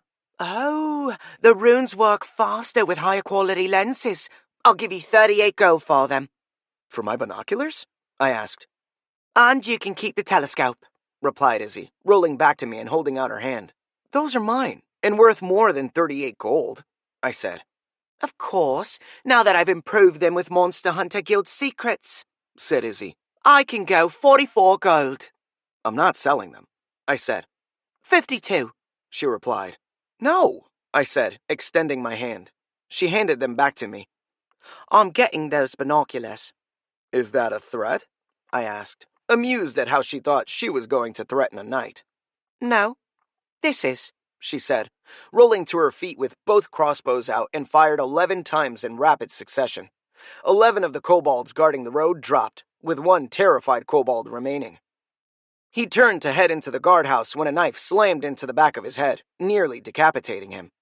I knew I should have reloaded. Let's go. Chapter 11. The Damn Dam. The kobolds are going to figure out that their guards was slain, so we need to be quick, said Justice as we reached the top of the road. It wasn't that high up, but still offered a pretty commanding view of the valley we were in, and I could see the impression of the castle in the distance with my binoculars. I didn't need them for the lake. There are a lot of ruins around here, I said, examining the path up the cliff as we ran. Getting a good look while running was a trick, so I backed off the combination burn, but even just burning dexterity, I wasn't fully satisfied with what I saw. I wondered if we should stop to survey the area when I looked back to see that Izzy had barely started moving. Actually, upon examination, she was full out sprinting after me. She just wasn't... Oh. I wasn't just faster than her. There was a very big gap between even my normal travel speed and Izzy. When I did the combination burn, she was practically standing still. We should probably wait for her, said Justice right before we crossed the lip to the top of the path. From here, we were safe from outside observers who were relying on an alert from the guard post. Half the road up here is eroded, said Izzy, trying not to breathe hard as she reached the top and crossed over with me to where a large and obviously new lake had formed. It was obvious because you could see the prior infrastructure, including a small tower that was mostly submerged. The river flowed down from the mountain, over this natural basin, and then down into the riverbed below. Or it had. It was pretty clear the water had eroded the basin, leaving the water a path out through the now blocked-off waterfall. There were entrances to several man-made mine shafts across the cliffs, though just as clearly visible were more under the surface of the water. The kobolds built a dam where the waterfall was and started filling up the natural basin with the water from the river, making a lake. The water is flowing out on the opposite side over there, said Justice, highlighting the area on my minimap. The raised water filled this area to a point, but then they'd let it out. They're diverting the river, I said. Effectively, yes, said Justice. Not effectively, that's what they are doing. You don't put this much effort into something without a purpose, I replied, curious as to what he meant. Justice clarified. Kobolds really like to build things. It might be aimless construction rather than a directed effort. He wasn't wrong. I was focusing on the dams, but there were multiple towers, a temple of some sort, and a host of other garish construction that the kobolds had concocted since they arrived here. One kobold had built a tower off of another tower, like a wart, a several-story-tall wart. I'm worried the Ayake's influence is more widespread than we were hoping, I stated. We will have to investigate, said Justice. Found the lair, said Izzy, plopping down next to me. She pointed to the other shore of the lake where there was a well-protected entrance. I missed it early on account of the little dam, said Justice, his powerful magic spell defeated by a small wall. I again remembered not to trust Scan implicitly. The entrance was guarded by kobolds, but also featured a large pile of stone and earth that kept the lake away. I wasn't sure if it was a fortification that served as a dam or the reverse. In any case, it was by far the most secure location in the basin. The lake is almost deep enough to have flooded their home, said Justice. That dam is the only thing holding the water back from the entrance to their lair. That doesn't speak for an intelligent kobold, I said, examining the three main dams. There was the one blocking the river, the one protecting the home, and a third dam that was apparently where the river's worth of water was being diverted to. The effort to maintain all three must have been enormous. Kobolds are zealous builders. That wouldn't be the first layer that was wiped out from their own stupidity, said Izzy. If kobolds are left to build, they will overbuild, and whatever you do, stay out of their lairs. You do not want to fight a whole gaggle of kobolds in their lair. That's Monster Hunters Guild 101. Kobold traps notoriously don't trigger on kobolds, so they are very free with their use, said Justice. In their lairs? I asked. Would it make you happy if I said they only deployed traps inside their lairs? Asked Justice. Ecstatic, I replied. Good to know, replied my sword. We watched the kobolds briefly as they went about their daily activities. The dams were clearly their priority, but everything around them that they could build, they built. The little dam was expanded, several walls were constructed, and they hacked a path through stone using their claws. It was like a kid with a sandcastle that didn't know when he was done with it. The kid would keep building on more walls, more towers, more everything, despite there being no practical purpose for any of it. They just built the dams to make the water flow different, I said, finding no cohesive plan to the kobolds' process. We'll need to take them out. Well, I have explosives. Couldn't we just destroy the river dam? Asked Izzy. She was holding out a small stick that looked entirely too much like dynamite for her to be holding that casually. Given how much water the dam was holding back, I doubted it would even take that much. That is our main objective. How long would it take for them to rebuild it? I asked. Several hours at most, said Justice. Kobolds have that magical ability to build things. But without their magic, everything they build crumbles. We could block the diversionary dam, suggested Izzy. It isn't that well guarded. Should be a snap. It will take at least an hour for enough water to accumulate to flood their lair, if that is your intent, said Justice. You'd have to hold that position, and they might release the other dam. It has a floodgate. Several, actually, I said, using Izzy's eyepiece, which I strangely had, instead of my binoculars, which she was currently using. If they get to any of them, they could release the water. So as long as they are kobolds, none of these plans work? Asked Izzy. Then let's just go clear out the source, I said, and gestured to the lair. Izzy blinked. Well, that would be the most magical sword knight thing to do, Msk. I stood up, checking my armor. You want to tag along? Her stare turned wide-eyed. Msk, you seriously were going to do that by yourself? They're just kobolds, I said. That's one way to look at it, she said, her shoulders slumping. She didn't say she thought what I was suggesting was suicidal or incredibly stupid, but the body language was there. Suddenly, hope flared in the apprentice monster hunter. What does your much older and wiser sword say? I'm not sure what she is on about, Yorick. They are just kobolds, replied Justice. I shrugged. Direct attack straight down their throats? I asked. We should be yelling our battle cry while we do it, said Justice. Obviously. The guild hunter put her face in her palm. Fine, but you guys are going to get me killed. We started around the edge of the lake. The water here was reasonably shallow, but it got much deeper the farther in you went. I didn't want to imagine how much water those cobalt dams were holding back, but it must have been in the millions of gallons. Dad would have loved that much free water. I decided he might not be able to depend on me, but these people could. I wouldn't back down. I was running to fight with a bunch of little dogmen so I could save a castle on a different planet. People had faith in me, and I was a knight worthy of that faith. Izzy killed the first Cobalt sentry. He was dozing in the rocks, and she put a bolt into his chest as we ran past. Then she got a second who was hiding at the top of a jut of rocks overlooking the basin. "Keep up this speed, but I doubt we are going to get the whole way there without being noticed," said Justice. "We are taking out all the guards!" yelled Izzy as she struggled to keep up. I slowed again, dropping to a jogging speed while she ran full tilt after me. She could barely keep up. "Their lair has good visibility around the entire lake," said Justice, just as a dog barked. I looked across the lake, nearly a half-mile away, and saw a tiny brown dot jumping and barking loudly. The entire basin was full of frantic barks within seconds. "They know we are here," said Izzy, firing 2 bolts into another kobold before slowing to reload her crossbow. A kobold stepped out on the rocks and took aim at her with a shortbow. I stepped between them, and the kobold released his shot. It shattered against my armor. He reloaded and tried again, with no effect. He prepared a third in rapid succession when a single crossbow bolt tore through his chest. The kobold fell, and we continued running.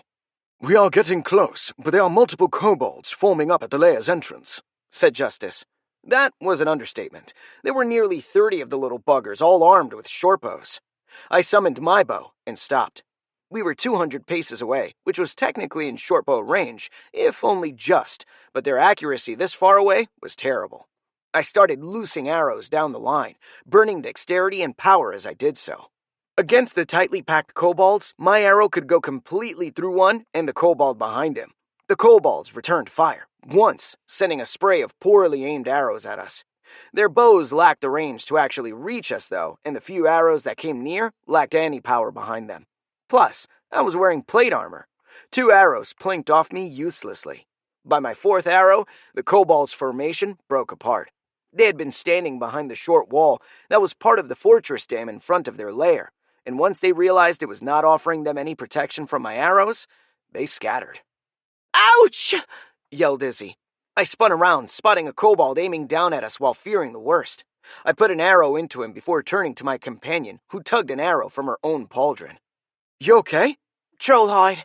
Very tough and it regenerates," said Izzy, sipping at a healing potion and rotating her shoulder. She continued moving toward the lair. I watched the cliffs and spotted something odd. There looked to be a large, unnatural cave at the top of the mountain. "What's that?" I asked. "Dragon's lair," said Justice. "That wouldn't have been from the conjunction." "Why would the kobolds put a lair up this close to a dragon?" I asked. "You think dragons care about kobolds?" said Izzy with a laugh. "Angry lizards don't care about much of anything but their hoard and mana, and it's pretty dense here. It could definitely support another lair too. That lair's been here for decades at least." "A natural dragon lair?" I asked. "This area's magically dense enough for one, and the kobolds are happy to live in his shadow," said Izzy. "The concept is called symbiotic habitation. You see it mainly with monsters that have different diets, or smaller monsters that provide a benefit to the larger ones. In this case, the kobolds keep people away from the dragon's lair, and the dragon ignores them, and very few people are stupid enough to go towards a dragon's lair." "Do we need to be afraid?" I said. "Not unless the kobolds are idiots," said Izzy, and when I looked at her uncomprehendingly, she continued. "Oh, this is what the Hunters Guild specializes in. We are perfectly safe from the dragon, at the moment at least. If the dragon was on the warpath, the kobolds would have hid. Mind you, just because he's not going to eat you doesn't mean he won't breathe fire if you get too loud for his taste." "Pity," said Justice. "Killing another dragon would be a notch on my scabbard." "How tough are dragons?" I asked. "Depends on the age. A baby dragon is scarcely more tough than the fugly you fought back in town," said Justice. "That's not bad," I said. "Of course, by the time they are the equivalent to a toddler in dragon years, they have their breath weapon, and they are much tougher," said Justice. "You could probably still take that." "But a child dragon?" I asked. "It would devour you without a second thought," said Justice. "If it has a head crest, run." This one will. It is at least a teenager, possibly a young adult, said Izzy. We'll avoid him then, I said. Justice considered that. Absolutely. We reached the entrance of the lair just as the last few kobolds ran back into it. The short wall they built was only a few feet thick, and behind it was several feet below the waterline. All right, break the wall, I said. Izzy's head periscoped my way. I thought that was your job. You have the explosives, I replied. This is 4 feet of rocks. I don't carry that many bombs on me. I don't even know if I have that many bombs, period. I slashed with Justice experimentally. He was a magical sword and extremely sharp, so he managed to knock several decent-sized chips out of the stone. I cast Magical Strike and started pressing Justice through the stone. Magical Strike vastly increased Justice's sharpness, but it had limits. I only made a 2-foot deep hole through the stone before the spell ran out, and the blade-wide cut wasn't going to do much. We have company, yelled Izzy as a second wave of kobolds started out of the lair. There were dozens of them, and the hunter flung one of her grenades into the charging mass. The explosion knocked them off their feet, killing most. Another wave followed, and Izzy hesitated before pulling out 2 more grenades and throwing them both. The kobolds scattered, but instead of throwing the bombs into the middle, she bracketed both sides of the kobold formation. As they attempted to flee, they just moved closer to the other bomb. I've only got one left, she yelled as we prepared for a third wave. Good, uttered a voice from the back of my mind. Psychic attack, yelled Justice as the universe began shouting at me. I shook it off as a dozen gnolls ran out of the kobold lair at full tilt in a tightly packed formation. I waited for a heartbeat, then 2 for Izzy to throw her bomb, then noticed her stiffly standing there. She's overcome! I burned dexterity, moving between her and the gnolls. The slathering pack of gnolls all watched me like I was their last meal, and I charged to meet them. It was like a bear fighting off a pack of wolves. The gnolls were everywhere, thrusting with their long, thin knives. Those are stilettos, designed to bypass armor, yelled Justice. I burned dexterity, but all of them were also burning dexterity. That's the only way to explain the speed of the clash. I was faster, but not fast enough, and the gnolls were attacking as a frenzied pack that did not care about casualties. I got 3 in the first moments of the clash, and nearly collapsed when one managed to get a stiletto into the back of my armor's knee. I slashed backward, cutting off both of that gnoll's arms at the elbow, only for him to bowl into my knees from the side, nearly knocking me over. If I fell down, I wasn't going to get back up. Position! Yelled Justice. Move! Do not let them attack you from all sides! Izzy! I yelled back. They are gnolls! You are the next meal! Forget her! Replied Justice. I prayed he meant they wouldn't attack her because they were all fighting me. By now, I had 7 of the initial 12 down, but I was bleeding from a half-dozen points where the gnolls managed to slip a blade past my armor. I wouldn't have lasted a second if I was wearing anything less than my Frankensuit, but I was getting picked to death. I dropped 2 more before one managed to land a blow on my left arm. It went limp as the needle drove into my armpit. The stiletto was thin enough to get several inches into my flesh, but it was forged, the blade thickening as it got closer to the hilt, so it got caught in the mail. At the armpits, I didn't have straight metal. I could, but that would significantly restrict my arm movement, so instead I had a combination of heavy plates on the outside and flexible titanium chain on the inside. The problem was that the titanium rings were just large enough to allow entirely too much stiletto in. It was the second weakest point on my armor. An instant later, another gnoll found the first. I was down to the last 2 gnolls and my footwork was getting sloppy. Justice hadn't cast heal yet, and I was feeling it. I cut down one of the 2 remaining gnolls just as the other leapt onto my shoulder, briefly binding my working arm. 1 second, I was looking at the pointy end of a stiletto. The next, I wasn't seeing much of anything. I dropped Justice, reaching up with my good hand and grabbed the gnoll around the neck. Burning power, I squeezed until the bastard's head popped off. Shove it the rest of the way in. My hand shot toward the dagger and I exhaled. Grabbing the hilt, I pulled the weapon out, feeling a lump of warm jelly run down my face. I reached down and picked up Justice before I felt the bliss of a heal wash over me. Sorry, chum. Deep punctures like that take a lot of healing, he began. My eye doesn't work, I replied in a voice so detached I didn't recognize it. I can fix this. It will just take several castings over several hours, said Justice. This is not permanent. I can't fix you. Until then, just use your other senses. The shock of losing the eye kept me focused. I inhaled several times, then spun and flung the dagger at Izzy. The purple octopus creature materialized over her and moved a shield to intercept the stiletto. "You found me," thought the creature. "Yeah, you stink," I replied, stepping toward him.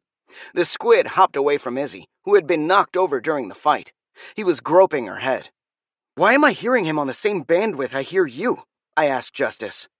"It uses the same channel. They have psychic powers," replied Justice. "I thought you said they just ate memories," I said. "I didn't say just," stated Justice. "They are psychic monsters." "They're like mind flayers?" I asked, filing the previous comment for later. "From that silly game where you were pining over that elf?" "Hardly. Brain-eating squidmen is more of a Western concept anyways," replied Justice. "Though, if I had to say, the Ayake would be more Eastern in origin." "Okay, that's not too bad." "Think of Japan," said Justice. "Oh God, why is it always that with the tentacle monsters?" I said, looking over at Izzy with growing concern. "Also, they don't so much conform to human gender norms, so if you have to worry about someone's orifices, I'd suggest your own," said Justice sagely. "I worry about everyone's orifices," I declared proudly, stepping closer to the squid. "That is an odd battle cry," said the squid. "Who are you?" I asked. "I am," began the Ayake. "If you call him Squidward, so help me God," I told Justice. "Squilliam," stated the monsters. "Fancy, son? I hate you, Justice," I thought. "That was you. I can read minds," said Squilliam. His tone got even flatter. "You are interesting prey, going after my slaves first. You killed me back at the castle." "You seem pretty alive for me to have done that. I like to think I do good work at killing monsters," I said. "I was killed quite dead, but my people have a hive mind. What happens to one of us happens to all of us. So you killed me, and we will kill you," said Squilliam awesomely. Sigh. "You stand no chance, foul knave," I spat out, trying to be Sir Yorick for the moment. "That's just pathetic. I can read your mind. You don't need to take airs with me," said the squid, drawing two short swords. "Fine, I'll stop you," I said unhappily. While I might complain about talking like Sir Yorick, it was kind of the fun part of being a knight. "Of course you'll try, but I came here to kill all humans," said my new evil arch-nemesis Squilliam. "We will use the conjunction to bring about a new age of monsters." Sir Yorick fights the epic battle against Squilliam for the fate of the world. "It's not that bad, Squire," said Justice. "Really?" I asked. "No, that's kind of embarrassing, but I'm trying to encourage you. You got this. I believe in you." "That feels like an insult," I said. "Enough! I will slay you here and now, and then destroy this human kingdom," said Squilliam. "Are you sensing impending dread because I'm about to have some bad-tasting takoyaki?" I said. "You aren't going to eat me. You find the notion of eating another sentient disgusting," stated Squilliam. "But I'm fine with cooking them," I said, burning dexterity as Justice lit up. I surged forward, slashing at the creature with Justice. He jerked to the left, foiling my swing. I was about to scream at my sword when I realized he was stuck in a stone right next to Izzy's head. She groaned pitifully. "Be careful, Squire. This beast will use his mind tricks on you to get you to attack your allies," said Justice. "Great," I said, focusing all my attention onto the psychic squid. His body movements were hypnotic, but somehow I fought through them to see the creature as it actually was. I slashed again, and this time the squid brought up two shields, blocking Justice as he counterattacked with a mace, and I realized he never had a dagger. The mace seemed to distort as he swung it, but I was still able to dodge back. How am I doing this? "2 reasons. First off, you increase your willpower to superhuman levels, which gives you a much greater natural resistance to psychic effects," said Justice. "The second is that since I always talk to you on the same channel that you receive psychic transmissions on, you've learned to modulate how much data your brain absorbs." "Then learning to tune you out "Is all part of your nightly training," said Justice as I went in for another strike. I decided to treat the squid like a keep-away. I'd fought those before, and the trick there was to aim for the center of mass. The tentacles were just for show. Incredibly painful show.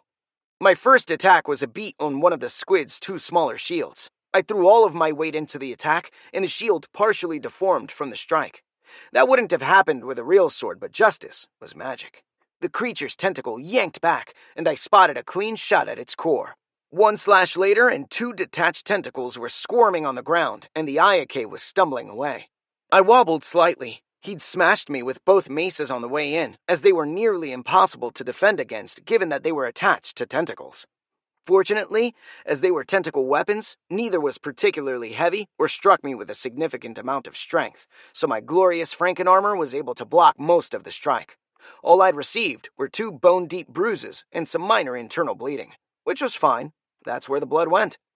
Justice cast heal, and I blinked several times. My left eye went from all darkness to strange colors as the optic nerve started to mend. The squid crawled back toward the entrance of the lair, spilling an alarming amount of blood. "You seem to be leaking," I offered, closing the distance between us. "It seems I cannot best you with steel. Let us see how you fare under my greatest mental attack, Mind Drain." "Dick move," I slurred as the mental blast hit me. Everything the creature did mentally beforehand was nothing compared to the mental blast he was projecting now. "Quickly, Yorick. He's going to tear out your memories. I will protect you," said Justice. "How do you plan on doing that?" I asked. The mental pressure on me was tremendous as the squid grew an increasing shade of purple, the most deadly of colors. "What do you know about John Wayne?" asked Justice.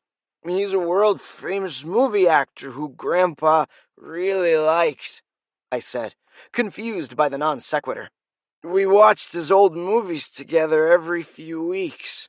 "Excellent. Let me tell you everything about all 179 movies John Wayne was in, as well as who directed them, and any other trivia I can think of," said Justice, as he dumped every bit of John Wayne knowledge he possessed into my poor, fragile mind.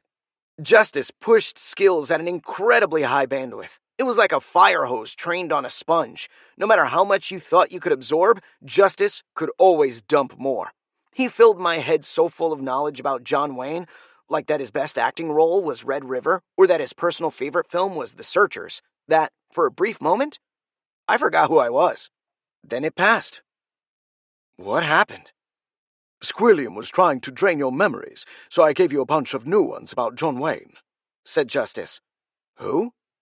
"I'll explain later," said Justice, as the squid staggered back to his feet tentacles. "Get ready." "You done killed me last time. This time it'll be different. Feel your tentacles, you son of a bitch," said the squid, low, slow, and eloquently. He had some sort of cowboy accent that was totally different than how he was talking before. It sounded awesome, like a line right out of an amazing movie, and it was absolutely terrifying to be on the other side of it. Then I noticed something, and stepped back. "What's that hissing?" I said, and Squilliam looked to the empty spot where Izzy used to be. It wasn't hard to find on account of the small trickle of fire being produced there. Plus, he was standing on it. The ground underneath the squid erupted in a volcano of stone and fire. Squilliam did not survive in any capacity. He was blown to bits. Parts of the squid shot up high enough to splat into cliffs, and I was removed from the rapidly disintegrating dam. I landed in the water some 10 feet from shore. On the upshot, the water totally cooled down my overheated armor, so I stopped getting burned, and the visor kept me from losing my eyebrows. Or the other eye. The kobolds in the lair realized instantly what the explosion meant, and some tried to run. They didn't have time before 3 feet of water plowed into them and vanished into the cavernous lair. Enough water was pouring into the short cave entrance that it was taking a moment to breathe, like a soda bottle when you poured it out too quickly. Izzy waded over to me as I sat there in the shallow water. "That solves the kobold problem," I said. She stared at me, pointed, and started flapping her lips. Then she slapped my helmet and flapped her lips some more while gesturing at the sky frantically. "You are deaf. One moment," said Justice, and he cast heal again. This time my vision got spicier, and I could see a pattern of bright colors instead of just registering lights. "The dragon!" she began, but then the dragon roared, and I was nearly deafened again. "Has it seen us yet?" I asked. No, you should run, suggested Justice, so I scooped up Izzy. What the hell do you think you're doing? She asked. Running away, I said, and she folded her arms as I did a combo burn and started away. I am not a damsel in distress, and shouldn't we be running back towards the castle? Said Izzy as she bounced unhappily in my arms. The handful of kobolds that were still out were all running and hiding, so I shook my head. This way is faster, I yelled. How can it be faster? I don't see a road, she replied as we reached the diversionary dam. Izzy's look of horror got worse when I didn't slow down. Oh, you can feck yourself right off. I did. It was only about 100 feet down and well away from the dragon. Izzy screamed as I jumped. Clearly, she must have seen the dragon. We hit the water a few seconds later, which, thankfully, drowned out her screaming. Chapter 12. Way down upon the Kobold River. Explain this to me, said Izzy, poking our ride several times. You have dimensional storage just like I do, I said, staring forward intently down our course, like a good captain. I mean, sure, I have a bag of holding and a toolkit, but nothing I have can manage this, she said, flopping down on the hull of the boat that I'd shoved into Justice's storage. Much like my air mattress, an inflatable raft really didn't take up much storage space. I think it is undignified, said Justice. You are a knight. You should be riding on something more setting appropriate. I adjusted myself into the seat of the Briss inflatable white water raft and chuckled. I don't know. This seems pretty dignified. Thank the 7 that he had it, said Izzy, lounging behind me. The 7? The 7 gods. They bring joy and harmony into the universe, said Izzy. And apparently boats. The boat was out by the time Izzy got to the surface, which took an uncomfortably long time in my opinion. She detangled herself from me when I sent my armor into storage after we landed. Then she found some strange weeds growing underwater. Izzy had to take them for her collection. The Monster Hunters Guild insisted that all of its members had a rebreather on them, so she could stay underwater for an extended period of time. By the time she'd finally come up, I had the boat out and was waiting for her. That was fortunate, because the next few minutes had been rough rafting. The river we were on clearly was natural, but was massively overflowing its banks. I don't get how we jumped so far, I said. I had been moving pretty fast, except when I unsummoned my armor after the jump, we'd practically flew forward. Conservative of energy, said Izzy. I could explain it if you turn around. I'm good, thanks, I grumbled. She tittered.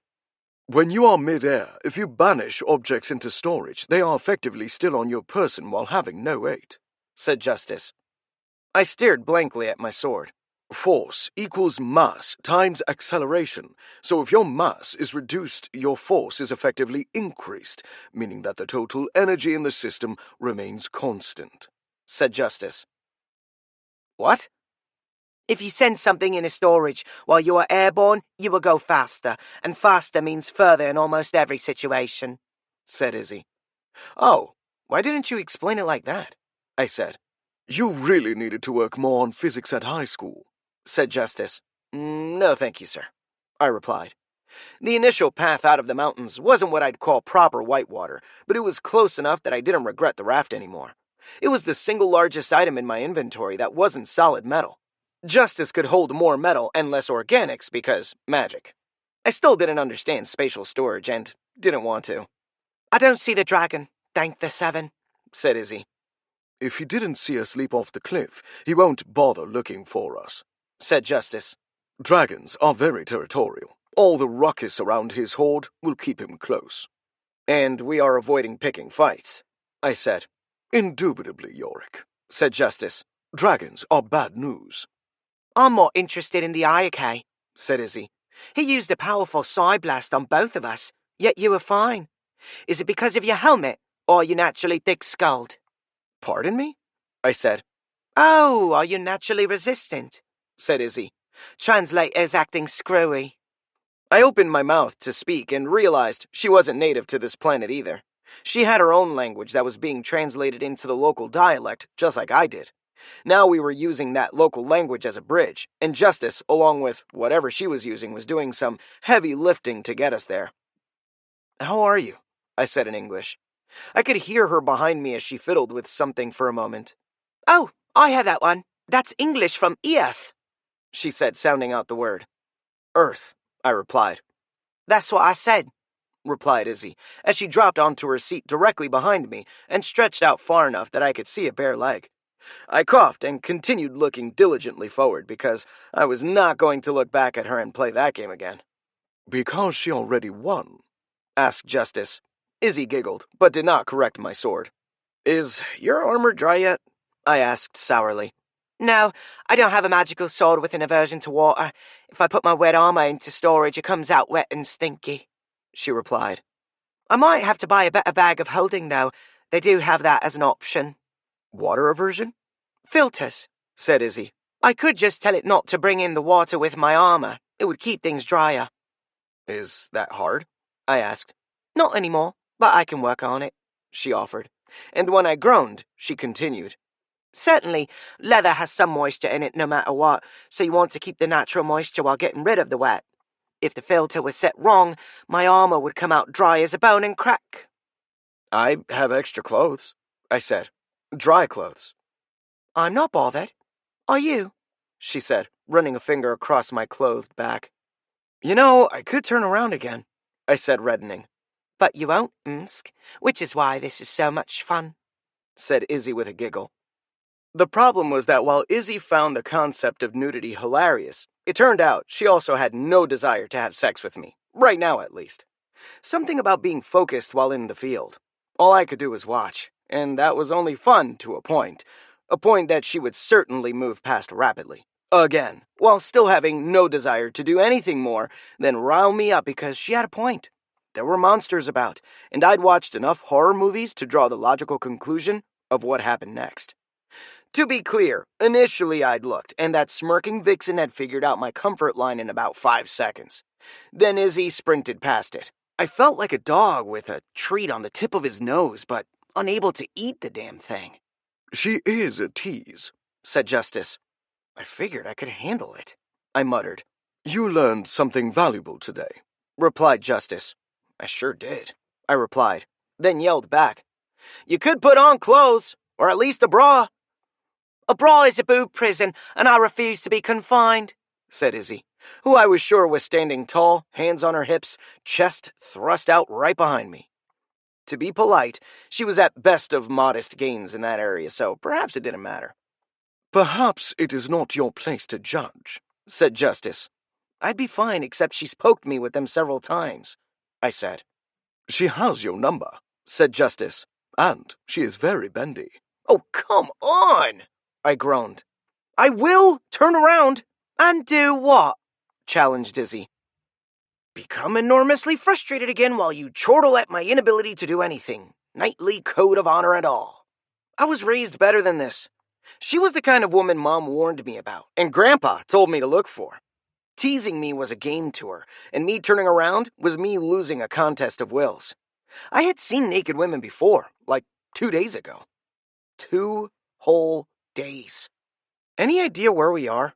I asked Justice, ignoring her. Not exactly. The maps showed that this river ran roughly parallel to the river that the castle was attached to, but it was an old hand-drawn map. Those are accurate enough for general purposes, but I don't know where we are on this squiggly line, and we are just far enough outside my landmarks that I'm not positive on our location. Justice could see for miles with scan, but his resolution constantly dropped the farther out he went. By the time he was several miles away, any mountain pretty much looked like another even if I used Amplify on the scan, which I'd done repeatedly. What are those? I asked, pointing to the shore of the overflowing river. The water had washed away a few small towns already, but we were passing a large structure of heavy stone that looked vaguely like the ruins under the castle. And by vaguely, I mean exactly. Magical ruin, said Izzy, holding up her mana detector. She adjusted a dial, then shrugged. If there was anything interesting in there, someone looted it a long time ago.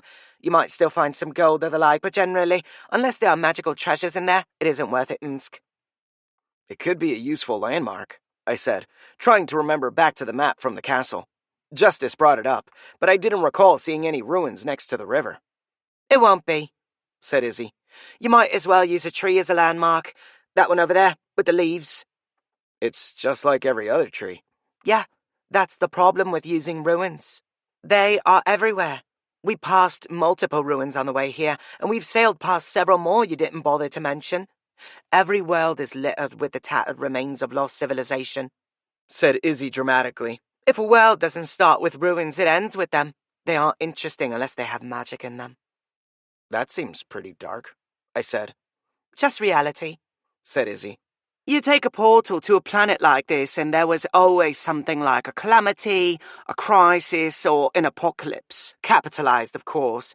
That signified the ending of the old way of life and the start of the new, where they will be much more respectful of magic. I've seen it a dozen times. How many worlds have you been to? A dozen. Didn't you hear me? Said Izzy. Places that are working properly don't need Mr. Magical Sword Knight to save them, or guild hunters. So then we're just lost, I stated. Which is why it's a good thing I'm here, Msk. I'll place the beacon at the castle. We'll just keep going until we get close enough, said Izzy, while she dipped her feet into the river. Or for the water to stop. Those kobold dams weren't in great shape before you started killing them. Without constant maintenance, they'll break down soon enough. Assuming we got the lair, I said. Izzy snorted. Well, I don't know about you, but I got experience points and an achievement for destroying the lair. We got the experience points, said Justice. No achievements? Guild monster hunters get achievements based on their exploits. It is a more random system, but approximately equivalent to our quest points, said Justice. You did get a quest point. So quest points are achievements, I said, realizing that made a bunch more sense. And you are stingy with them. I'm very generous, when you deserve them, said Justice. I didn't really have any complaints on the number of quest points I'd received, so I dropped it. Wouldn't be earning any if I went back to the farm anyway. I was floating downriver with a mostly naked girl who was trying her best to tease me to death after nearly drowning. I should have stayed at the meatpacking plant. Did anything level up? I asked. Battery has finally increased to rank 2, said Justice. So I have 3 mana points, I said, and checked. Yes, and you have your first secondary ring mana point. It behaves slightly differently than your internal mana, said Justice. I'd read a book on this, an exhaustive tome, really. It was 957 pages of pure unalloyed misery. Plus, I didn't understand half of it. The book was long, boring, and terrible. In addition, it was so technical, it was hard to figure out what anything meant. I did learn the standard method of magical notation, though, and that was surprisingly uniform. Please bullet point my second mana shell, I said to Justice. Okay, interrupted Izzy, leaning her warm back up against mine. I faintly remembered red clay and a shallow pond. A warm rock. Alana. It passed. Alana was the quiet type. Izzy was not. She cleared her throat and began. Your first shell of mana is your internal shell. That's where your soul resides if you believe in souls. If not, that's where your personal mana resides. But the second shell? I asked. She poked me in the ribs. I was getting to that. The first shell is internal. The second shell is external. That mana is far more in tune with the local mana conditions. We used to call that the mana sphere, but you can't do that anymore. All the other terms are way too technical for my translator, so we'll call it external mana. It isn't my mana? Exactly, replied Izzy. You borrow that mana from the environment, though you still only possess the ability to borrow so much depending on your magical skills. The Monster Hunters Guild can also use monster infusions to increase our mana levels, but those are generally avoided. Because infusing yourself with monster guts is bad, I said. Oh, hardly. I've had multiple infusions. That's why I have a prey of keeping up with you, and our senior hunters have been known to keep pace with master knights on occasion, said Izzy confidently. But I was talking more about mana infusions. You always get a bit of the monster in your brain if you do that, and it doesn't end well for anyone. That's terrifying, I replied. You get it, said Izzy, reloading for her next rant. Monster infusions are not something that knights need to perform. They can bring a person's power to roughly a knight's level, but they always have trade-offs. Like what? They make you a bit crazy, said Justice quietly. Anyway, like I was saying, and to continue, said Izzy distractedly, as she refocused on mana. Your external mana can recover much more quickly or slowly depending on the amount of local ambient mana, and that level changes even on a relatively mana-rich world like this one. During the conjunction, your mana will probably recharge faster than you can use it. However, it will become aspected. I prefer your explanations, I said to Justice. That's rather silly. She's very bouncy when she's excited, and you usually like that, said Justice, who could see around corners at this range. I sat very still as she continued. During a conjunction event, the local mana is heavily charged and gains the aspect of stars, meaning your attacks will have fortune attached to them. Good fortune? I asked. If you time it right, you might even get lucky, she said. Oh, my translator attached a special importance to that phrase. I'm sure it did, I groaned. Izzy snorted. Anyway, you have a second shell now, and certain wizards will be able to notice that if they look. Yours is pretty weak, and most knights don't bother with it on the account of rotating the rings is hella painful. It was so very painful. Do you have mana? You don't ask a girl if she has mana, said Izzy, feigning shock. But yes, I have the standard 2 points everyone has. My class is hunter, obviously, but I'm a mechanical type hunter, so I have more traps and tools than spells. I do have a magical spell that allows me to deploy traps quickly, like, say, a fast-burning acid followed by an explosive. But you have to have the traps? I asked. Have to build them myself, that's why I need all the monster parts, she said, cozying onto my back. I stood up, causing her to fall forward. Izzy caught herself, and I caught a glimpse of her languidly laying on one of the boat's benches. She wasn't naked anymore, and had put on a white linen shirt that she'd apparently had the entire time. It went down just far enough to be decent on a normal girl. It highlighted everything, and I had a thing for tomboys. You have a thing for anything with breasts and an arse, said Justice. I was 19. That was to be expected. I drew Justice, and Izzy reacted with curiosity more than any concern that I'd done so. I'm sorry I nearly hit you with Justice during the fight. She snorted. You'll realize that a magical sword cannot strike one of its allies in combat. It is in several of the stories. Is that true? I asked Justice. We have a good PR team, replied my sword in a total non-answer. I always got the impression that while the magical sword knights had lofty ideals and tended to attract people with lofty ideals, the actual ground game was slightly different. Being a hero in stories was great. Being a hero in real life was certainly less grand.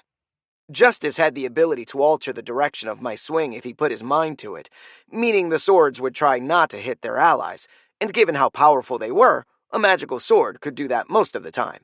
And the times they didn't, they probably died anyway, so no one found out. Why did you draw your sword anyway? Asked Izzy. Standing, I'd had to move slightly closer to the middle of the boat, and now that the game was over, she was sitting quietly making a great show of crossing her legs demurely. I want to try one of my spells with my new mana, I said. I cast Magical Strike. Justice glowed the faint blue color that he always did. That was disappointing. You used internal mana, said Izzy. How could you tell? I asked. Seriously? Izzy looked at me like I was crazy, then coughed and tapped her left eye. Lost it like you did, but I can't cast a high-level healing spell on myself, so I had to get it replaced. This is a wyvern eye. This is the only way I can tell that you are using personal mana. That was a bit of an odd phrasing, though when I first saw her I assumed she had heterochromia. When I really looked at that eye, you could tell something was very wrong with the pupil. It wasn't human. What else? I asked, taking the excuse to look at her properly. Izzy grinned, holding out her arm.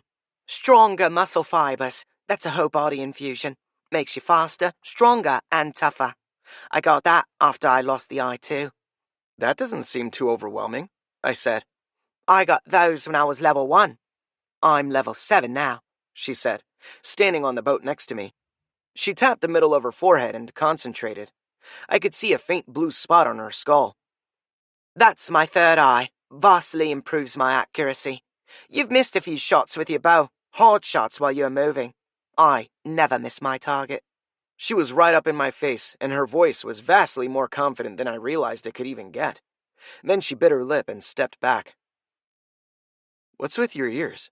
I asked, noticing something under her bob of pink hair. She flinched.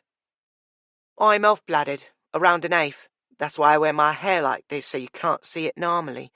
I don't need much mana to survive, though don't count on me going to visit you on Earth. But you need some? I asked. Any, really, but most worlds with low mana also have a thing against elves, said Izzy unhappily, fingering the tip of her ear. I considered having them clipped, but that messes with your balance really bad and hair's just easier. You are a monster-infused, elf-blooded monster hunter? I asked. That sounds pretty tough. But I'm not a magical sword knight, she said. I'm just a guild hunter, and now my beacon is getting further away. Smiling broadly, she shoved her still-wet armor into her bag of holding and leapt into the water, swimming for the shore easily. I glanced down at the oars and shrugged. No! Screamed Justice as I dove in after her. Chapter 13. Along the Way. It was late afternoon, but we were back on dry land heading to the castle. I put the raft back into storage, fully inflated of course, and we were making good time. Izzy's armor was still drenched, but she decided to put it on anyway. 1 minute, she yelled out, followed by grunting. Leather shrinks in water, I said. Another reason to avoid that stuff, said Justice. Metal, that'll save you. You cut through steel like butter, I said. Magical metal, for a magical sword knight, said Justice. Izzy finally stepped out, looking annoyed. Her armor shrunk, then stretched when she put it back on. She was very fit, and still had a muffin because it was so tight. Are you sure that's safe? I asked. Her left foot was turning slightly purple.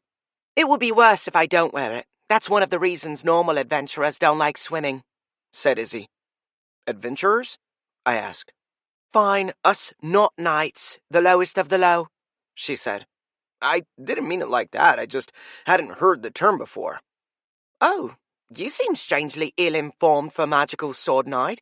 I thought they put you guys through the academy before you went into the field, said Izzy. That is an exaggeration, said Justice. Many of the knights are squired by their blades. I suppose that would make sense if you had a magical sword with centuries of wisdom and experience, said Izzy, with a slight sarcastic tone about her. I couldn't guess from where. In any case, there is the Adventurers Guild. That's the oldest one, and they have the most members. They travel between worlds? I asked. Not generally. Most of the time, the Adventurers Guild sets up a branch in a new world, and the members remain there. So they tend to get most of the lower-level contracts in any region.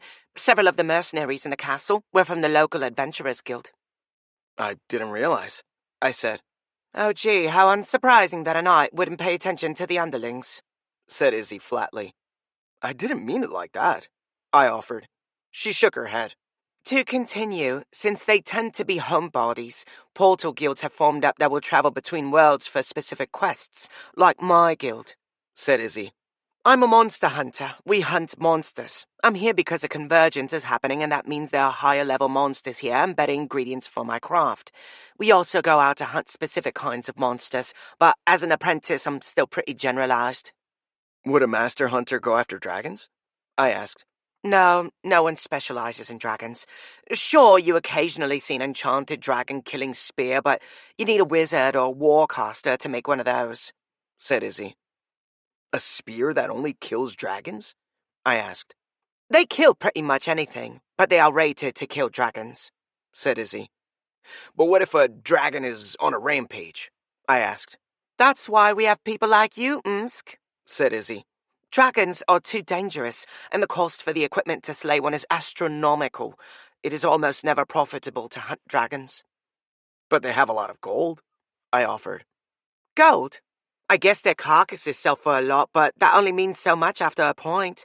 A master hunter is already quite rich, so taking the risk to hunt a dragon is ill-advised, said Izzy. Also, dragons hoard. They don't necessarily hoard gold. There are tales of them hoarding books, food, and one even hoarded water, but those things don't necessarily translate into wealth. Justice coughed. Grandpa Henry had killed that dragon, with Justice. Are there any other world-hopping guilds? I asked. Other than portal guilds, there is also a wizards guild, but that's for general magic users more than wizards specifically. They will portal around for ingredients or ruins, in that order. An archaeology guild, they go for ruins or ingredients. Then a bunch of mom-and-pop portal-capable organizations that exist in a world or two. Like a fighters guild? Those tend to grow up around adventures guilds, but they don't bother portaling around. A planet is a big place, Msk. Only a handful of guilds bother going through portals. Obviously, the strongest guild is the Magical Sword Knights, said Izzy. We are a corps, not a guild, said Justice. Oh, yeah, that makes a big difference, she replied. Your corps behaves like a guild. You have a fortress at Knight's Rock and everything, but obviously you already knew that. I did, actually. Justice mentioned it repeatedly. I was not to go there until I was level 10. Izzy was getting heated. Why is she so upset? I don't know. The trumped-up adventurers we used to deal with had that problem on occasion. Henry told me to be quiet about it and change the subject, said Justice. So, in Izzy's world, she is a step up from the local adventurers who were stuck on the same planet, I whispered to Justice. In your world, she is just another common adventurer who also happens to have access to a portal. Basically, said Justice. I really was hoping Izzy didn't hear that. And she was looking over at me like she might have. Time to change the subject. Hey, is that a cart path? I said as we left thick grasses and entered onto a muddy patch. The ruts were a dead giveaway. Msk, your keen nightly senses have saved us. The super-hidden main road with road signs had eluded my hunter's vision and wasn't why we were walking this way, said Izzy, reaching into the mud, then lifting her fingers to her mouth. She spit it out.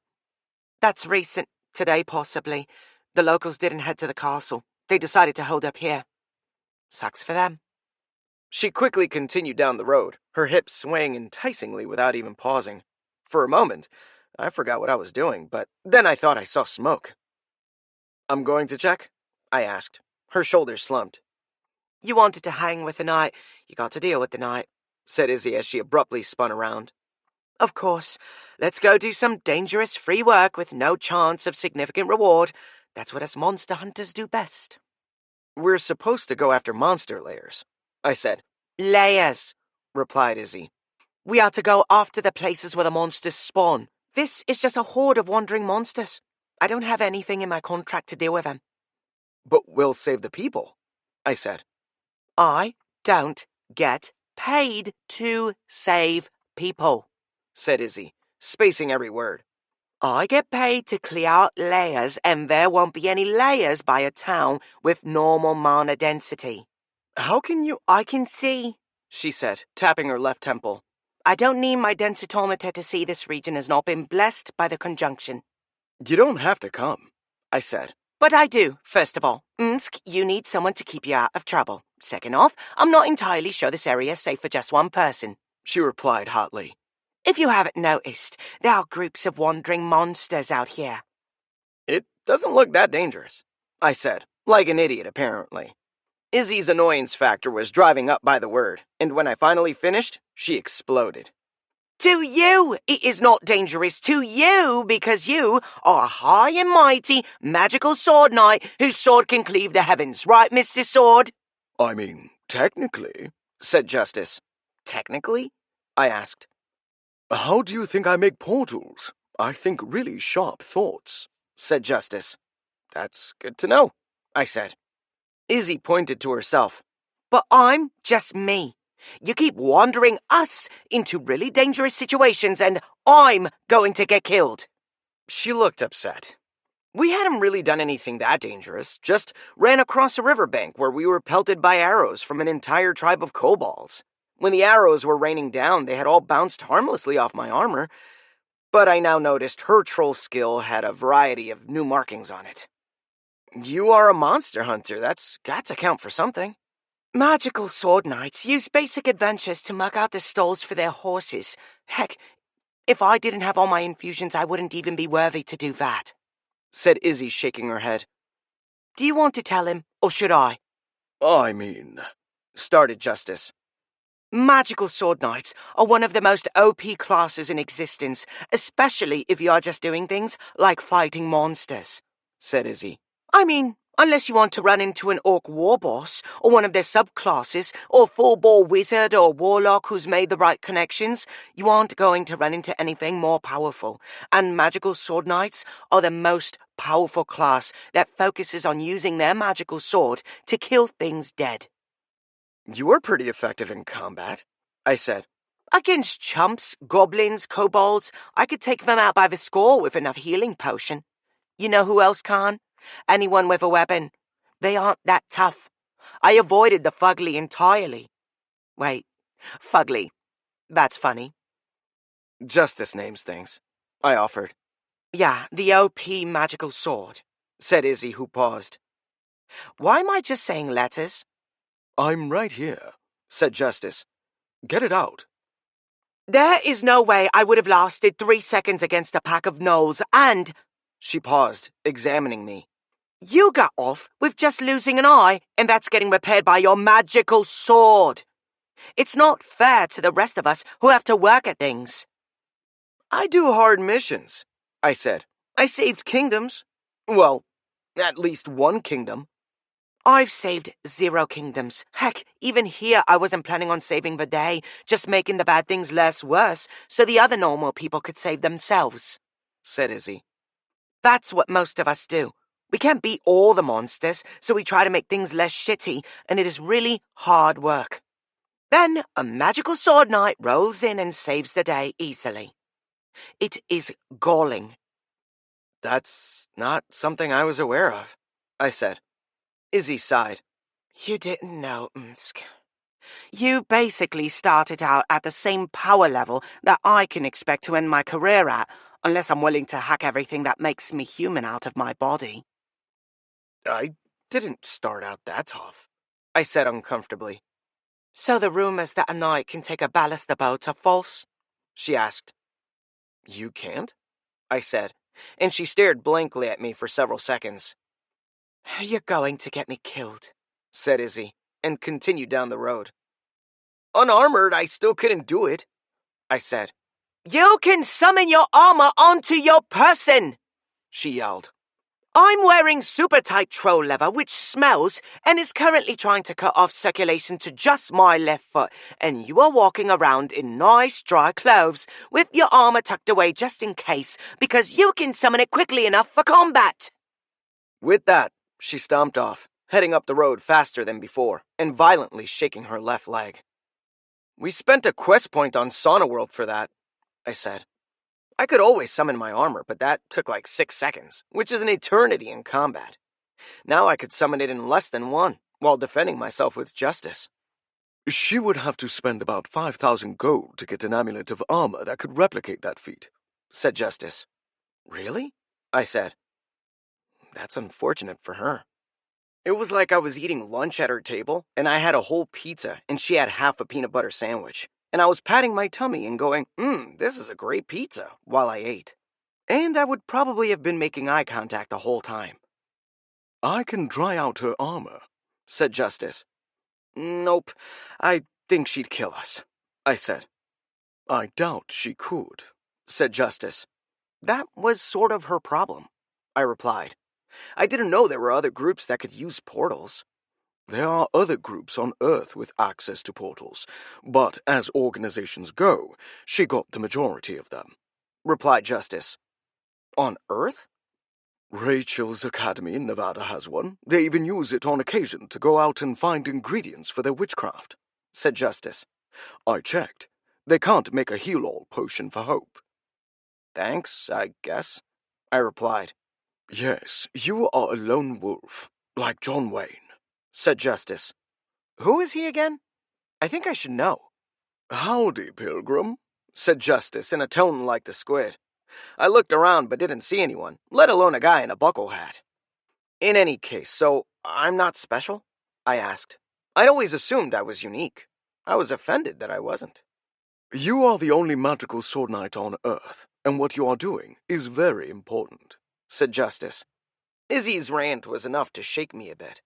She was working at this, and I realized I was just kind of going through the motions. I wasn't focused on what a knight was supposed to do, and I wasn't sure I even wanted to do it. I was helping people, but they were strangers, people who didn't even live on Earth. I didn't know how that impacted me. The people I saved were like the ultimate Canadian girlfriend. I'm a great hero, you just don't know about it because all the people I saved exist on a different planet. That was my biggest problem. No one on Earth knew what I was doing. Worse, it wouldn't be fair for me to tell anyone because then both of us would sound crazy. I couldn't get a girlfriend because I was off-world for days or potentially weeks at a time with no notice. While I was on Earth, I was just waiting for the next quest off-world. I couldn't even tell my family, so I just looked irresponsible. Dad thought I was playing games and smoking weed because I couldn't tell him what I was doing. He valued responsibility above most other things, and I was out here in a fantasy land instead of being back on Earth. There were things I could be doing there to help the family, like he would be. That was a problem the protagonist had in Portal stories that they didn't cover enough. If you got back to Earth, you couldn't tell anyone anything you did. I fought an orc chieftain in a duel. That just sounds made up. Now I'm on a planet cleaning out monster layers. I could do this for a while, but what if I wanted a wife and kids? I couldn't exactly tell her I was leaving for a month to go save a princess. I had to imagine that no woman was going to be happy with me jumping through a portal in a wardrobe Narnia style to go save another world. At some point, they would need me, and this job was going to conflict with that. Grandpa Henry had been a knight for decades, but he'd also been a loner living in a small house with Mac that whole time. Mom was from his first marriage, and I didn't know what happened there, though I suspected his wife left him while he was away. Mom had been raised mostly by Grandpa's parents. She loved Grandpa, but he'd apparently been a terrible father on the account he was gone so often. When she'd grown up and got married to Dad, he'd missed the wedding. Grandpa showed up occasionally, and when he did, it was always great, but you could never count on him. Was that going to be my life if I continued as a knight? We walked in silence, or more correctly, I walked in silence. Izzy was loudly muttering to herself about her future demise by my negligence, and Justice was talking about the socio-economic system of medieval culture as it related to agriculture. Which, bluntly, was more interesting to me than most of the stuff he talked about, but he'd get back to it eventually. Justice wasn't human. He didn't get bored from telling the same story over and over again, so he would. That left me free to consider what I was doing. I was going to have to do a better job as a knight. No more stupid mistakes. Plus, I'd have to watch out for Izzy a bit better. She was more fragile than I was, and aware of that fact. Those two things felt like the lowest bar for being a knight, and I could manage at least that. Taking stock of where I was, there was farmland. There were marginally tended fields in all directions growing a host of crops. Some I recognized, like the soybeans, and some I didn't, like the red lumpy ground apples. I was guessing squash of some type, but when I cut into one, it was more savory than any normal flavor I'd expect from this climate. That's because it is magical, said Justice, and I used a knife to cut off a few extra bits. Dad would find the red fruit interesting. He liked a challenge, and they'd go in the garden first so Mom could inspect them. She'd grow them for a year, figure out what you could do with them, and if they were good for the local soil, then he'd make a call. Dad would work until 11, picking out fields and planting acres of the things. It might be nice to get some of these off-world plants and bring them back to Earth to study. It would not, said Justice. Most plants require a base mana level to survive that Earth cannot support. What about the backyard? I asked. Justice paused. That would allow you to grow some off-world crops, but they won't survive even a quarter mile from the house. Even better, no competition, I said, discarding the stem of the red gourd while pocketing the seeds. Your grandfather tried to grow stuff on a few occasions. He just lacked any real talent for it, said Justice. He lacked the patience. I'm surprised Mac didn't tend a garden for him, I said, thinking of my house goblin. Mac hates dirt, and last time I checked, that is where the plants live, said Justice. Point, I replied. Mac was fastidious about cleaning to a painful degree. He'd take an empty cup right out of your hand if you weren't holding it tightly enough. We continued down the ruts for a few miles. The fields were everywhere, and we occasionally passed empty farmhouses close to the road. They were abandoned, owners probably fleeing to a point of security somewhere nearby. Izzy finally collected herself. I've decided to forgive you, Umsk. It isn't your fault you are like this. Thanks, but like what? I asked. Like a knight, she replied. If you want to investigate the town, it is not that far up ahead, and we can see what is going on and help those people. They might even pay us, I said. Like a noble magical sword knight accepts money from the downtrodden, said Izzy. I glanced at Justice. We certainly would accept money from pretty much anyone. I mean, I didn't mind working at a discount, but was our reputation really that selfless? Justice coughed. We have an excellent PR department. It's going to be bad if we try to charge them, I said. Yup, said Justice.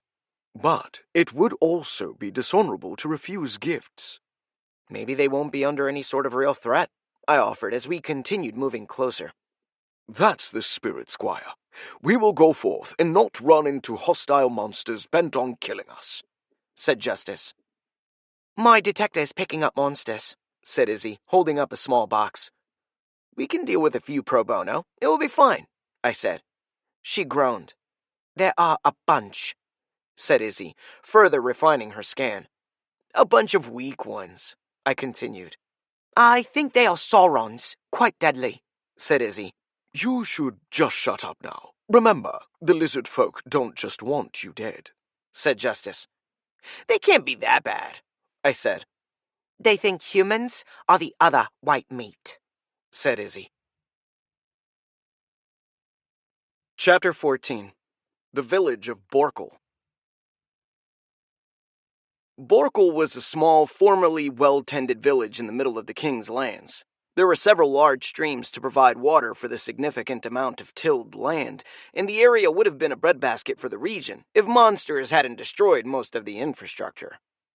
Why would monsters attack windmills? I asked, looking at the ruins. Maybe they confuse them for dragons, offered Justice. Izzy's head shot up distractedly, and she looked around. I didn't see any dragons. It's an expression, I said, and she resumed using my binoculars to survey the village. Don't scare me like that. I grew up in a village like this one, said Izzy. I don't see any survivors.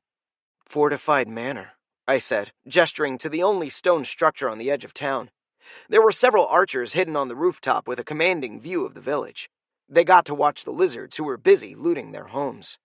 The lizards have not yet decided if they are going to go through the trouble of sacking the only fortified building in sight, said Justice, as the stalemate continued.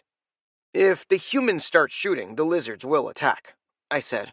They are hoping that the lizards just finish looting and leave. It must be nice to have some place to run when monsters attack, said Izzy bitterly. Well, we're here. We can protect them, I offered. Izzy looked at me sourly, then returned to examining the village.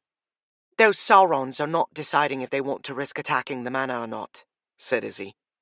They are talking themselves into it. Why are they delaying? I wondered out loud.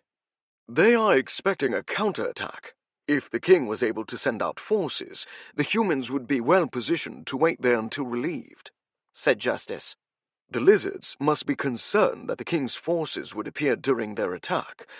They would be slaughtered. If being the important word, I replied. Where is the army? There was a substantial garrison at Rothgar that should have been able to protect this area, and there were also several manors of the local lords that should have been able to deploy troops, said Justice. I suspect they are all under siege, and so none can field a force to relieve the others. Helping here might be the start to resolve that. I nodded and looked over at the monsters. I hadn't seen a Sauron before, and I couldn't say I enjoyed the experience. Saurons were lizard people, scales and everything. They were broader than a human, though somewhat shorter on average. Part of that was due to the fact they did not appear to be able to stand straight up. Their tail wouldn't allow it. They had a forward resting position at an angle that looked like something you'd see out of a velociraptor from those old Jurassic Park movies. Their equipment was a combination of barbed club swords and shields that must have been made from turtle shells. The equipment was primitive, but looked functional enough. The barbed club swords featured a savage, spiked head that looked designed to penetrate armor. and a small number of them had colorful ridges of various styles, almost like hair, but not quite. Bigger ridge means badder Sauron? I asked. Yes, they seem to only develop on the ones that can use skills, or females, and their war bands almost never include females, said Justice, highlighting one. The ridges should give a hint as to their capabilities. That one looks fast, so I'd expect him to have a dexterity-based power. Of the 30 or so Saurons we could see, only 6 had ridges. Izzy sat quietly, probably contemplating her poor life choices as the lizards continued raiding the town. They were gathering up slowly, but after several minutes of watching, my gut told me Izzy was right, and they were going to attack soon. I cleared my throat. I'm going to go in there and help those people. Izzy was using my binoculars to stare at a single burned-out home. I used her spyglass and spotted the remains of several humans inside, and not much of those. A small blue skirt was fluttering in the air like a flag, and I didn't see a body. Izzy's lower jaw trembled until finally she nodded. I'll help. You don't have to, I began. I have to live with myself, she said quietly. Do you have any ranged weapons that you could use to snipe at them from out here? I asked.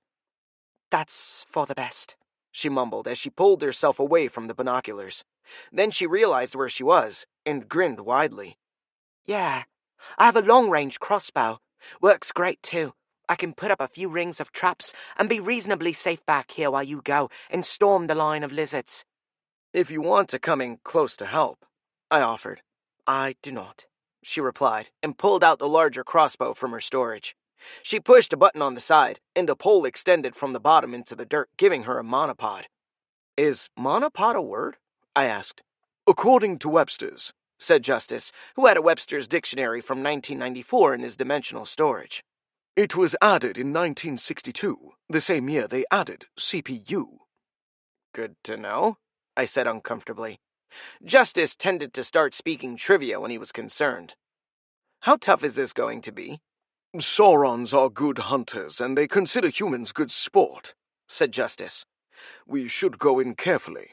The big concern is another squid. If they are here, this will be very dangerous. But it isn't like there are any apex lizards down there. Apex lizards? I asked. They are very large, replied Izzy, who was still using my binoculars to survey the site. Anything else I should know? I asked the hunter as she continued setting up. Here, take this, she said, handing me 2 of her grenades. That's my best and second best bomb. It might be of some use to you. Don't you need them? I asked. If they get close to me, a few bombs aren't going to be much help, replied Izzy angrily. I'm counting on you to not let the lizards get to me. Can you handle that? Of course, I replied. I left Izzy to her preparations and started for the town. It was about 20 structures in a cluster with the manor house on the outskirts. Up close, I could see more guards at the manor house, explaining why the Saurons hadn't attacked yet. The people inside were armed and waiting, but there weren't enough to deal with that many monsters. I am not seeing any mental chatter, said Justice, as we got closer, and I let loose a steadying breath. I wasn't sure how much of the Knoll Pack tactics were because of the squid, but even a slight bit more could have proven deadly. Without one, this fight would be much easier. Why are they hiding? I asked. The manor has a good view of the town. Any Saurons in open spots would be easy pickings for the manor's archers, said Justice. That is another reason castles are built so far away from towns. Sneaking around the town, I came out on the side opposite of the manor without my armor and started inward. The lizards weren't just burning everything down, which was a plus, but then again, that might have just been because they didn't understand fire. Several of the buildings were badly damaged with entire walls smashed out. It is time for your nightly attack, said Justice, as we spotted our first Sauron up close. He was shorter than I was, but around the same mass, discounting the tail.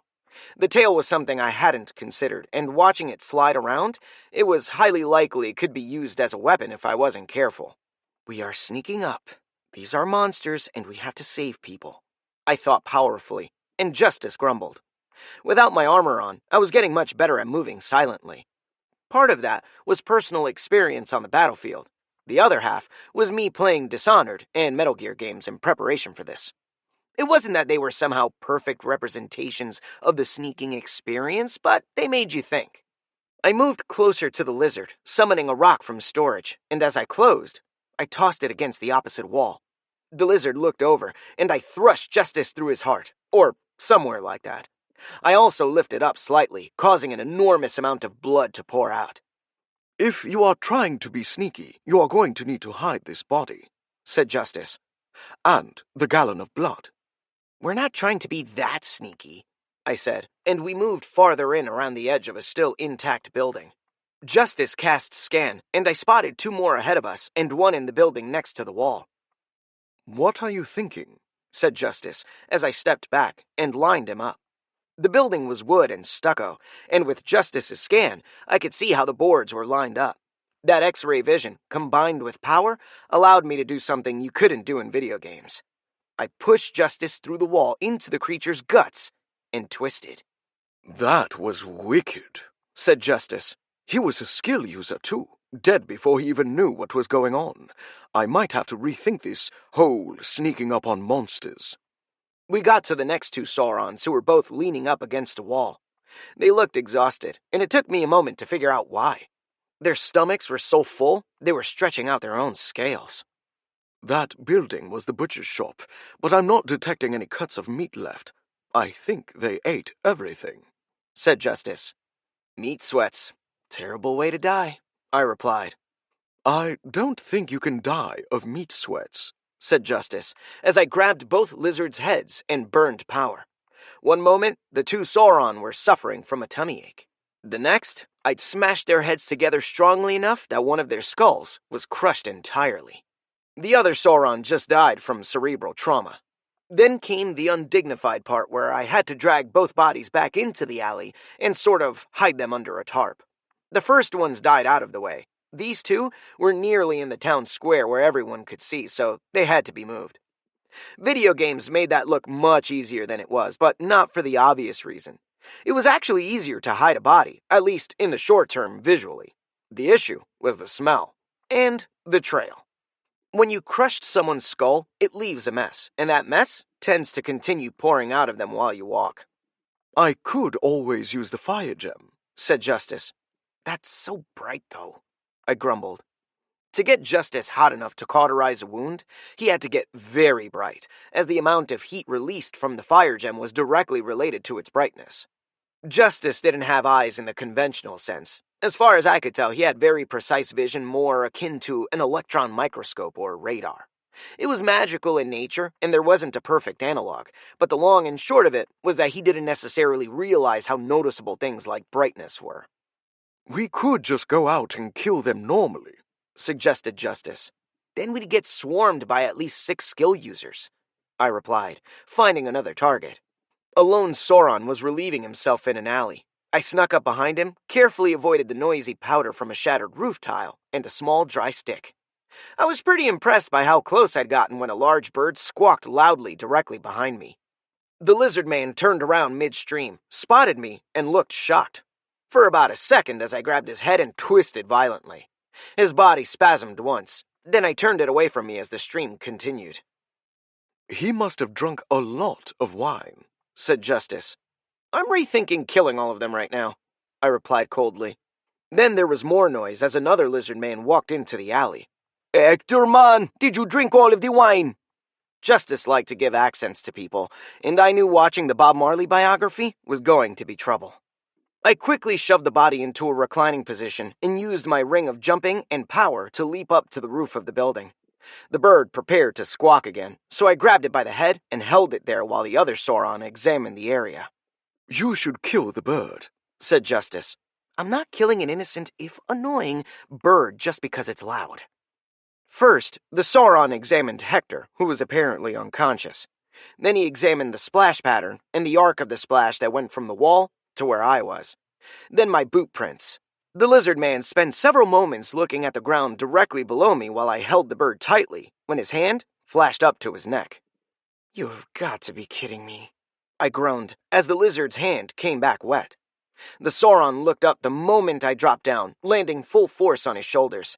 He burned power, preventing me from knocking him over, but not from Justice piercing his skull before he was able to raise the alarm. Fortunately for the nearby Sauron, the irate bird did enough of that for everyone.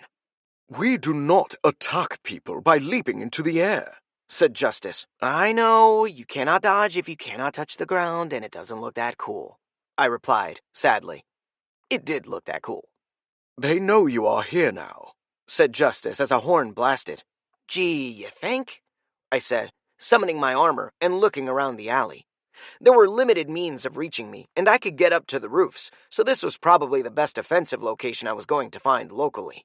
Which was good, because the first two Sauron tore around the corner, their barbed club-like swords at the ready. I deflected the first attack and smashed Justice into the creature's turtle shell shield. The shield cracked on impact, but the Sauron's arm was left intact. "Magical shell," said Justice. "Alchemically treated. I won't be able to just bust through those." "Great," I muttered, as the second Sauron thrust at me with his blade. It was some sort of hardened kelp with chunks of obsidian baked into it. The dried kelp was as tough as oak, and each time I parried hard, jagged bits of obsidian were knocked from the weapon, peppering my armor. "Those fragments are getting into the gaps in your armor. You are bleeding rather badly," said Justice. "I am aware," I replied, knocking the sword aside and thrusting into the Sauron's torso. Justice burst into flame, and the mortal wound turned instantly fatal. I didn't have time to follow up, because two more were in the alley behind me, attempting to pin me from both sides. I burned swords, blocking their attacks with adroit skill and keeping more obsidian dust away from my tender skin. Closing the gap, I took off one creature's hand and slashed Justice through the jaw of the other when he failed to get his head pulled away in time. "Above!" yelled Justice as one of the smaller Saurons managed to get onto the roof and was jumping down. He was still just over the roof line when a crossbow bolt slammed into his chest. He snarled at me when he landed. Then he coughed and fell face first onto the ground. A small stream of smoke poured out of his chest as his tail danced around wildly. "Wait, that's a female," said Justice. She was smaller and had no ridge to speak of, but her tail was much more limber. That was the entirety of the observable differences between the two genders. "Is that a problem?" I asked. "I was assuming it was all males with some juveniles, not females," said Justice. "Remember, most Sauron females are skill users." Two smaller Sauron were at the top of the roof, and they had bows. I instantly moved my forearm over my eyes, and both arrows shattered against it. At that range, a dexterity user could put arrows into very small targets, like my visor. I leapt up, smashing into the roof where I landed. The tiles could barely handle me when I was just dressed in my regular clothes. In my armor, they shattered. Not that I had time to feel sorry for the owner of this place. The four females on the roof reacted quickly. The two closest to me both pulled back, trying to put as much distance between us as possible, while still firing arrows at my armor. The Frankensuit was more than up to the task, but that limited my movement somewhat. Meanwhile, the other two focused on accuracy more than speed, and an arrow slammed into my visor. "Goggles!" I yelled as I continued after the lizard woman.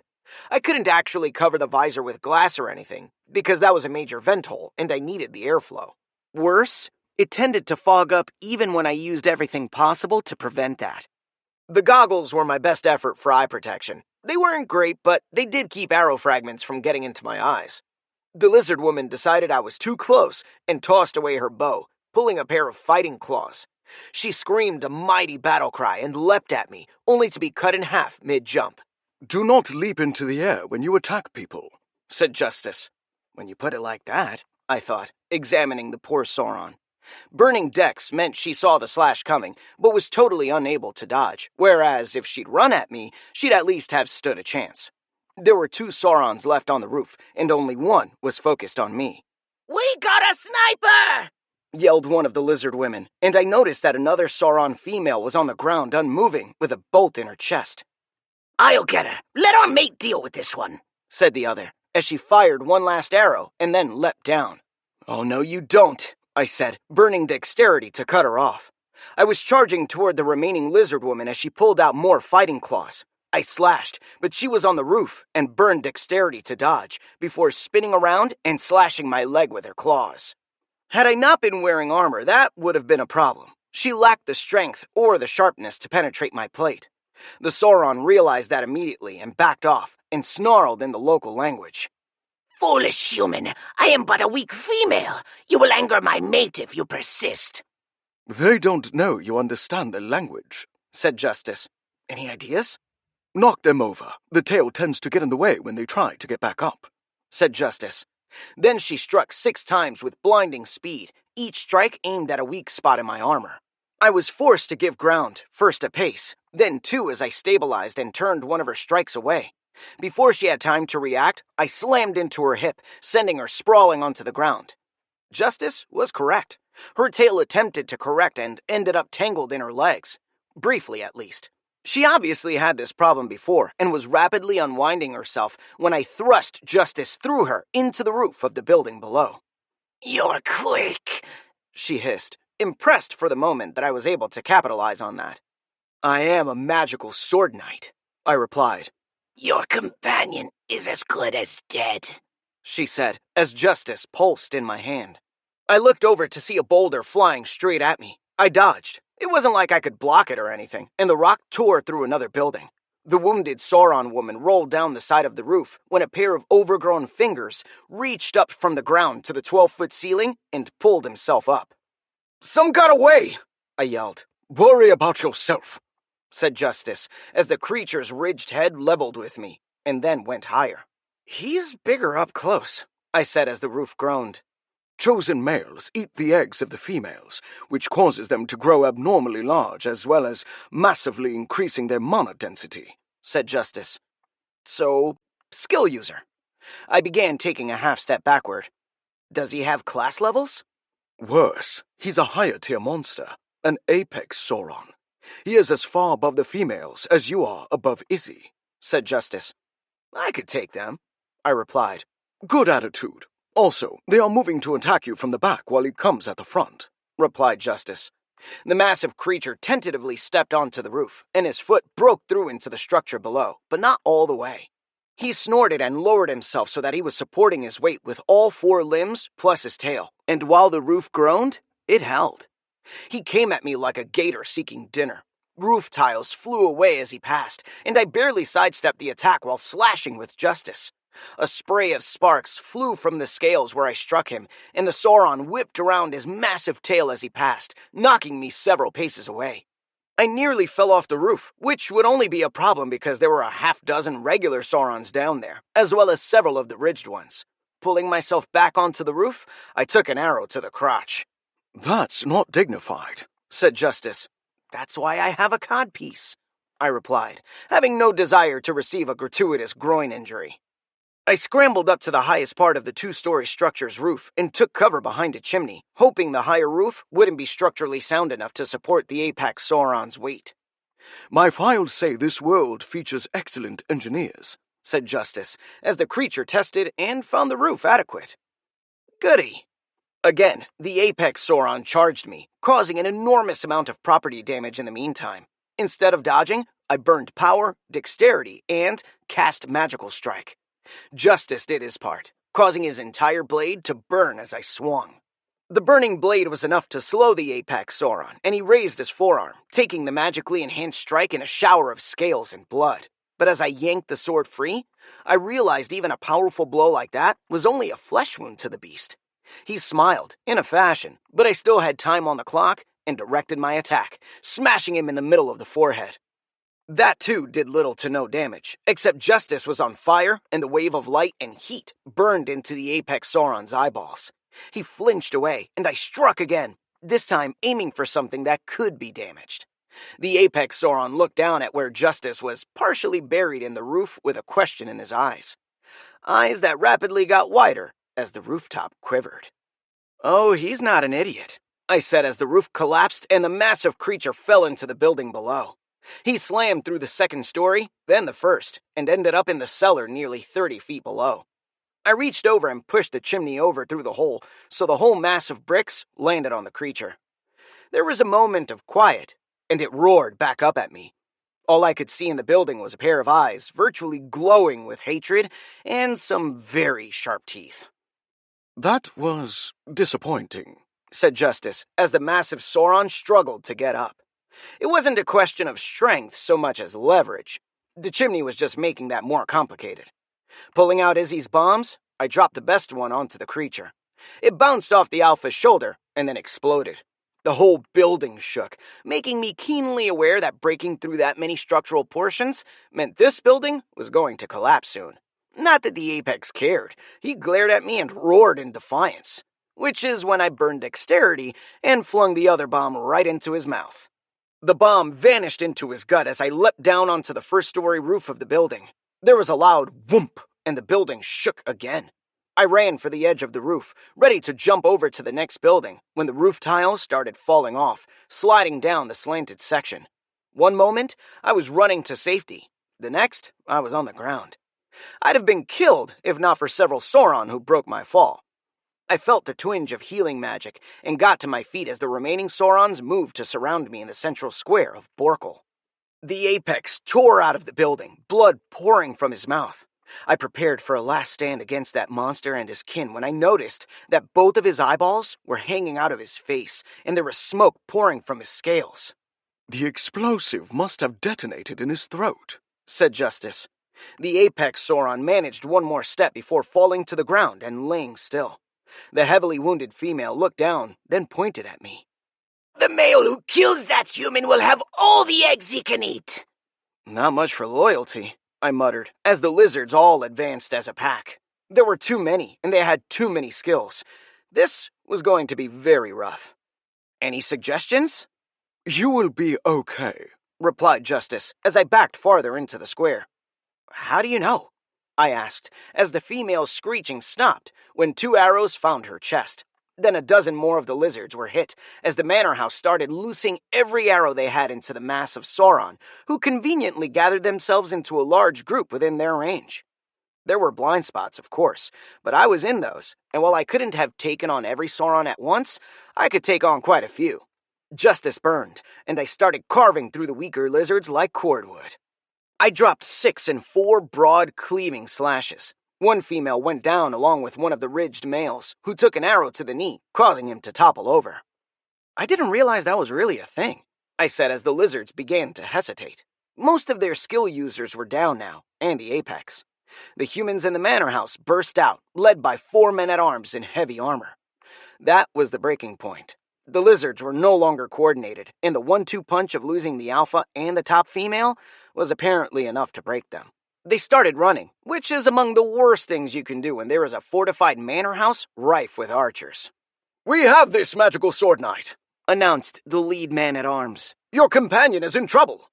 He was right, and I was gone, combo burning back to where Izzy had been plunking away at Sauron while I dealt with the big one.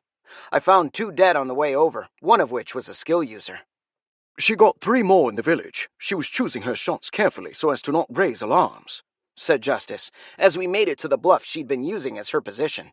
It doesn't matter, they got past me.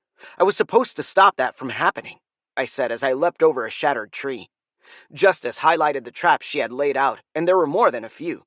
2 rings of smaller traps for detecting incoming monsters, as well as a third that contained the bulk of her lethal traps. I found a lizard who'd taken a bolt when he crossed the outer detection line, and another skill user who hadn't made it past the inner line. But one had, and Izzy's short-range hand crossbows didn't have the punch to kill a skill user outright. She switched over to acid and her dagger. What finally got the lizard was an explosive trap that Izzy must have triggered with her own body. The trap was something like a claymore, and the detonation had blown the lizard in half. Izzy was behind the trap and had only been flung away, landing in a bloody, smoking pile.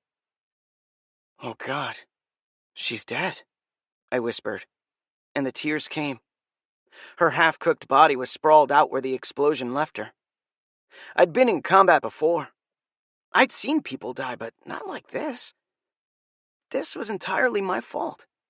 She wouldn't even have been here without me. Then she coughed and I rushed to her side. "I got 4. That's good enough. I'm gonna rest now," she mumbled. There were burns everywhere, and multiple patches where her bloody skin was exposed through the mangled armor. "Justice, heals now!" I ordered. "That only works on you," said Justice. "Potions, then," I said. Then I saw the half-dozen bottles next to Izzy. She'd been dosing herself. She is in potion sickness. She has taken every potion she can, said Justice. Unless the town has an alchemist, or there's a church nearby, there's nothing we can do. I saw 2 of the men-at-arms running up. The leader was among them. I yelled, "Is there a church or a healer nearby?" "There is a church," yelled the man, "but it is 15 miles down the road." I grabbed Izzy and began comboing my striding skill. That allowed me to move at really impressive speeds and over a great distance. I could do a mile in about a minute, but I had limits. I couldn't keep up that pace forever, and my stamina was rapidly depleting. I could make it in half an hour, but she didn't have that long. I need my horse. Would you like to spend the quest points to summon Gringer? Chapter 15. Over the river and through the woods. Gringer had been on Exogen since I'd first gotten him. I'd spent the quest points initially to make him my bonded steed without full knowledge of what that meant. I thought it gave me some neat bonuses for riding him. It gave him heightened intelligence and a desire to serve justice, both lowercase and uppercase varieties. I guessed I was in there too, but overall, Gringer's main duty wasn't to me or justice. Gringer's overriding goal in life was to be the biggest, meanest horse that ever existed, to his enemies at any rate. So while I stood there panting from overexerting myself, Justice had me slash into the sky, causing a portal to open up, and the biggest, meanest horse I'd ever seen appeared before me in full barding. I promptly hopped on his back. Gringer didn't fully understand what was going on, but he understood urgency. He tore off down the road at his maximum pace, which was faster than I could run even with comboing striding. It still wasn't enough.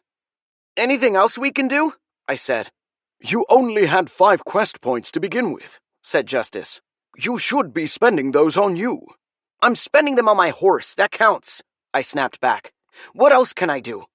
"You could spend the rest and give him a point of stamina," said Justice unhappily. "He wouldn't have any skills," I said. "I can give him skills, he's your horse," said Justice, still rather unhappily. One moment, we were riding at a little over 40 miles an hour as Gringer moved with as much speed as his heavy build could muster. Then we were going closer to 80, on a mud road that wasn't very straight, while I was holding Izzy princess style. I had to burn dexterity just to avoid shaking her to death. My favorite part was over the river, where the monsters had burned out the bridge. It was a good 30-foot jump and entirely manageable by a horse traveling 80 miles an hour. Gringer didn't even hesitate before jumping over the river Dukes of Hazzard style. Unlike the TV show, he landed so hard, I thought my tailbone had popped out of the top of my head. Justice cast heel. "How bad?" I mumbled. "Spinal fracture," replied Justice. "Probably because you perfectly protected the girl from the impact." "Cool," I muttered. Gringer and I had a limited psychic connection, and I could sort of command him through my thoughts, which was good, because I don't think he could have heard me, and I certainly couldn't tell where we were going at this point. Justice told me we were almost at the church, and Gringer seemed to catch on. Izzy was still alive, but no longer capable of anything. My guess was massive internal bleeding, but it may have been something to do with all the healing potions. In any case, we found ourselves on a sidewalk made up of actual paving stones when Gringer stopped, finally. Stopped is a strong word here. He locked his legs in place and slid the last 40 feet or so until we finally came to a massive doorway to the church. I dismounted and pushed on the door, but it was locked tight. Pounding on the door, I yelled, "My friend is dying! Let me in!" "We can't! If we open the door, the monsters will get in!" replied a voice. I looked around and realized the entire church had been encircled by terrified goblins and a handful of confused gnolls. Gringer was currently sitting on 2 from where we'd slid down the sidewalk. "Gringer, kill all the monsters," I said, turning back to the doorway. "I am Sir Yorick, a magical sword knight, and my steed will deal with the monsters. My companion will perish lest she receive immediate aid. Art thou forsaking me?" "Forsaking," said Justice as the clergy hesitated. "I can't let her die. I told her I would protect her," I pleaded. Gringer went to work. He was the biggest horse I'd ever heard about, and Hope loved horses. She'd loved horses since she was a kid, and of course Dad bought her one. Hope still loved that horse, even after Dad sold it when she couldn't go riding anymore. He'd sold it to the neighbor, though, and Hope could ride it whenever she felt like it. In any case, I'd grown up with a sister who loved horses, and she liked to talk about them.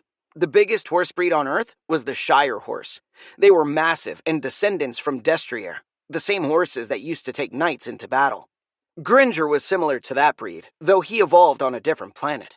The difference being that orcs needed horses, and they had to be bred accordingly. And they had magic, so Gringer was well over 2,500 pounds, though I'd never put him on a scale.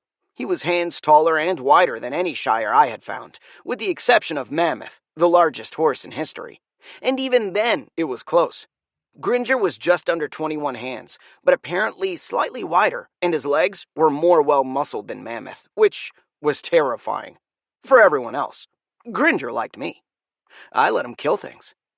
He might not have been able to stand up against skill users, though that was debatable before, and even more so now, but he wasn't fighting skill users. A goblin pulled out his spear, and Gringer kicked it away before stomping on the creature. He grabbed another by the arm with his muzzle and flung him dozens of feet away. The goblin's last moments were spent screaming before the sickening crunch.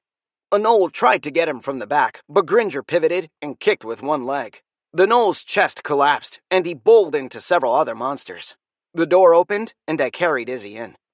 "Set her on the altar," said a priest as they hastily shut the doorway and barred it.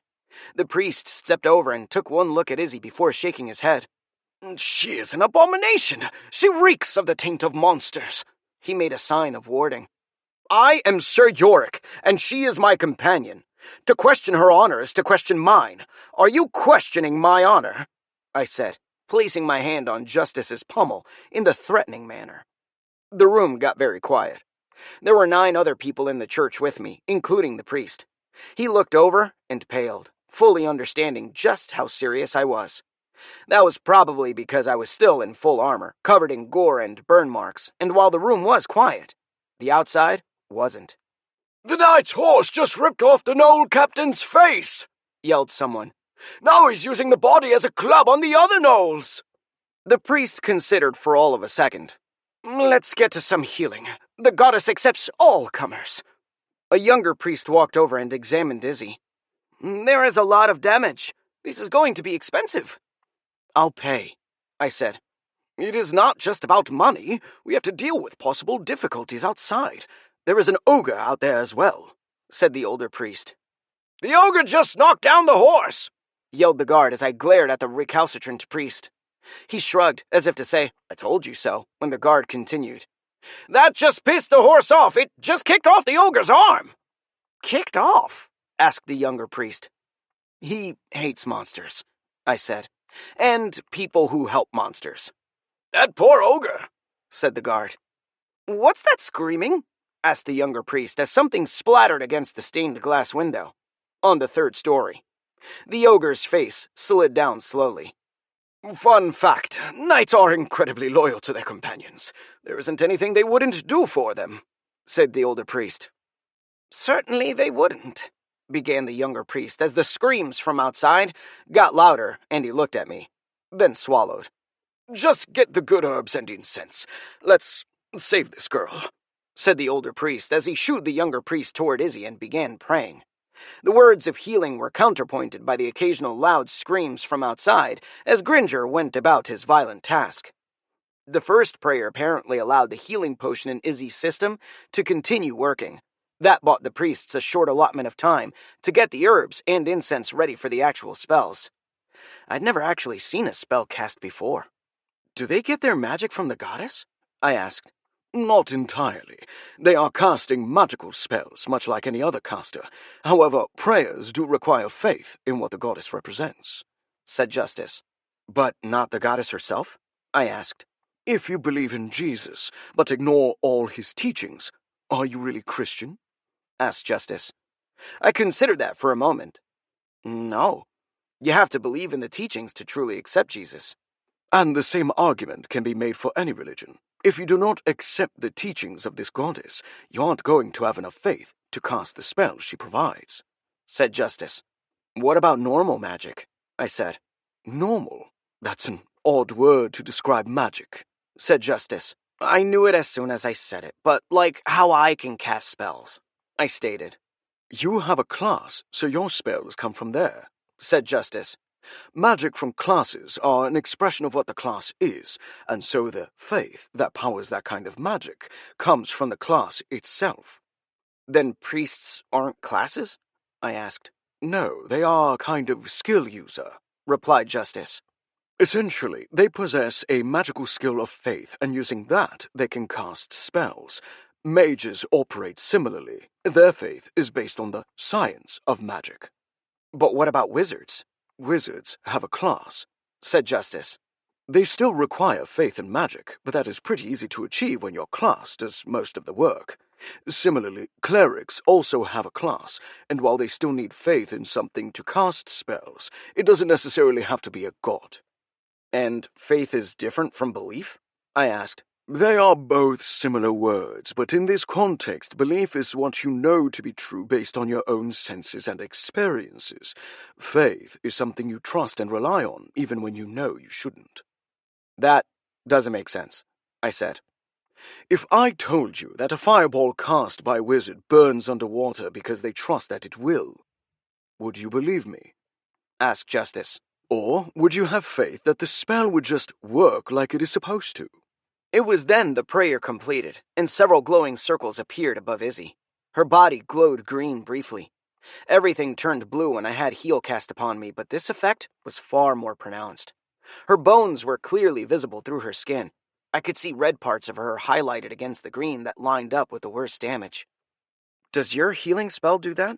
I asked. Show the parts where your mana network has been disrupted? Asked Justice. No, that's not useful for my spell. My healing spell is a powerful catch-all. They are using more selective healing. They pierced her stomach and damaged her heart, I said quietly. There was a lot more red than that. Those just looked to be the worst bits to me. Certainly the priests were focusing their spells on those regions. And that was the damage left after she started drinking healing potions, stated Justice. It would have been much worse. Plus, healing potions tended to take it out of you. It wasn't so bad with one, but every follow-up potion was worse and worse, which is why I let Justice heal me before moving over to them. I noticed a purple mark in her mana on her forehead, where that third eye was, as well as more purple markings throughout her mana where the remaining infusions had been applied. She had more purple on her than I thought, and some of her monster parts were still quivering. She has more infusions than she told you about, said Justice. A woman not telling you everything was the only non-strange thing happening here as I let the priests cast their spells while talking to my magical sword.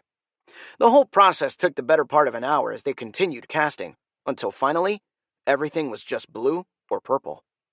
The spell was successful, but the damage was quite serious, said the older priest, sagging slightly. I believe she will sleep through the night. Her infusions complicated the process, but overall she will recover. I exhaled. Are you going to help your horse? Asked a guard. Do I need to? I replied, watching over Izzy. The monsters are all dead, and we'd kind of like you to make him stop. I left Izzy on a cot and walked out to where Gringer was sitting down like a dog. He turned his head as I approached. Horses had a blind spot right in front and behind them, so that's how you could tell they were paying attention to you. How are you doing? I asked as I patted him on the shoulder. Gringer considered that, his tense muscles relaxing slightly. He snorted and whipped his head around. I see. You cleared out all the goblins and gnolls, I said, examining the smears. The goblins had not cleared out pleasantly. Then I spotted the first gnoll, the leader of this force. He died grasping for something. Did you have fun? Gringer snorted happily while grinning at me and shoving his head into my hand for more scratches. I reached down to his exposed chin for a few. His nose was bloodied, and I brought out Justice. One tap later, all of Gringer's wounds, mostly minor cuts and abrasions, were gone. He nickered at me, his lips exposing gums with all of their teeth intact. Gringer was a biter, as many of the goblins had figured out.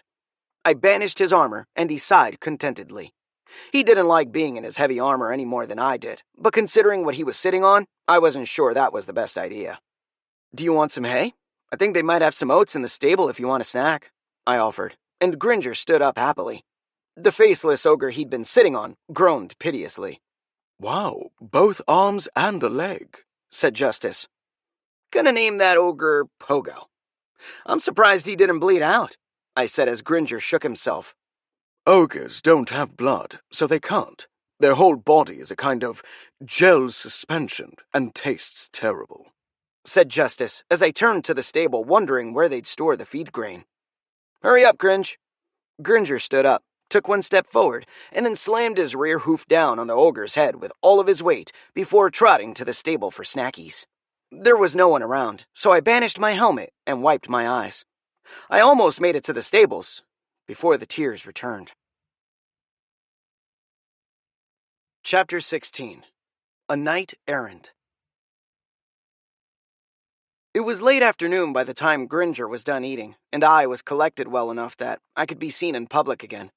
Izzy lived. That was what was important, and I needed to not dwell on it. Working was the best thing for me. It kept my hands and mind busy, so I didn't need to think about any of my failures. When I was done with Gringer, I found everyone clearing the field of leftovers. The process was simple enough. If the body looked intact, you speared it, then threw it into the fire. If not, you just threw it into the fire, or more frequently, gathered up the parts to throw into the fire. Gringer was helping, lifting up a knoll with his teeth and walking it over. It was probably sanitary. He'd done most of the damage after all. The high priest, the older one, eventually came out to talk to me. Izzy was still in the church, sleeping, and the priest told me that she'd be like that for some time. He hastened to add that she was responding well to treatment and that I had nothing to fear. The church would take care of her to their utmost ability. "He's so polite," said Justice as the older priest trotted off. I guess, I said, and tossed the ogre's body onto the church's fire pit. I didn't really feel like responding. Now that I'd had some time to consider my failure, I was just going through the motions. The fire was magical in nature. The younger priest was busy saying a prayer of cleansing over the monster flesh. That prayer caused the flesh to burn, but unfortunately only worked on already dead monsters. Are you going to do something about all these monsters? Asked the younger priest, named Jacob. It was almost Jacob, but there was a hard K right in the middle and emphasis on the back. His frock was covered in gore, and he looked annoyed. I did not want to do that. I wanted to crawl into a ball and stay away from everyone so I didn't get anyone else seriously injured. But the priest continued to look at me until finally I spoke up. They're dead. The other monsters, said the priest. What other monsters? The ones at Rothgar. They are the ones that sent this group over here, said Jacob. Why would they do that? I don't know, but with us pinned down, anyone asking for healing couldn't arrive. We've already had 3 more injured people arrive here thanks to your horse, said Jacob. "That is much more developed planning than I would have expected from monsters," said Justice, who clearly wanted me to go exploring. So? "With Izzy resting here safely, now would be a good time to investigate Rothgar," said Justice, prodding. He wasn't going to let this go, so I started moving. Yeah, the further away from me she is, the safer she will be, I muttered, as I walked back over to the stable. "She knew the risks," said Justice. She thought I would protect her. I brought her there and said I would protect her, and she was very nearly killed, I replied. I knew I couldn't be seriously injured. After all, I was 19, but she was around my age and had nearly died. Because of me. "But she survived, and you killed several Sauron before they reached her," said Justice. Izzy wouldn't have been in danger if I hadn't forced her to help in the first place, I said. She couldn't depend on me. I'm a terrible knight. That felt better to get out into the open. I might have been exaggerating slightly, but at best I was below average. I kept making stupid errors that were getting people injured or killed. It was well and good to be a bit undependable on Earth where no one's life was hanging in the balance. Out here, I was going to get people killed. Justice hung quietly in his scabbard, then said, "You think she had to help? You understand she could have just sat there, hidden, while you did everything. She was attacking the lizards from range, participating in the battle when it wasn't necessary." Why would she do that? I asked. "I don't know. But you should ask her instead of sitting around feeling bad about yourself," said Justice. "She might surprise you." He was distracting me, and I knew it as soon as he'd finished talking. Justice was good like that. If I was focused on something negative, he'd tell me something positive to balance it out. He could have done much better with a better squire. I could not. You are doing a perfectly adequate job, said Justice. Stop reading my mind, I said, assessing the situation. I don't think so. Dad's right. I'm just playing at this like I do everything else. You should pick someone else. That was it. The gnawing feeling at the back of my mind was out in the open, and I knew it was right. I wasn't cut out for this. I've been playing at being a hero, then a knight, and it was going to get people killed. Justice got cold.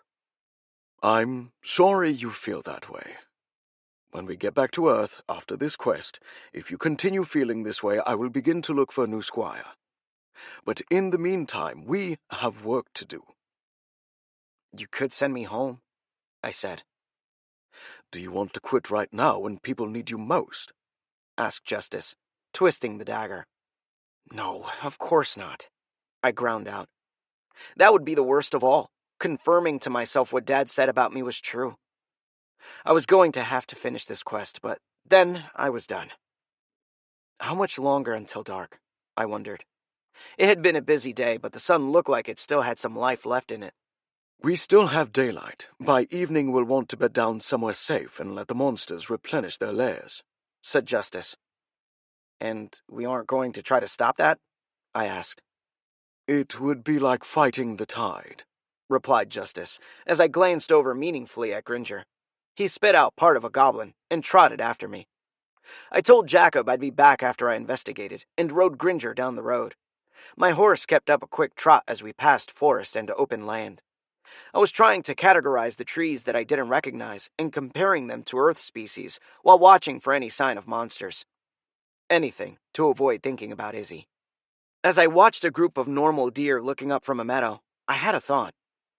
For a conjunction, there seems to be a lot of areas where there are no monsters present. Layers can't be that close together. Each one requires a certain amount of mana, and they effectively deplete the local supply. Altogether, there are only thousands of monsters, not some endless supply. Further, each layer has different kinds of monsters, and appear in differing amounts, replied Justice. While the situation seemed bad, it wasn't as bad as I was giving it credit. I just always walked into the worst spots, which is, of course, what I was looking for in the first place. Any skill ups? I asked, checking my character sheet. Aren't you done with this? Asked Justice. It is either that or I keep thinking about Izzy. I do love the whiny teenager mode you've settled on. Your power skill has achieved rank 6, said Justice. You should be feeling that. I certainly did. The difference between rank 5 and rank 6 was minimal, but I still felt it.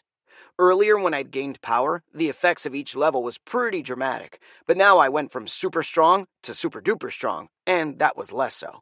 Can I do another combination skill? I asked. Yes, I think you have nearly mastered striding. Jumping is next, said Justice matter-of-factly. That utilizes your power and dexterity skills. Is there a power and conditioning skill? I asked. Yes, but we won't be training on that yet. Best to get one move developed to a sufficient degree before moving on to the next one, said Justice. As per usual, I couldn't fault that logic. Plus, he wouldn't train me on the next move no matter what I did until he was satisfied with the previous one. I also noticed that the new skills seemed focused on moving me quickly. While the combos could have been used for getting to battle faster, they would have also worked equally well on getting me away. It was a waste of time, but if I knew this skill, I might have been able to get Izzy and save her. I felt the discs in my head spinning and relented. Let's get started. We rode on in silence for a bit. Well, I rode on in silence. Justice continued talking about how to properly cycle my stamina to get the combo to work. Striding was a challenge, but the window to get the power working was pretty large, in that if I got either my dexterity or coordination to the correct level, I could hold it there while adjusting my burn on the other skill. They would naturally connect as long as I maintained a constant amount of stamina expenditure on both. In other words, as soon as my spoodle was whomped, I just needed to flump my zebras. As soon as that made sense, striding was not all that tricky to do. It was just unnatural when you started. However, the jumping skill was a lot more touchy. I didn't really maintain a readied state, so I needed to spoodle both simultaneously, which was vastly more complicated than just doing one at a time. Thankfully, I didn't have to jump around like an idiot while I was practicing my simultaneous spoodling. It also had a technical name, die spoodling, but at this point, I was getting burned out on the advanced lingo. It would have sounded so ridiculous to someone who didn't understand stamina. We rode on for a good 15 minutes before I managed my first successful die spoodling. I felt the power well up in my legs at the same moment I felt the familiar time-slowing effect of a dexterity burn. I could jump really far. But you can't land it. That's the other part of the process, said Justice. How long do I need to maintain the burn? I asked.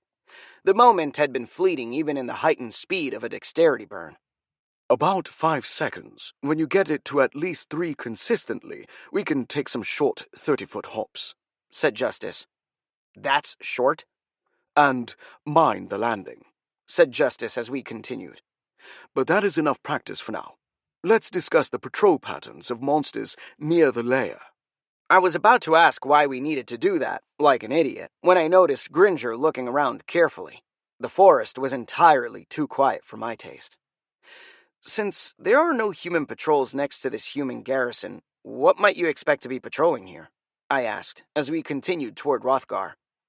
Normally asking Justice a question like that was a mistake, but in this situation, learning everything that might be around was useful. Gnoll scouts tended to attack directly whenever possible. Sauron scouts would throw spears, if male, and hide and report back, if female. Goblins did not range far from their lair, meaning their lair would be close, while the hobgoblins would travel extensively looking for food. You are saying that we need to spot the scouts? I asked.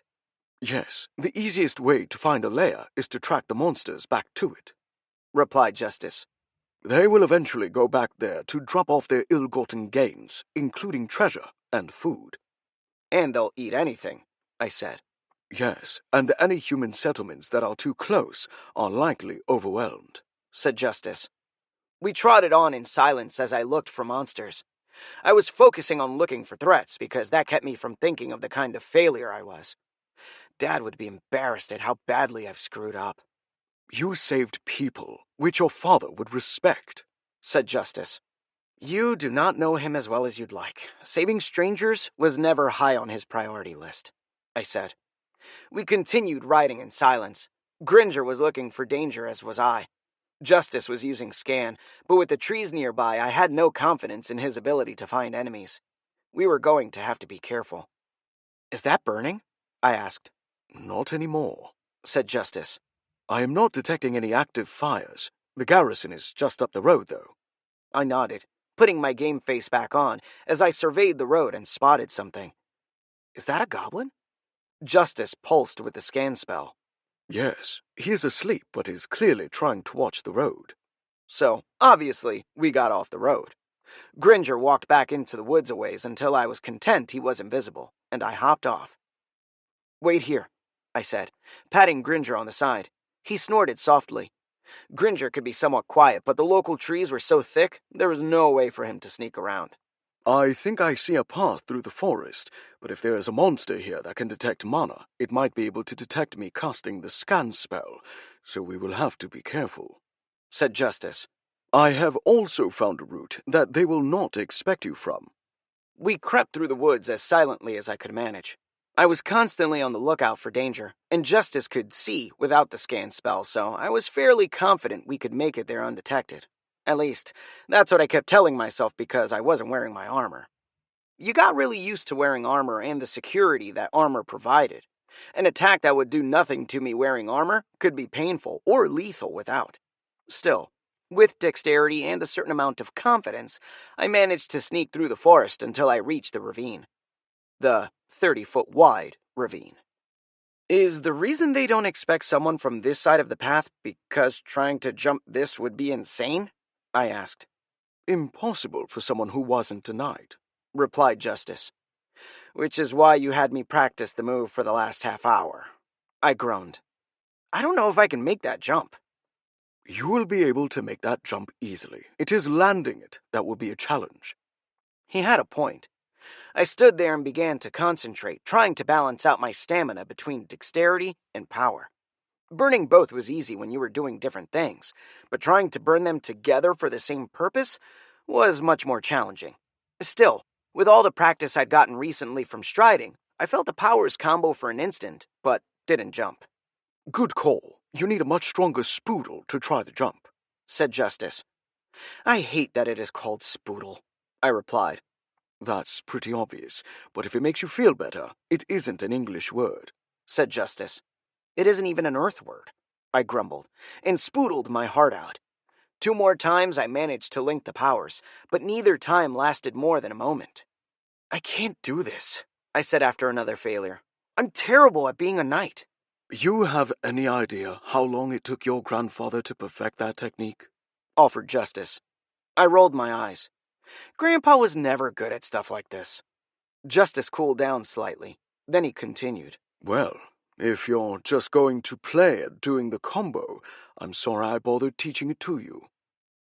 You're trying to play me, I said, recognizing the tactic. First Grandpa, then Dad. I was pretty sure Justice would scoop all the way down to Hope if I let him. My anger rose. Is it working? Asked Justice. Yes, I growled. I calmed down and focused, and could feel the scrape of the 2 different points of stamina as I tried to burn them properly together. It was insane, like swinging your arms and waggling your ass at the same time, like you were dancing. Oh, I said, and felt the combo activate. I launched myself over the whole ravine in one jump, easily clearing the 30 feet and then some, probably due to my ring of jumping. By thinking of the action like dancing, I realized how the various parts of the action came together, but also like dancing, I didn't really know the steps. I landed hard, bone-breaking hard, then slammed into a tree, also bone-breaking hard. Then a branch fell on me. Bone-breaking hard. I laid there groaning for several seconds before Justice cast heal, and I hopped back to my feet. See? It took Henry months to learn. You do have some talent, said Justice.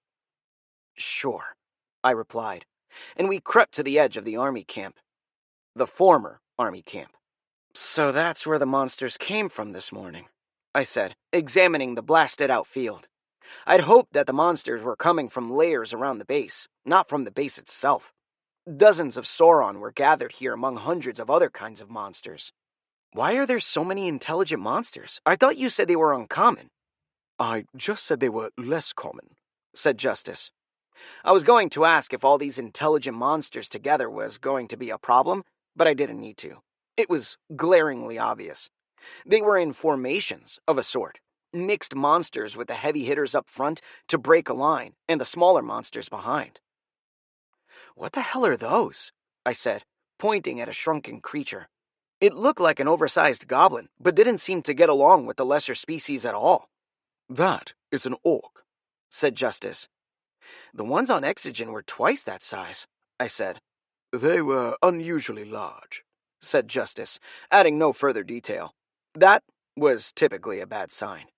I examined the groups of hobgoblins, orcs, and gnolls with an increasing sense of concern.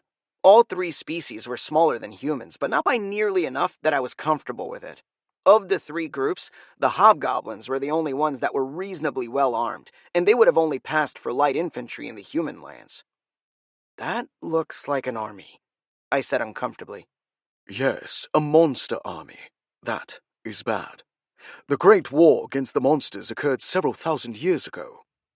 Occasionally monster armies will form up, but armies of this size are rare. Me and my growing sense of dread kept watching the increasingly coordinated group of monsters as they practiced attacks in their new formations. Decisive cutting actions designed to split off groups of men. The attacks were coordinated far better than they had any right to be. Most of the units are intelligent monsters, but there are a lot of Paradeer acting as flankers, I said, examining the ranks. Gringer couldn't keep up with us. They're going to be hell in an open field. Intelligent monsters typically use unintelligent monsters as cannon fodder, said Justice, as we watched formations made up of every kind of intelligent monster firing off ragged sheets of arrows at a target. That's sloppy at least, I said. I'd been in one major battle so far, and the formation of human archers managed to get many more arrows on target than that. As far as things went, that was the high point. They must be from this world, and are being trained hastily, said Justice. Why teach them human tactics? I asked. Because they are fighting humans, said Justice. Massed formations were devastating in the Great War. They are drilling to counter human advantages? I said uncomfortably as several Ayake walked around the smaller formations of monsters. Each time they passed, the monsters' formations got tighter and more coordinated. Yes, and I suspect their objectives will include the castle, said Justice. We have to tell the king, I said. I'm pretty sure he knows, or at least has a strong suspicion, said Justice. That this base was entirely overrun? What the hell did he think one knight was going to do? I said. Win, said Justice. That is what knights do. You can't be serious, I said. Sir Henry would have charged the Ayake directly in the middle of that formation and killed so many monsters the rest would have run. Monsters are terrified of knights, said Justice. During the Monster Wars, only the Blackguard could stand toe-to-toe with us, and they vanished when the war ended. I can't do that, I said. Not if you keep playing at being a knight, but if you become the knight I know you could be, said Justice. You can't be serious, I said. It is either that, or did you want me to open a portal? Asked Justice. On Exogen, he'd been very recalcitrant on when he could open portals, only being able to open them at key points during a quest. The trick I'd learned later was that every quest was broken up into stages, and those stages were a lot more common than I'd believed. Like finding the conquered camp. The temptation to leave was strong, but Justice was right. That would be giving up, and quitters were the worst kind of people. Dad was quite adamant about that. If I left, he would have been right about me. I had to do something, but what? This was impossible. There was nothing I could do to defeat the monsters here, but maybe I didn't need to defeat them in combat. I needed to think of this like something that could be handled, not as an insurmountable problem. Was there anything I could do? There are survivors over there, I said, spying ranks of men tied up as if being prepared to march. They were at the edge of the camp. I might be able to get them out. That would be something I could manage. Good idea, though I don't understand why monsters would be keeping prisoners, said Justice. Monsters usually just eat people. They are positioned closest to the castle. If they marched from here with those men in the lead, they would soak up fire at least for a bit, I said, remembering a bit of history. When would monsters learn that? That's a tactic right from Earth, from the Mongol Empire. Oh no, said Justice, as we spotted an Ayake tentacle his way over as the monster horde gathered around him. The squid man was wearing a very strange outfit. For a squid. He was wearing a metal cap with a point tied on top using a strip of red cloth, because it didn't fit his head properly. He was wearing a chain shirt with 2 bandoliers over it, protecting his somewhat vulnerable shoulders. There was a massive medallion on his chest with a Cthulhu-like symbol on it. That armor doesn't make any sense at all, I said, examining the tentacles that the Ayake used as arms. The armor left large gaps where they could be attacked. It looked like armor made for a human, then adapted over for an Ayake, but the other Ayake were wearing chitinous armor. He's dressed like a general, said Justice. Not like any general I've ever seen, I said. Justice sighed. I might have an idea. He's talking. Can you hear him? I asked. He's too far away. We'll have to get closer, said Justice. Thankfully, for all the new abilities that the monster horde developed, they had not focused on increased security. After all, who sneaked into a monster horde? That was just moronic. Incredibly moronic. Only an absolute moron would do it. Are we doing this or not? Asked Justice. Yes, I growled, and we snuck in. Like morons. Justice cast Cleanse on me, and we got past the monsters without being detected. By the time I'd gotten close enough to listen in, I was well past the point of being able to easily escape. I needed a place to hide, and fortunately, one was readily available. The human prisoners looked at me in a combination of apathy and confusion, an expression that I wouldn't have said worked before this. Their eyes were confused, but their faces hadn't caught on yet. Are you guys all right? I asked. We are sitting here being patient, said 3 of them at once. Are you all right? I replied, horrified. "We are fine. There are no problems," said even more of them as they stared off into the void of space, unaffected by the monsters, the weather, or anything. "Is this what being mentally dominated looks like?" I said. Yes, and there goes the idea of arming the prisoners, said Justice.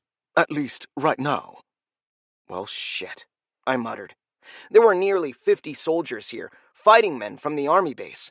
If I could have equipped them, they could have been useful, or at least able to protect themselves. "The Ayake must have touched each of them. You should try your best to avoid that," said Justice. "The effect will wear off eventually. They need to get away from the Ayake first, though."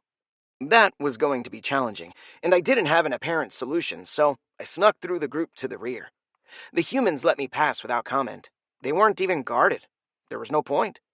Now I could hear the faint command to stay seated and be patient in that strange cowboy accent the Ayake developed after our first battle. Then I was as close as I dared to the monster horde. The various groups of monsters had gathered around a pile of rocks in the middle of the field. It had a vaguely Lion King feel about it, assuming Simba was crowned on the remains of a shattered stone tower. There were hundreds of monsters here, each with a vaguely glazed-over look, like the mental domination visible in the humans. It was less in the gnolls and goblins, and more in the unintelligent monsters. As I watched, a vague ripple passed through the crowds of monsters, like they were almost doing the wave. The pattern was almost hypnotic, like leaves blowing in the wind, or kelp dancing underwater. The Ayake was standing on top of the pile in dead silence, for he did not talk. I don't think he even had the vocal apparatus to try. Instead, everything he did was psychic-based, and you had to tune your mind in to hear that. I caught the tail end of his speech. "While I have tentacles to grasp a sword, and eyes to see their cowardly faces, their ugly heads will not be safe on their shoulders, for I am Tentacle Jim, the Conqueror," said the Ayake. The monsters roared, filling the destroyed base with a cacophony of horror. The men I was with didn't even react, sitting quietly while their death screamed nearby. "Somehow Squilliam was an improvement," I said, shaking my head. I didn't want the final boss of my story to be a Jim. That just sounds like something a lazy author would do. "He means Temujin," said Justice. "Is that some alien word?" "No, it is the true name of Genghis Khan, who is played by John Wayne," said Justice. "He must have assimilated all the knowledge of John Wayne the actor into his personality, and I provided so much it overwhelmed him." I sat in shock. My opponent was based on the collective works of John Wayne, some minor character actor I'd never even heard of before? "He's quite famous." "He can't be that famous," I replied. "I've never heard of him until you brought him up." "He's the Duke," said Justice with feeling. Like that mattered. "He's English, like Benedict Cumberbatch. This should be easy," I replied, trying to figure out the best way to handle this. While more powerful monsters required special tools to attack, the Ayake were just squid men. Mind you, they had psychic attacks, but I could manage that. "No," said Justice, as I considered summoning my bow. I glanced around at the other people. I could probably get the shot off, but I'd have to escape, and that would be tricky. I needed a plan. What kind of movies was John Wayne in, aside from the Genghis Khan one? "A lot of cowboy movies," said Justice. I shook my head. A British duke playing a cowboy. He must have been terrible. I can see why I don't remember him. Justice jerked slightly in my hand. "He's super famous, like Tom Cruise." I don't know about that, but if he's half the man Tom is, he'll probably try to fight his own battles, I said, remembering all the times Tom had done his own stunts. I'll just challenge him to a duel. "We didn't bring a gun," said Justice dismissively. I blinked. "You need to use a 6-shooter, said Justice. "Oh," I replied. I had hunting rifles, assuming a broad definition of hunting. The problem with guns is that chemistry worked differently on different planets. It had something to do with mana, I was certain. Alchemical potions tended to work when I brought them elsewhere, but guns didn't. I wasn't sure of the particulars, and it didn't seem to affect biological systems, but the bottom line was, chemistry worked differently where there was mana. The one time I'd attempted to shoot off-world, my gun badly misfired to the point of internal damage. I had to get it repaired at the local gunsmith back on Earth. $800 later, and she still didn't shoot as well as before. I should have just bought a new one. Better quality aftermarket bolt my ass, I groaned, then wondered if a more primitive six-shooter would work better, or a muzzleloader using old-school black powder. Chemistry worked to some extent, just not quite right enough for firearms. Thoughts for later. The problem with challenging him to a duel was that if he didn't accept, I was toast, and he'd be a fool to accept. John Wayne, the British Duke, was probably raised in an environment where it would be socially acceptable not to duel an average Joe like me, so I'd need to figure out something. An army is a problem, but this force is not going to be able to defeat the castle easily, especially now that you've fixed the moat, said Justice. There is a reason that castles must be sieged. He had a point. The forces here were impressive, but the only ones that mattered were the group with hands that could climb a ladder when you were talking about the castle. The Paradeer were never going to be able to bash through those stone walls, and even something like the Fugly was going to be hard-pressed to put a dent into that much rock while being attacked from above. The whole problem was the psychic squids. They represented a huge force multiplier for the monsters. If the Ayake wasn't trying to wage this war, the conjunction would have passed much like any other one. As it sat, this couldn't get much worse. Then it got cold. Unnaturally so. Frost started forming, and every monster near the ruined tower suddenly dropped onto one knee as a portal started to open. Charles was right, I said, and realized how much worse this made things. Justice thought there might be some random portal somewhere. Instead, there was a portal opening up in the middle of a monster army, an army that had destroyed a garrison to hold the position. Any way you sliced it, this was a terrible sign. I felt a wave of pressure wash over me as the portal fully opened. I recognized the feeling. It was mana. A lot of mana. Wherever that portal opened up to had several orders of magnitude more mana than here. The massively armored creature that stepped out was scarcely larger than Gringer. The lower half of the creature's body was a tor, as in centaur, but was some form of lizard. A lizard tor, if that made sense. The upper body was horrifyingly human, complete with a fully exposed human face. The face tickled some dark part in the back of your mind that just screamed wrong. It was the singularly most terrifying creature I'd ever seen. Power made flesh. There was a part of my lizard brain screaming for me to hide or run. Nothing else would do. Yet I stood there, frozen for several seconds, before words returned to me as I stared at the gloriously inhuman face. "That's Mark Zuckerberg," I said. Be careful, it can hear you, said Justice. "That's Mark Zuckerberg," I thought. It can still hear you, thought Justice right back. This is bad. That is a Draken. They were banished beyond the portal network. None are supposed to remain. What are they? I asked. They are the offspring of dragons and demons, said Justice. I understood the conceptual nature of bad, but not to that degree. Those were the two worst parents any monster could have. Except this one looked strange. Why does he look like that? Dragons and demons cannot reproduce directly. They need a carrier, said Justice. What? Humans are involved in the process. They do not survive, said Justice bluntly. Oh, that's horrifying, I said, considering the options. All of them were disgusting, some more than others. Is it like sexy times? What? Because you said dragons are huge, wouldn't that cause a problem? Or do the men? The reproduction is more like that Alien movie, said Justice. They both magically implant seeds that mutate the human into a larval state. Somehow that's worse, I said. The Draken stepped out of the portal, sniffing disdainfully at the air. Its eyes lost some of their bright red glow, though they were still clearly visible. Why have you begged for my presence? The mana of this world is painfully low. I beg your pardon, said Tentacle Jim. But you did say to holler if I done found the location of the vault you were seeking, and I done did. The Draken's head turned far farther than a human could manage to look at the Ayake. It rolled slightly, like a dog or a predator analyzing its next meal. But you have not taken the vault? No, sirree. It is protected. I reckon I gotta find a key to open that thar thing up, and the lily-livered humans have it at their castle, said the Ayake. Why have you called for me then?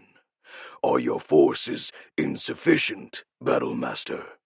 Said the horrifyingly human voice. His voice was a combination of vocal and mental that hit you like a command.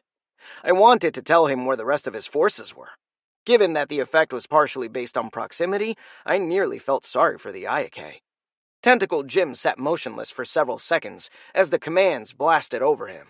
I done gathered up all the available forces for the assault on the castle, but a magic sword knight done killed off the kobolds. The kobolds were supposed to be building us some of the siege engines. I reckon the goblins will have to do, but I need that key to achieve our goals. My goals, Thought the Draken with enough force that Tentacle Jim was blasted back. The voice was so shatteringly loud. Tentacle Jim collapsed to his knees. Beg your pardon, sir. Begged the Ayake.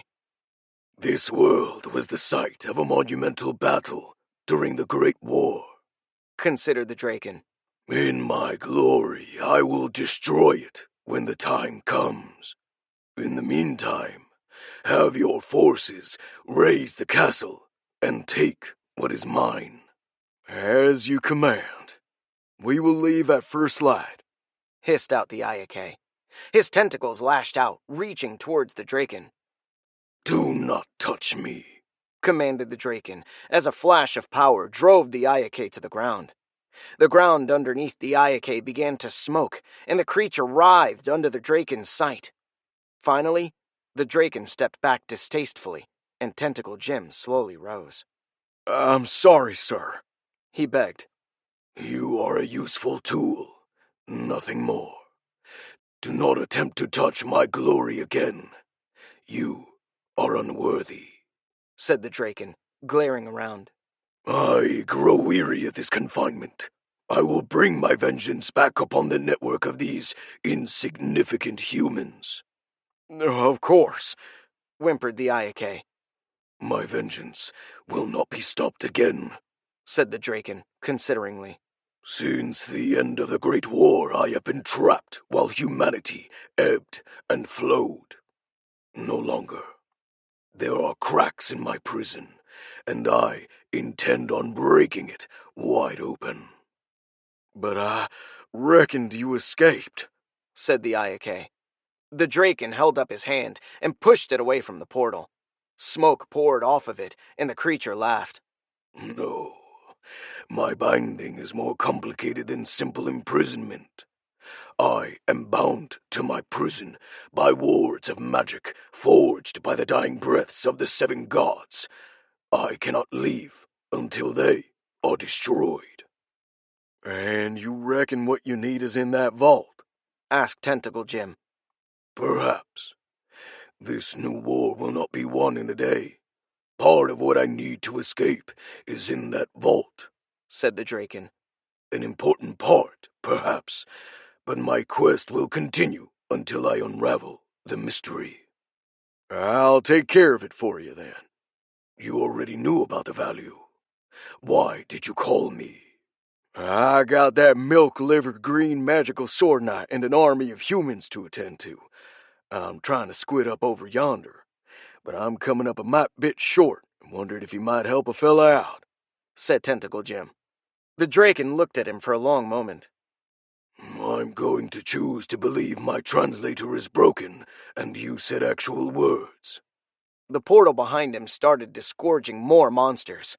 Hobgoblins with the weapons and armor necessary to neutralize the humans' advantages. There were not a lot of them, but the ones that came out all seemed specialized. Well, that's mighty kind of you to give me a handful of aces in the hole. With these, I shouldn't have a problem beating the pants off of the humans.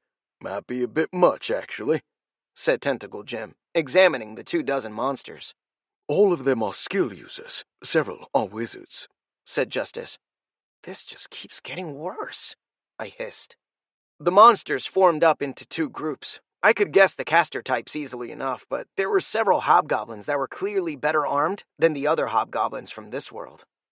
On average, they were all much larger and each looked far deadlier than members of their race from Kultai. Why are they so much bigger? They are from a high magic world, and were probably trained from birth, said Justice.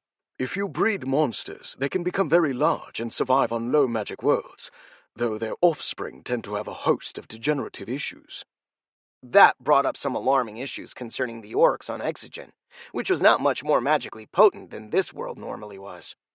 These are not all for you, said the Draken. Some of your army will be held in reserve to assist in the capture of the vault. Tentacle Jim wiggled as if to protest, but then thought better of it. It should be a hog-killing time. I will return with the key to your vault, or not at all. We understand each other then, said the Draken. As the group formed up behind him, a single hobgoblin wearing solid black armor with a massive black sword strapped to his back stepped out and knelt at the Draken's feet. Emperor Gokaru, said the Emperor, as he placed his undamaged hand on the creature's shoulder. There is a magical sword knight here. If he interferes with your mission, kill him. A black god, whispered Justice as his hilt got cold. That was a bad sign. I didn't figure you had any more of those ones ready, said Tentacle Jim. I have nearly perfected the process. This one is the latest version. Show him, my son. The Black Guard had his weapon in hand before Tentacle Jim could even react, and even as the Ayake moved to defend himself, Gokaru was behind him, eyes glowing red. Your will shall be done, said the Black Guard, with the wicked black sword at the Ayake's throat. Use all of your forces to destroy the castle. The key is your priority. Gokaru will handle the vault, said the Draken. It shall be my pleasure, said Gokaru. The Draken surveyed his army, his eyes stopping on the group of humans. Why are they not dead? I'm figuring to use them as shields against their own archers. Humans are looking a promise in a fight, but they won't attack allies even if it would keep them above snakes, said Tentacle Jim. The Draken stared at Tentacle Jim for a long moment. Of course, that makes perfect sense. It would be nice to find a purpose for the humans once in a while. Ensure they are slain after your conquest. Fresh meat is always appreciated, replied Tentacle Jim. Where is my foe? Asked Gokaru, his eyes returning to their normal colors. Our battle will be one of legend. He vanished down the river after destroying the kobold's lair. A tribe of Sauron told me he's way over yonder, said Tentacle Jim. Even knights can only move so fast. Unless he has his mighty steed, said Gokaru. If so, he would have used it before now, replied the Ayake. This wouldn't be my first rodeo with magical sword knights. We've cleaned their clocks before. I know their measure, and that night is miles from here as the crow flies. Crow, replied Gokaru, shaking his head. Are you planning on fleeing like a bird? Courage is being scared to death, but tentacling over anyway, said the Ayake with a tone bordering on amusement. The Draken snorted, small jets of blue flame leaving his nostrils. The plan is so close to fruition, said the Draken. But if anyone can stop us, it would be a magical sword knight. Deal with him, but do not deviate from your tasks. I will be satisfied with the contents of the vault, even if the magical sword knight is avoided entirely. The Ayake shook its head. Darnation, you Draken are yellow when it comes to actual fighting. You could whip that knight's ass no problem. A sword knight's got no honest chance of taking you.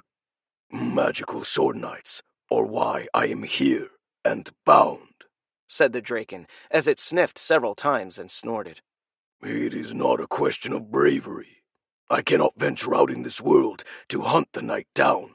That's why I require your services. Yeah, and if we kill him, bring you the sword, said Tentacle Jim. Involuntarily, I looked down the side of the Draken and spotted two magical sword hilts. That creature looked like something that could kill a knight. The Draken looked down at Tentacle Jim. Personally lead the assault beginning tomorrow. I will await your return at the Celestial Throne. I expect the humans at the castle to be destroyed. Remind the humans of fear, and have your army feast like in the golden days. And with that, we will come from the steppes and destroy the Roman Empire, said Tentacle Jim. Is that a human empire on this world? asked Gokaru. I reckon it isn't, said Tentacle Jim.